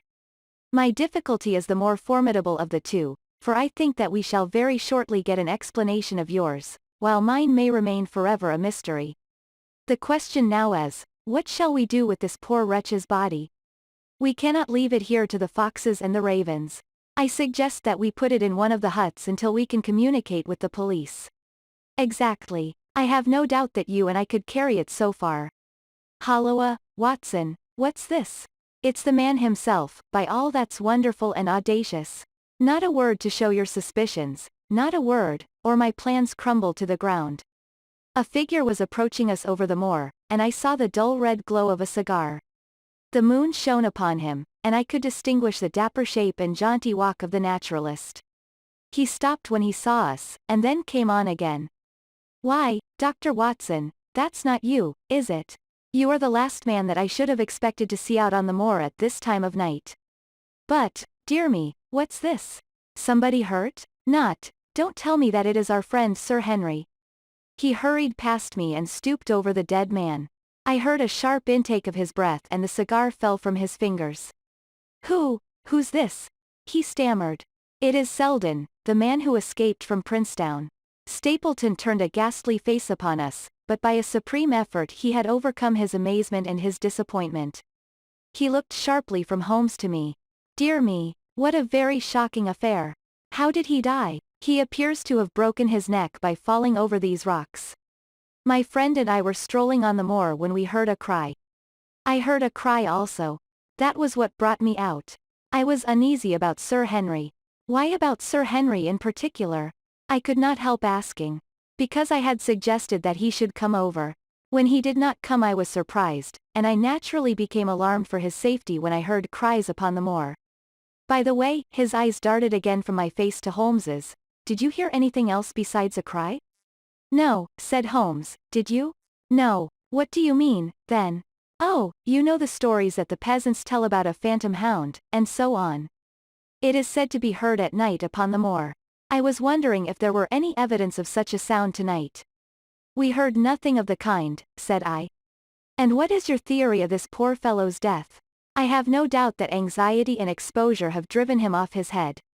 He has rushed about the moor in a crazy state and eventually fallen over here and broken his neck. That seems the most reasonable theory, said Stapleton, and he gave a sigh which I took to indicate his relief. What do you think about it, Mr. Sherlock Holmes? My friend bowed his compliments. You are quick at identification, said he. We have been expecting you in these parts since Dr. Watson came down. You are in time to see a tragedy. Yes, indeed. I have no doubt that my friend's explanation will cover the facts. I will take an unpleasant remembrance back to London with me tomorrow. Oh, you return tomorrow? That is my intention. I hope your visit has cast some light upon those occurrences which have puzzled us. Holmes shrugged his shoulders. One cannot always have the success for which one hopes. An investigator needs facts, and not legends or rumors. It has not been a satisfactory case. My friend spoke in his frankest and most unconcerned manner. Stapleton still looked hard at him. Then he turned to me. I would suggest carrying this poor fellow to my house, but it would give my sister such a fright that I do not feel justified in doing it. I think that if we put something over his face he will be safe until morning. And so it was arranged. Resisting Stapleton's offer of hospitality, Holmes and I set off to Baskerville Hall, leaving the naturalist to return alone. Looking back we saw the figure moving slowly away over the broad moor, and behind him that one black smudge on the silvered slope which showed where the man was lying who had come so horribly to his end. Chapter 13. Fixing the nets. We're at close grips at last, said Holmes as we walked together across the moor. What a nerve the fellow has. How he pulled himself together in the face of what must have been a paralyzing shock when he found that the wrong man had fallen a victim to his plot. I told you in London, Watson, and I tell you now again, that we have never had a foeman more worthy of our steel. I am sorry that he has seen you. And so was I at first. But there was no getting out of it. What effect do you think it will have upon his plans now that he knows you are here? It may cause him to be more cautious, or it may drive him to desperate measures at once. Like most clever criminals, he may be too confident in his own cleverness and imagine that he has completely deceived us. Why should we not arrest him at once? My dear Watson, you were born to be a man of action.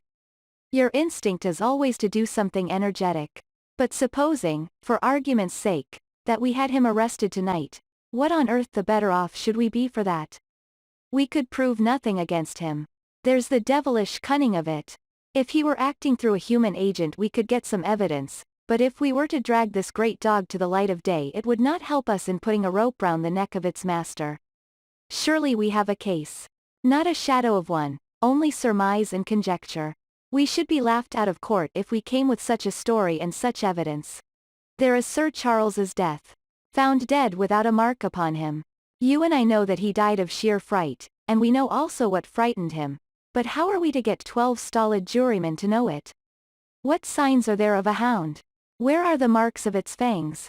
Of course we know that a hound does not bite a dead body and that Sir Charles was dead before ever the brute overtook him.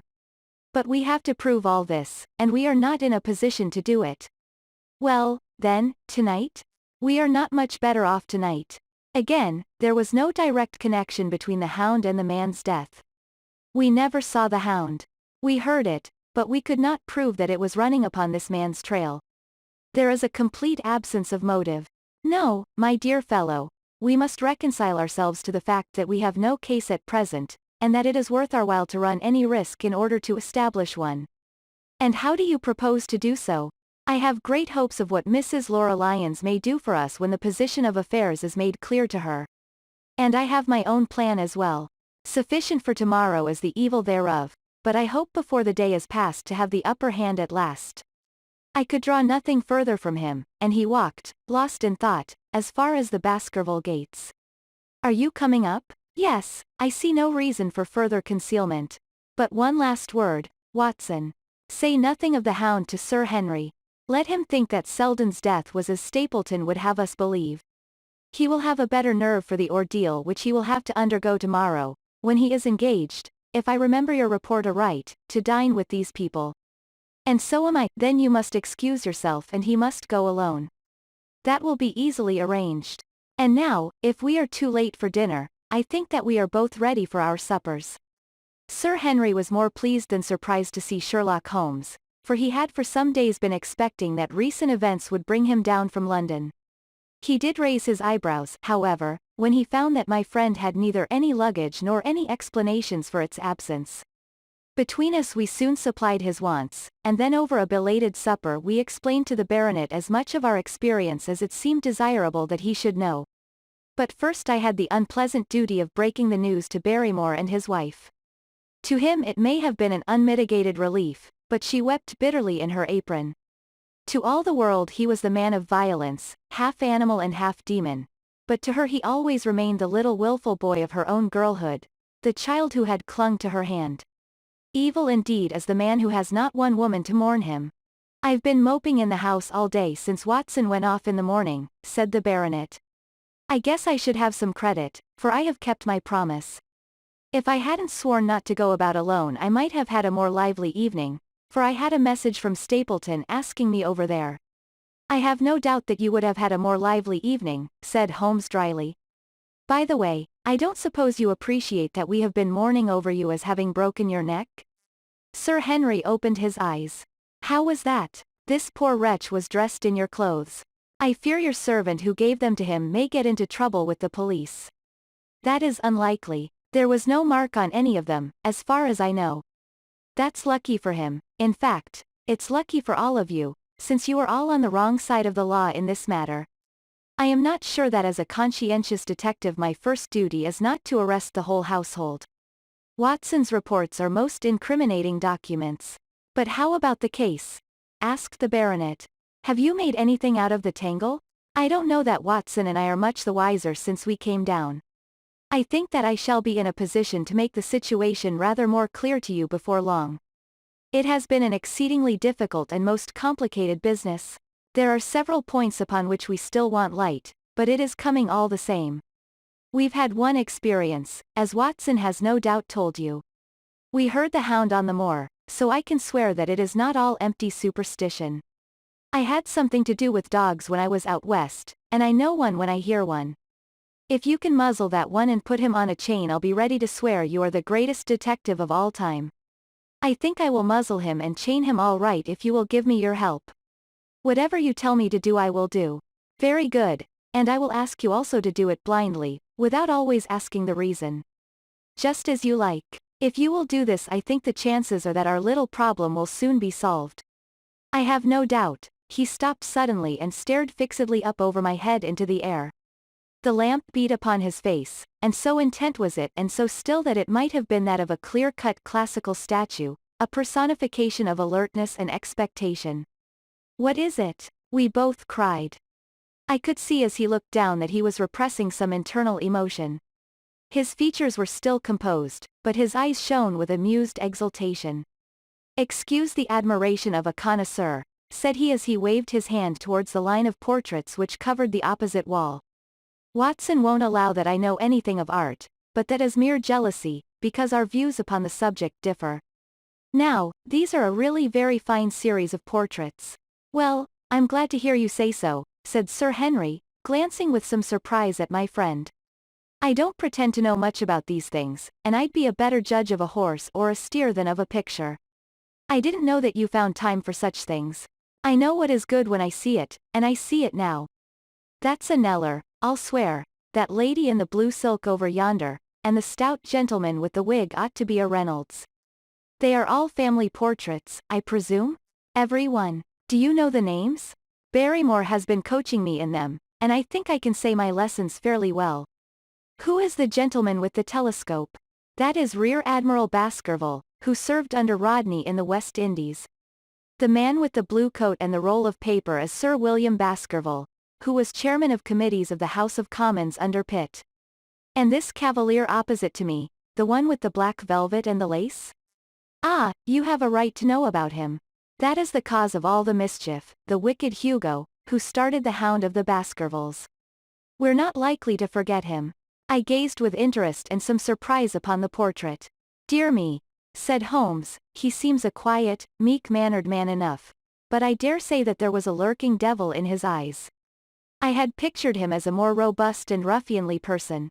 There's no doubt about the authenticity, for the name and the date, 1647, are on the back of the canvas. Holmes said little more, but the picture of the old roisterer seemed to have a fascination for him, and his eyes were continually fixed upon it during supper.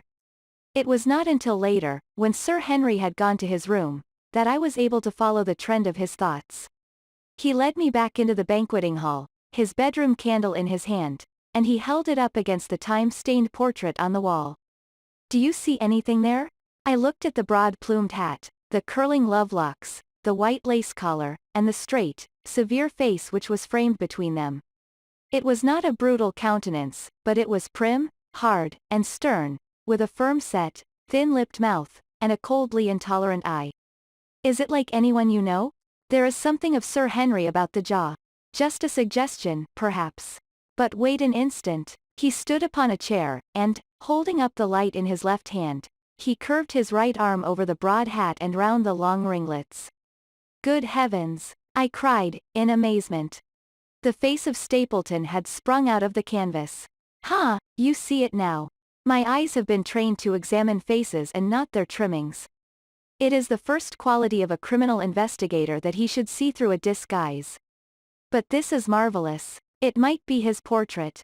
Yes, it is an interesting instance of a throwback, which appears to be both physical and spiritual.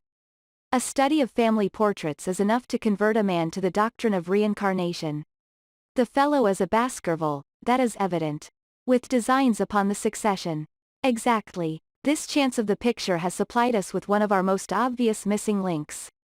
We have him, Watson, we have him, and I dare swear that before tomorrow night he will be fluttering in our net as helpless as one of his own butterflies. A pin, a cork, and a card, and we add him to the Baker Street collection. He burst into one of his rare fits of laughter as he turned away from the picture. I have not heard him laugh often, and it has always boded ill to somebody. I was up betimes in the morning, but Holmes was afoot earlier still, for I saw him as I dressed, coming up the drive. Yes, we should have a full day today, he remarked, and he rubbed his hands with the joy of action. The nets are all in place, and the drag is about to begin. We'll know before the day is out whether we have caught our big, lean-jawed pike, or whether he has got through the meshes. Have you been on the moor already? I have sent a report from Grimpen to Princetown as to the death of Selden. I think I can promise that none of you will be troubled in the matter. And I have also communicated with my faithful Cartwright, who would certainly have pined away at the door of my hut, as a dog does at his master's grave, if I had not set his mind at rest about my safety. What is the next move? To see Sir Henry. Ah, here he is. Good morning, Holmes, said the baronet. You look like a general who is planning a battle with his chief of the staff. That is the exact situation. Watson was asking for orders. And so do I. Very good. You are engaged, as I understand, to dine with our friends the Stapletons tonight. I hope that you will come also. They are very hospitable people, and I am sure that they would be very glad to see you. I fear that Watson and I must go to London. To London? Yes, I think that we should be more useful there at the present juncture. The baronet's face perceptibly lengthened. I hope that you are going to see me through this business. The hall and the moor are not very pleasant places when one is alone. My dear fellow, you must trust me implicitly and do exactly what I tell you. You can tell your friends that we should have been happy to have come with you, but that urgent business required us to be in town. We hope very soon to return to Devonshire. Will you remember to give them that message? If you insist upon it. There is no alternative, I assure you. I saw by the baronet's clouded brow that he was deeply hurt by what he regarded as our desertion. When do you desire to go? He asked coldly. Immediately after breakfast. We will drive into Coombe Tracy, but Watson will leave his things as a pledge that he will come back to you. Watson, you will send a note to Stapleton to tell him that you regret that you cannot come. I have a good mind to go to London with you, said the baronet. Why should I stay here alone? Because it is your post of duty. Because you gave me your word that you would do as you were told, and I tell you to stay. All right, then, I'll stay. One more direction. I wish you to drive to Merripit House. Send back your trap, however, and let them know that you intend to walk home. To walk across the moor? Yes, but that is the very thing which you have so often cautioned me not to do. This time you may do it with safety. If I had not every confidence in your nerve and courage I would not suggest it, but it is essential that you should do it. Then I will do it. And as you value your life, do not go across the moor in any direction save along the straight path which leads from Merripit House to the Grimpen Road, and as your natural way home. I will do just what you say. Very good. I should be glad to get away as soon after breakfast as possible, so as to reach London in the afternoon. I was much astounded by this program, though I remembered that Holmes had said to Stapleton on the night before that his visit would terminate next day.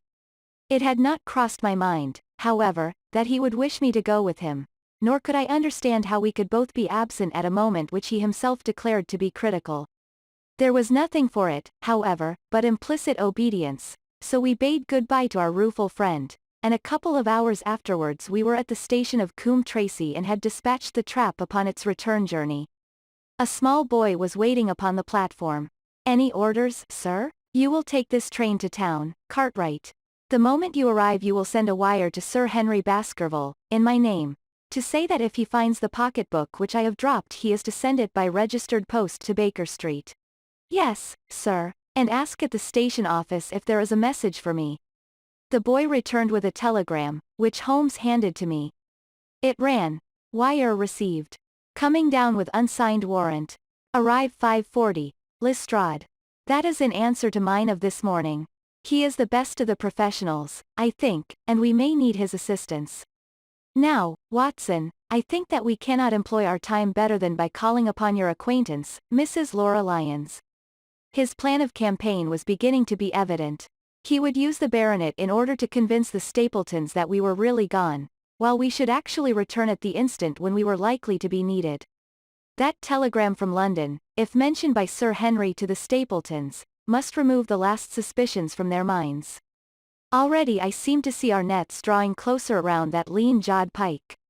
Mrs. Laura Lyons was in her office, and Sherlock Holmes opened his interview with a frankness and directness which considerably amazed her. I am investigating the circumstances which attended the death of the late Sir Charles Baskerville, said he. My friend here, Dr. Watson, has informed me of what you have communicated, and also of what you have withheld in connection with that matter. What have I withheld? She asked defiantly. You have confessed that you asked Sir Charles to be at the gate at 10 o'clock. We know that that was the place and hour of his death. You have withheld what the connection is between these events. There is no connection. In that case the coincidence must indeed be an extraordinary one. But I think that we shall succeed in establishing a connection after all.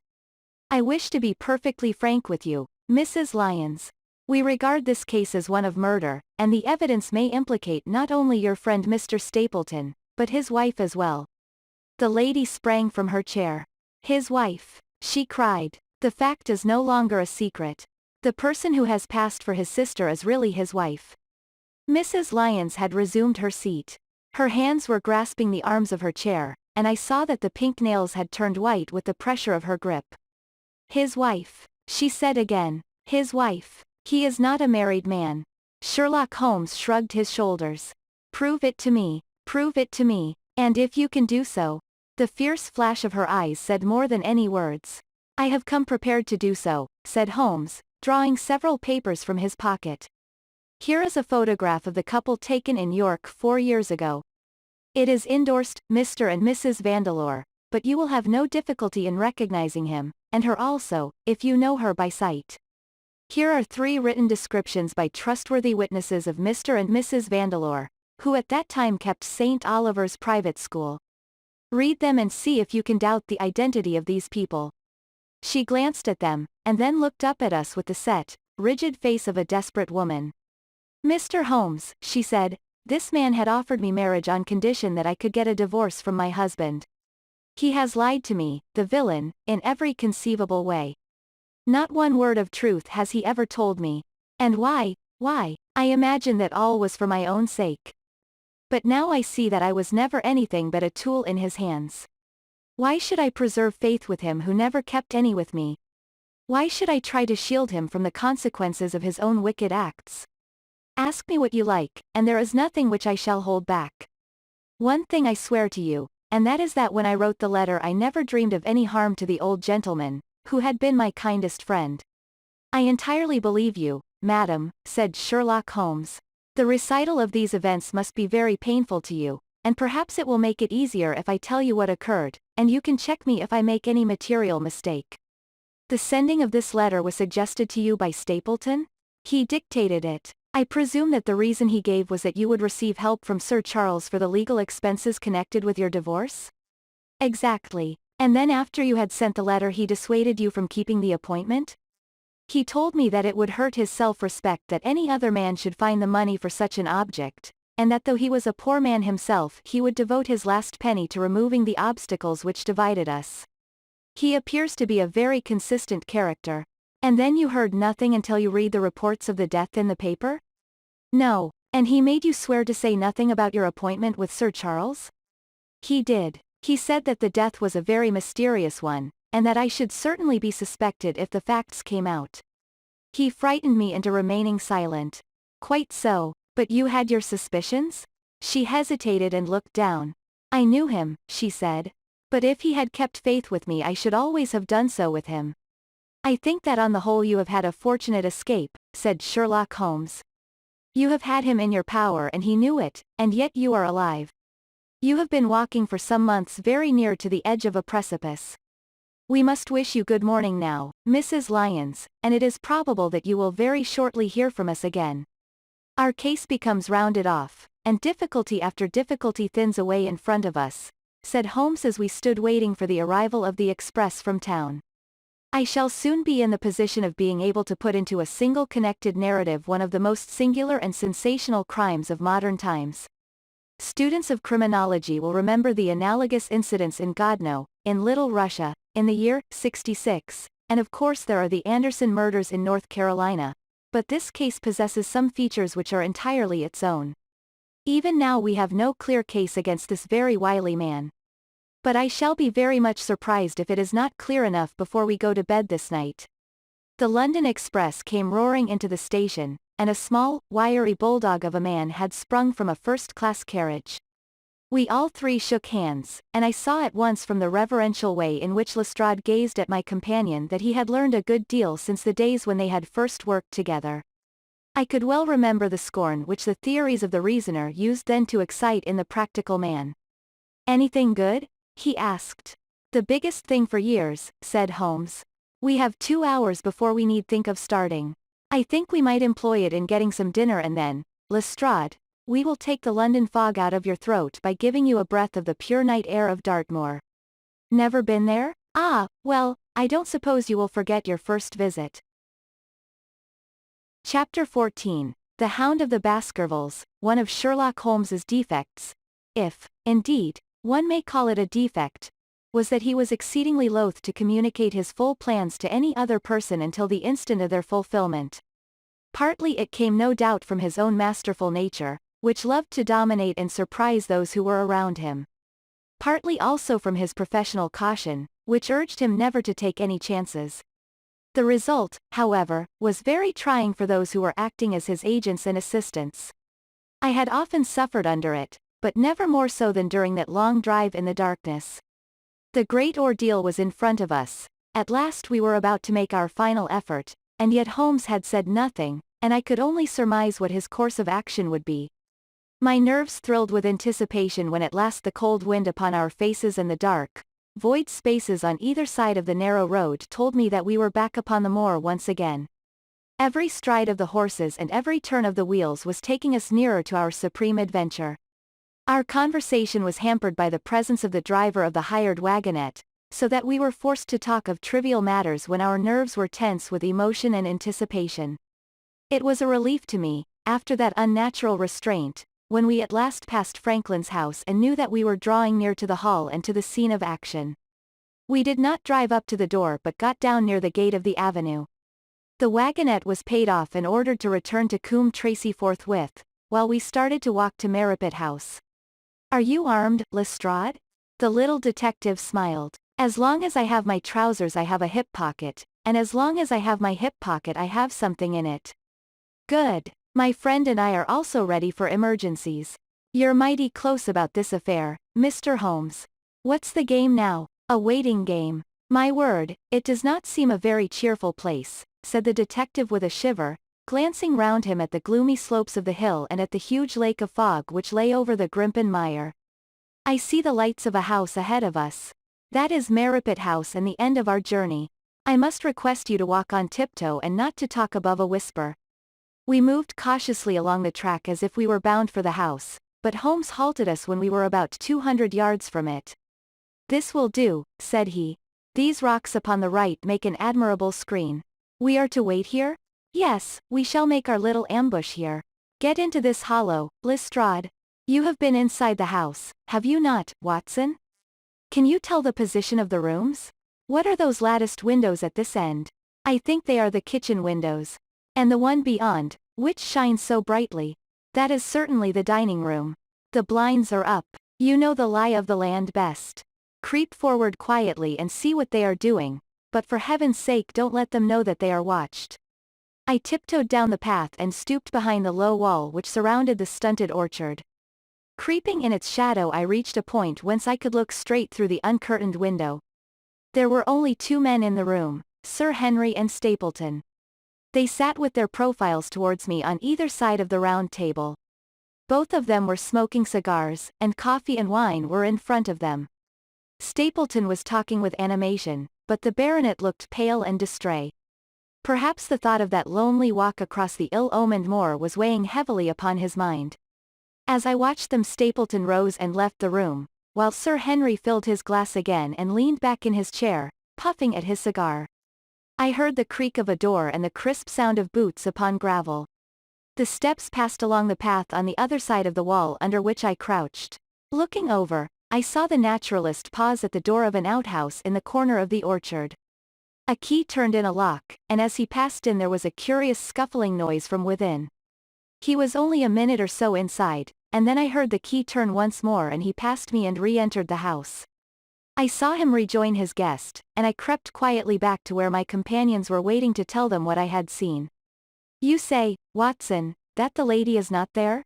Holmes asked, when I had finished my report. "No, where can she be, then, since there is no light in any other room except the kitchen? I cannot think where she is. I have said that over the great Grimpen Mire there hung a dense, white fog. It was drifting slowly in our direction, and banked itself up like a wall on that side of us, low, but thick and well defined. The moon shone on it, and it looked like a great shimmering ice field, with the heads of the distant tors as rocks borne upon its surface. Holmes's face was turned towards it, and he muttered impatiently as he watched its sluggish drift. "It's moving towards us, Watson. Is that serious?" "Very serious, indeed, the one thing upon earth which could have disarranged my plans. He can't be very long, now. It is already 10 o'clock. Our success and even his life may depend upon his coming out before the fog is over the path." The night was clear and fine above us. The stars shone cold and bright, while a half-moon bathed the whole scene in a soft, uncertain light. Before us lay the dark bulk of the house, its serrated roof and bristling chimneys hard outlined against the silver-spangled sky. Broad bars of golden light from the lower windows stretched across the orchard and the moor. One of them was suddenly shut off. The servants had left the kitchen. There only remained the lamp in the dining room where the two men, the murderous host and the unconscious guest, still chatted over their cigars. Every minute that white woolly plain which covered one half of the moor was drifting closer and closer to the house. Already the first thin wisps of it were curling across the golden square of the lighted window. The farther wall of the orchard was already invisible, and the trees were standing out of a swirl of white vapor. As we watched it the fog wreaths came crawling round both corners of the house and rolled slowly into one dense bank, on which the upper floor and the roof floated like a strange ship upon a shadowy sea. Holmes struck his hand passionately upon the rock in front of us and stamped his feet in his impatience. If he isn't out in a quarter of an hour, the path will be covered. In half an hour we won't be able to see our hands in front of us. Shall we move farther back upon higher ground? Yes, I think it would be as well. So as the fog bank flowed onward, we fell back before it until we were half a mile from the house, and still that dense white sea, with the moon silvering its upper edge, swept slowly and inexorably on. "We are going too far," said Holmes. "We dare not take the chance of his being overtaken before he can reach us. At all costs we must hold our ground where we are." He dropped on his knees and clapped his ear to the ground. "Thank God, I think that I hear him coming." A sound of quick steps broke the silence of the moor. Crouching among the stones, we stared intently at the silver-tipped bank in front of us. The steps grew louder, and through the fog, as through a curtain, there stepped the man whom we were awaiting. He looked round him in surprise as he emerged into the clear, starlit night. Then he came swiftly along the path, passed close to where we lay, and went on up the long slope behind us. As he walked he glanced continually over either shoulder, like a man who is ill at ease. "Hist!" cried Holmes, and I heard the sharp click of a cocking pistol. "Look out! It's coming!" There was a thin, crisp, continuous patter from somewhere in the heart of that crawling bank. The cloud was within 50 yards of where we lay, and we glared at it, all three, uncertain what horror was about to break from the heart of it. I was at Holmes's elbow, and I glanced for an instant at his face. It was pale and exultant, his eyes shining brightly in the moonlight. But suddenly they started forward in a rigid, fixed stare, and his lips parted in amazement. At the same instant Lestrade gave a yell of terror and threw himself face downward upon the ground.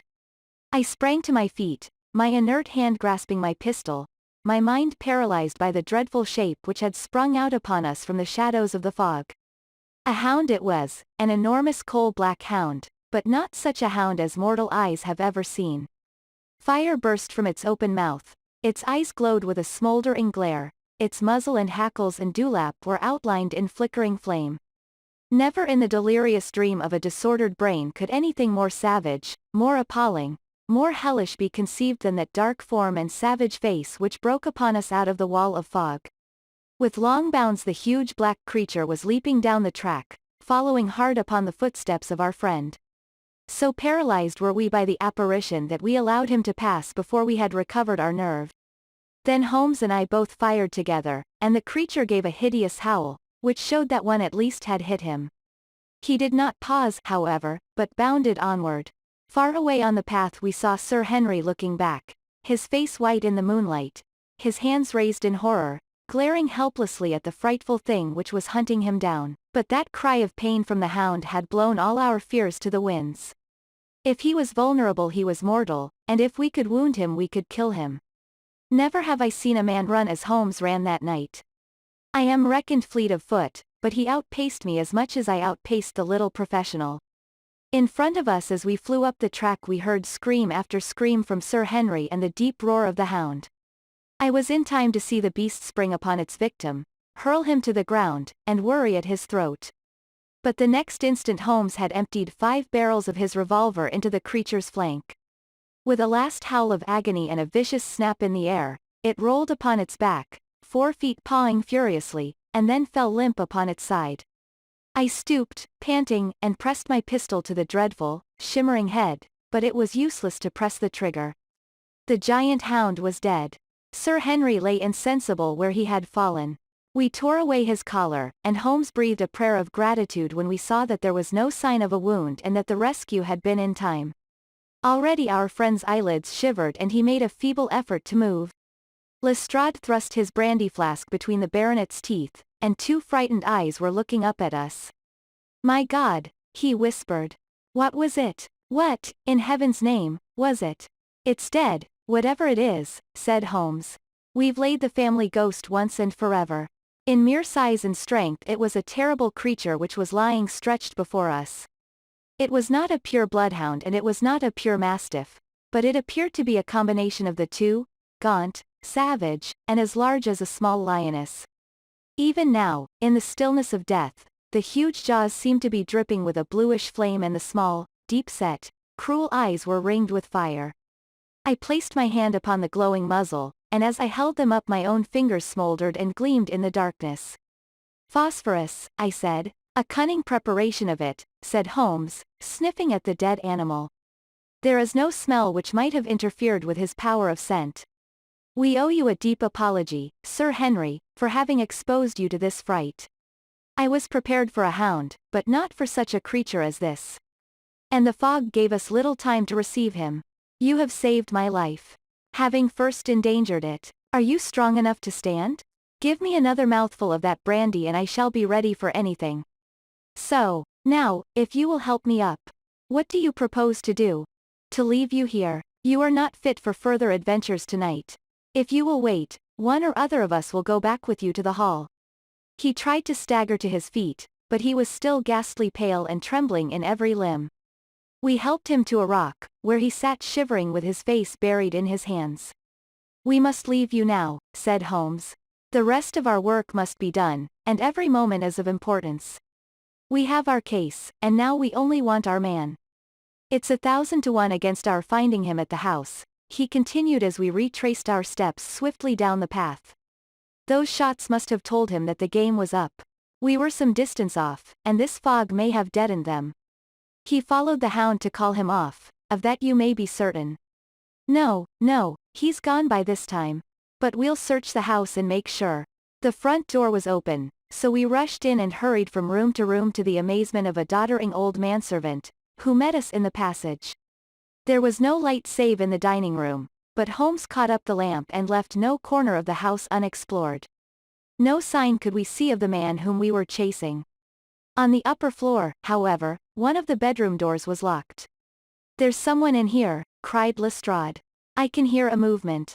Open this door." A faint moaning and rustling came from within. Holmes struck the door just over the lock with the flat of his foot and it flew open. Pistol in hand, we all three rushed into the room. But there was no sign within it of that desperate and defiant villain whom we expected to see. Instead we were faced by an object so strange and so unexpected that we stood for a moment staring at it in amazement. The room had been fashioned into a small museum, and the walls were lined by a number of glass-topped cases full of that collection of butterflies and moths the formation of which had been the relaxation of this complex and dangerous man. In the center of this room there was an upright beam, which had been placed at some period as a support for the old worm-eaten balk of timber which spanned the roof. To this post a figure was tied, so swathed and muffled in the sheets which had been used to secure it that one could not for the moment tell whether it was that of a man or a woman. One towel passed round the throat and was secured at the back of the pillar. Another covered the lower part of the face, and over it two dark eyes full of grief and shame and a dreadful questioning, stared back at us. In a minute we had torn off the gag, unswathed the bonds, and Mrs. Stapleton sank upon the floor in front of us. As her beautiful head fell upon her chest I saw the clear red wheal of a whiplash across her neck. "The brute!" cried Holmes. "Here, Lestrade, your brandy bottle. Put her in the chair. She has fainted from ill usage and exhaustion." She opened her eyes again. "Is he safe?" she asked.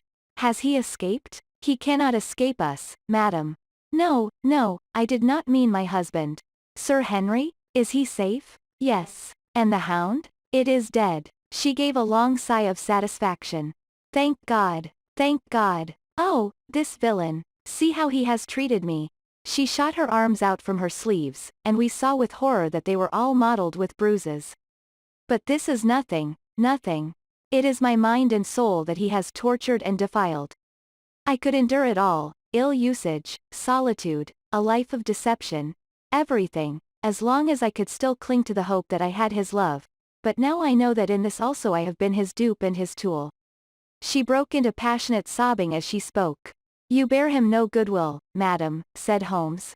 "Tell us then where we shall find him. If you have ever aided him in evil, help us now and so atone." "There is but one place where he can have fled," she answered. "There is an old tin mine on an island in the heart of the mire. It was there that he kept his hound and there also he had made preparations so that he might have a refuge. That is where he would fly." The fog bank lay like white wool against the window. Holmes held the lamp towards it. "See," said he, "no one could find his way into the Grimpen Mire tonight." She laughed and clapped her hands. Her eyes and teeth gleamed with fierce merriment. "He may find his way in, but never out," she cried. "How can he see the guiding wands tonight? We planted them together, he and I, to mark the pathway through the mire. Oh, if I could only have plucked them out today. Then indeed you would have had him at your mercy." It was evident to us that all pursuit was in vain until the fog had lifted. Meanwhile we left Lestrade in possession of the house while Holmes and I went back with the baronet to Baskerville Hall. The story of the Stapletons could no longer be withheld from him, but he took the blow bravely when he learned the truth about the woman whom he had loved. But the shock of the night's adventures had shattered his nerves, and before morning he lay delirious in a high fever, under the care of Dr. Mortimer. The two of them were destined to travel together round the world before Sir Henry had become once more the hale, hearty man that he had been before he became master of that ill-omened estate. And now I come rapidly to the conclusion of this singular narrative, in which I have tried to make the reader share those dark fears and vague surmises which clouded our lives so long and ended in so tragic a manner.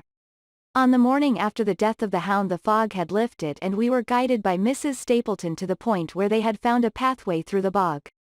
It helped us to realize the horror of this woman's life when we saw the eagerness and joy with which she laid us on her husband's track. We left her standing upon the thin peninsula of firm, peaty soil which tapered out into the widespread bog.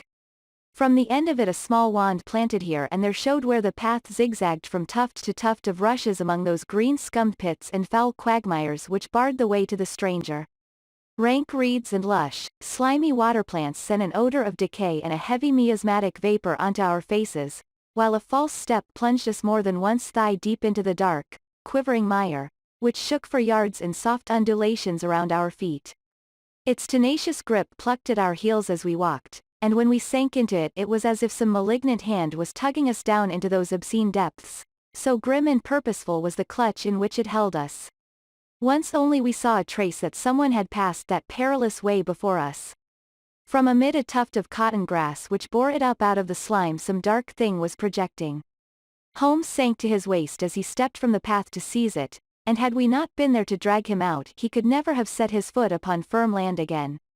He held an old black boot in the air. "Myers, Toronto," was printed on the leather inside. "It is worth a mud bath," said he. "It is our friend Sir Henry's missing boot. Thrown there by Stapleton in his flight." "Exactly. He retained it in his hand after using it to set the hound upon the track. He fled when he knew the game was up, still clutching it. And he hurled it away at this point of his flight. We know at least that he came so far in safety, but more than that we were never destined to know, though there was much which we might surmise.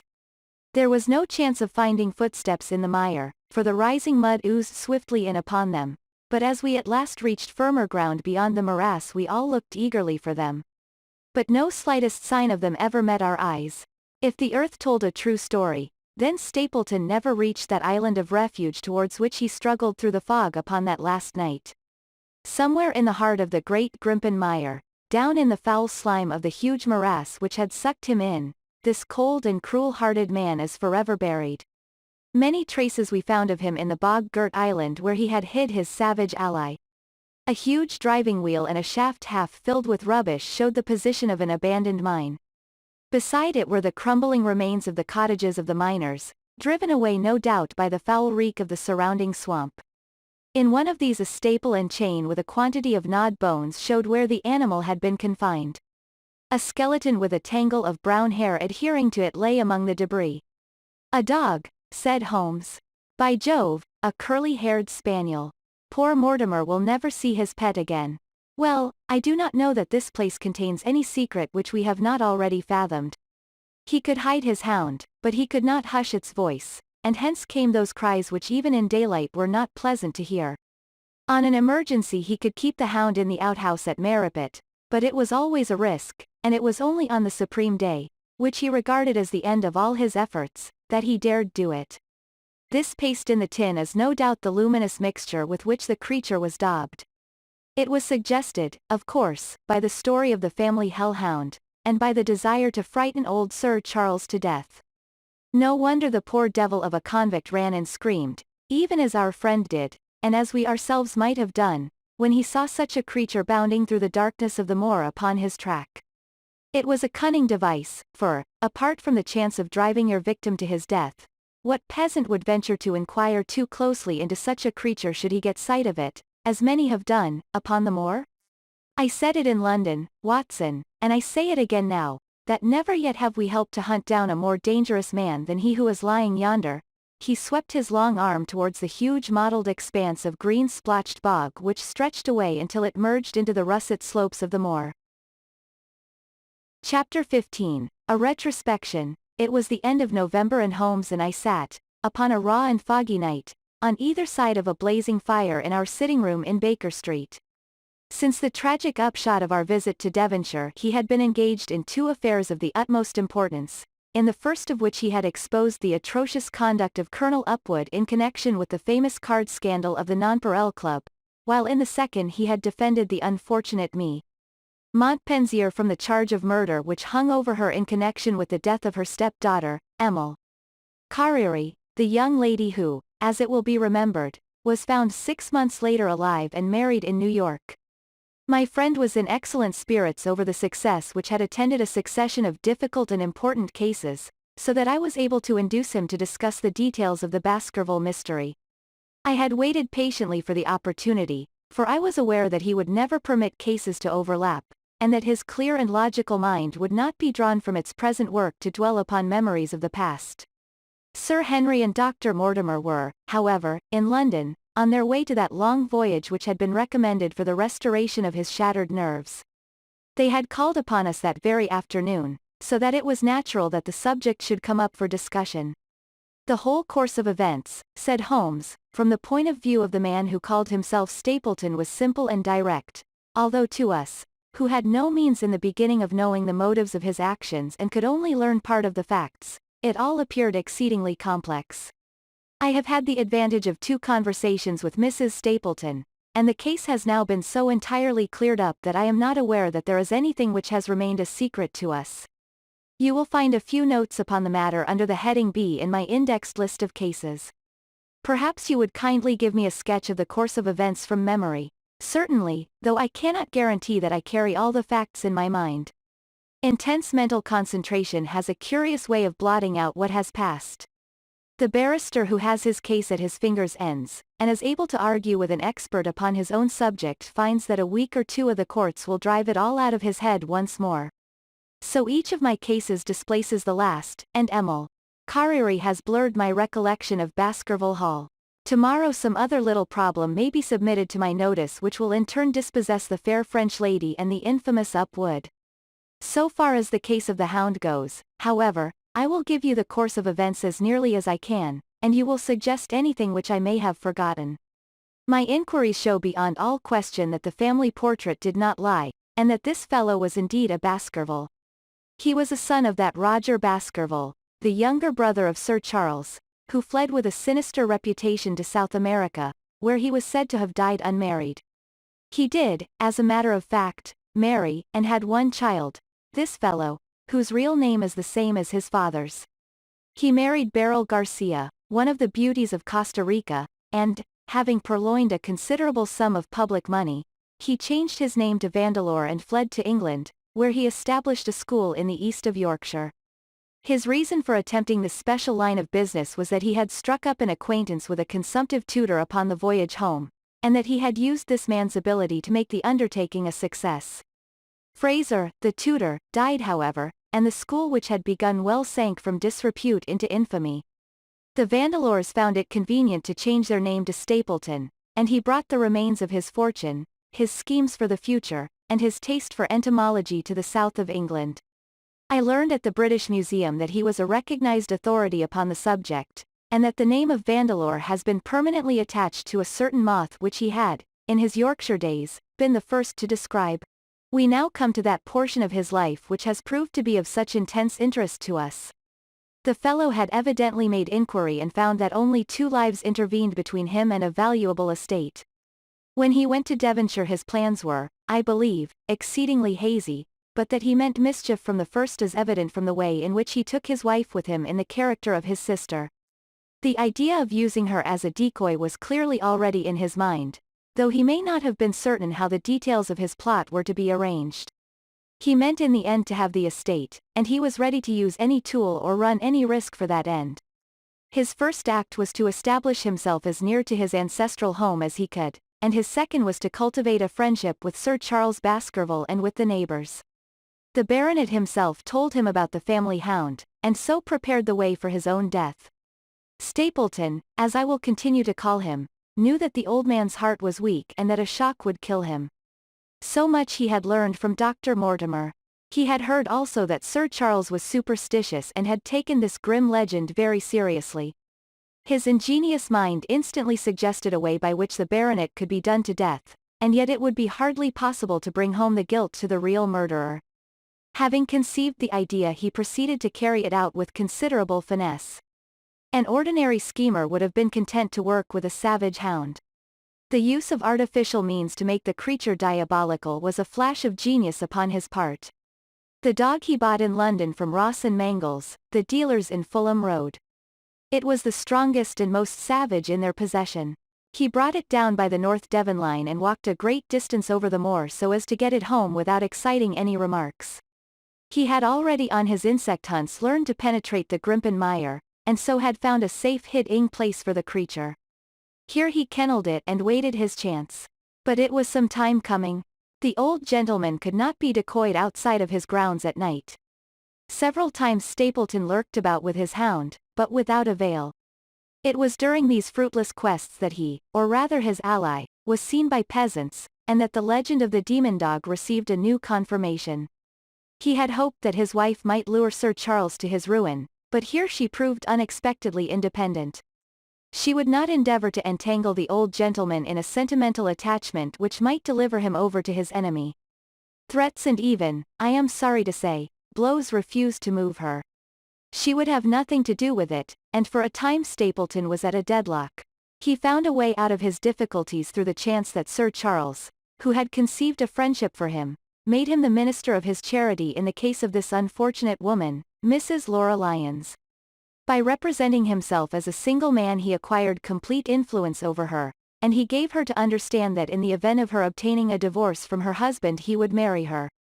His plans were suddenly brought to a head by his knowledge that Sir Charles was about to leave the hall on the advice of Dr. Mortimer, with whose opinion he himself pretended to coincide. He must act at once, or his victim might get beyond his power. He therefore put pressure upon Mrs. Lyons to write this letter, imploring the old man to give her an interview on the evening before his departure for London. He then, by a specious argument, prevented her from going, and so had the chance for which he had waited.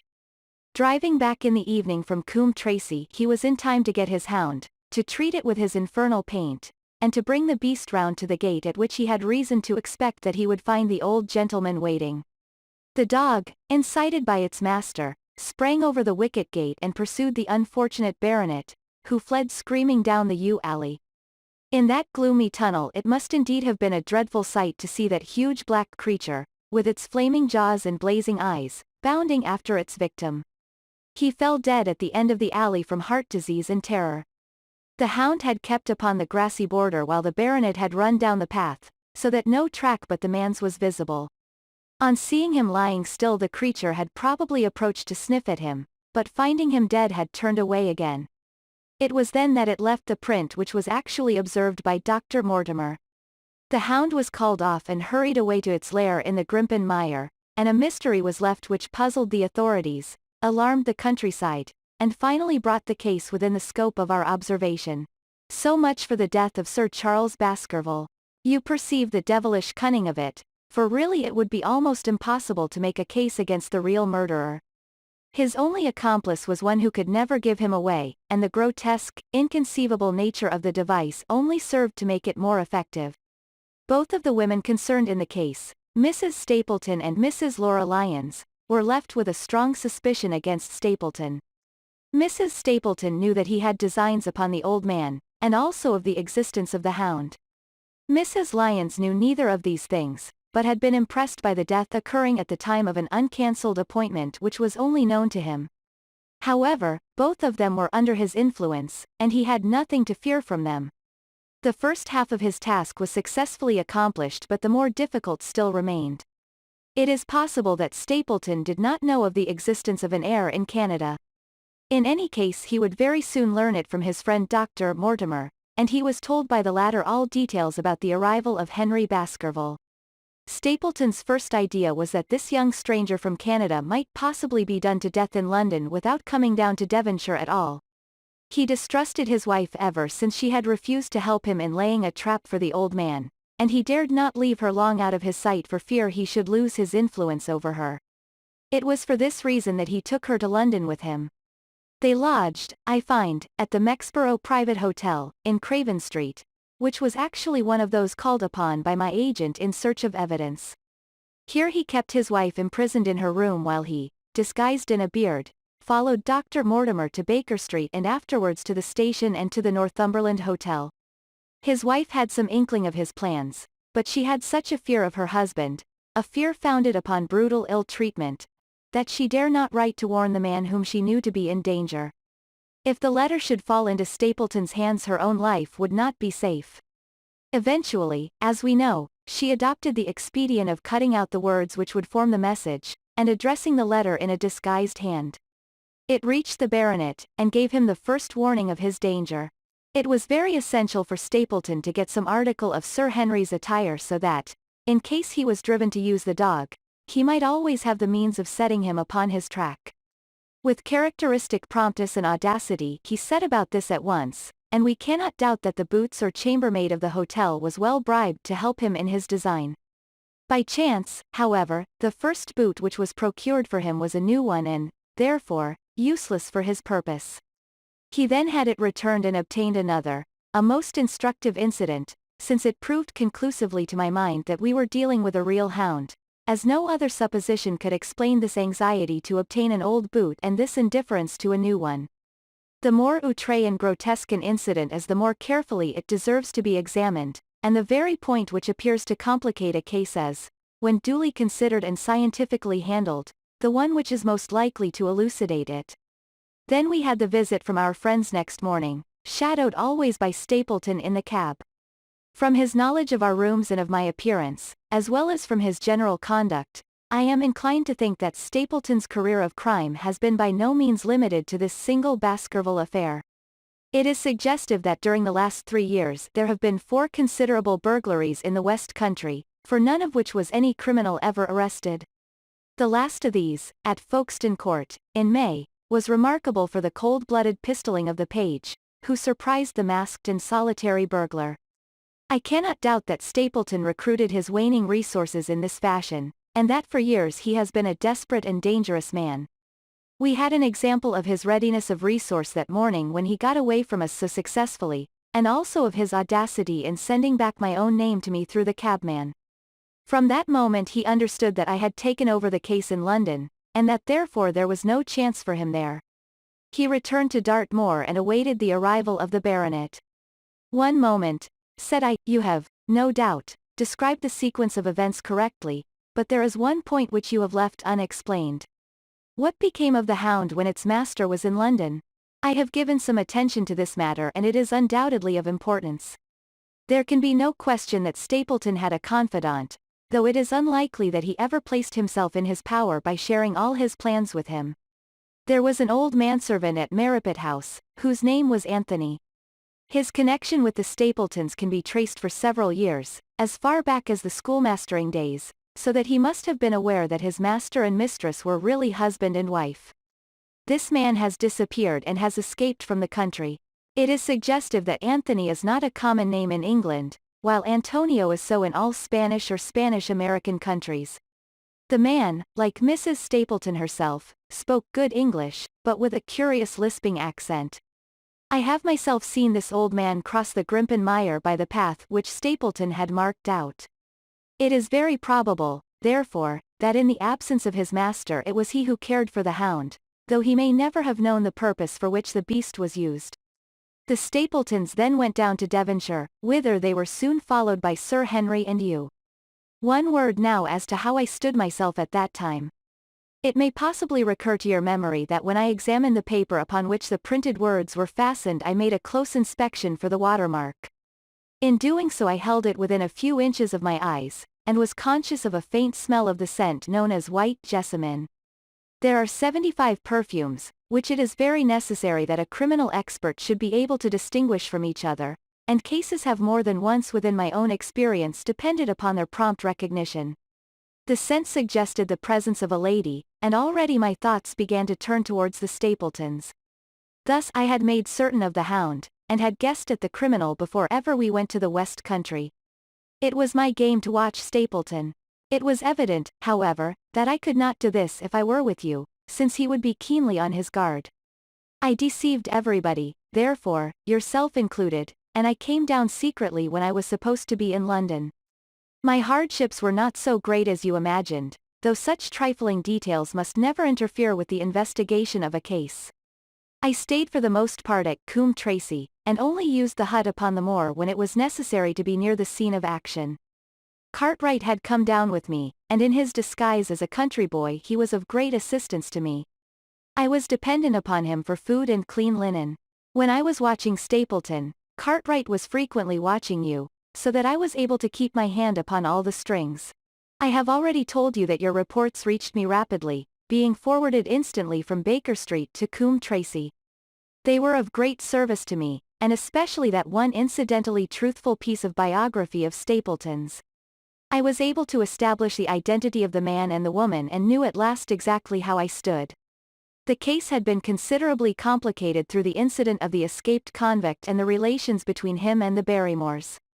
This also you cleared up in a very effective way, though I had already come to the same conclusions from my own observations. By the time that you discovered me upon the moor I had a complete knowledge of the whole business, but I had not a case which could go to a jury. Even Stapleton's attempt upon Sir Henry that night which ended in the death of the unfortunate convict did not help us much in proving murder against our man. There seemed to be no alternative but to catch him red-handed, and to do so we had to use Sir Henry, alone and apparently unprotected, as a bait. We did so, and at the cost of a severe shock to our client we succeeded in completing our case and driving Stapleton to his destruction. That Sir Henry should have been exposed to this is, I must confess, a reproach to my management of the case, but we had no means of foreseeing the terrible and paralyzing spectacle which the beast presented, nor could we predict the fog which enabled him to burst upon us at such short notice. We succeeded in our object at a cost which both the specialist and Dr. Mortimer assure me will be a temporary one. A long journey may enable our friend to recover not only from his shattered nerves but also from his wounded feelings. His love for the lady was deep and sincere, and to him the saddest part of all this black business was that he should have been deceived by her. It only remains to indicate the part which she had played throughout. There can be no doubt that Stapleton exercised an influence over her which may have been love or may have been fear, or very possibly both, since they are by no means incompatible emotions. It was, at least, absolutely effective.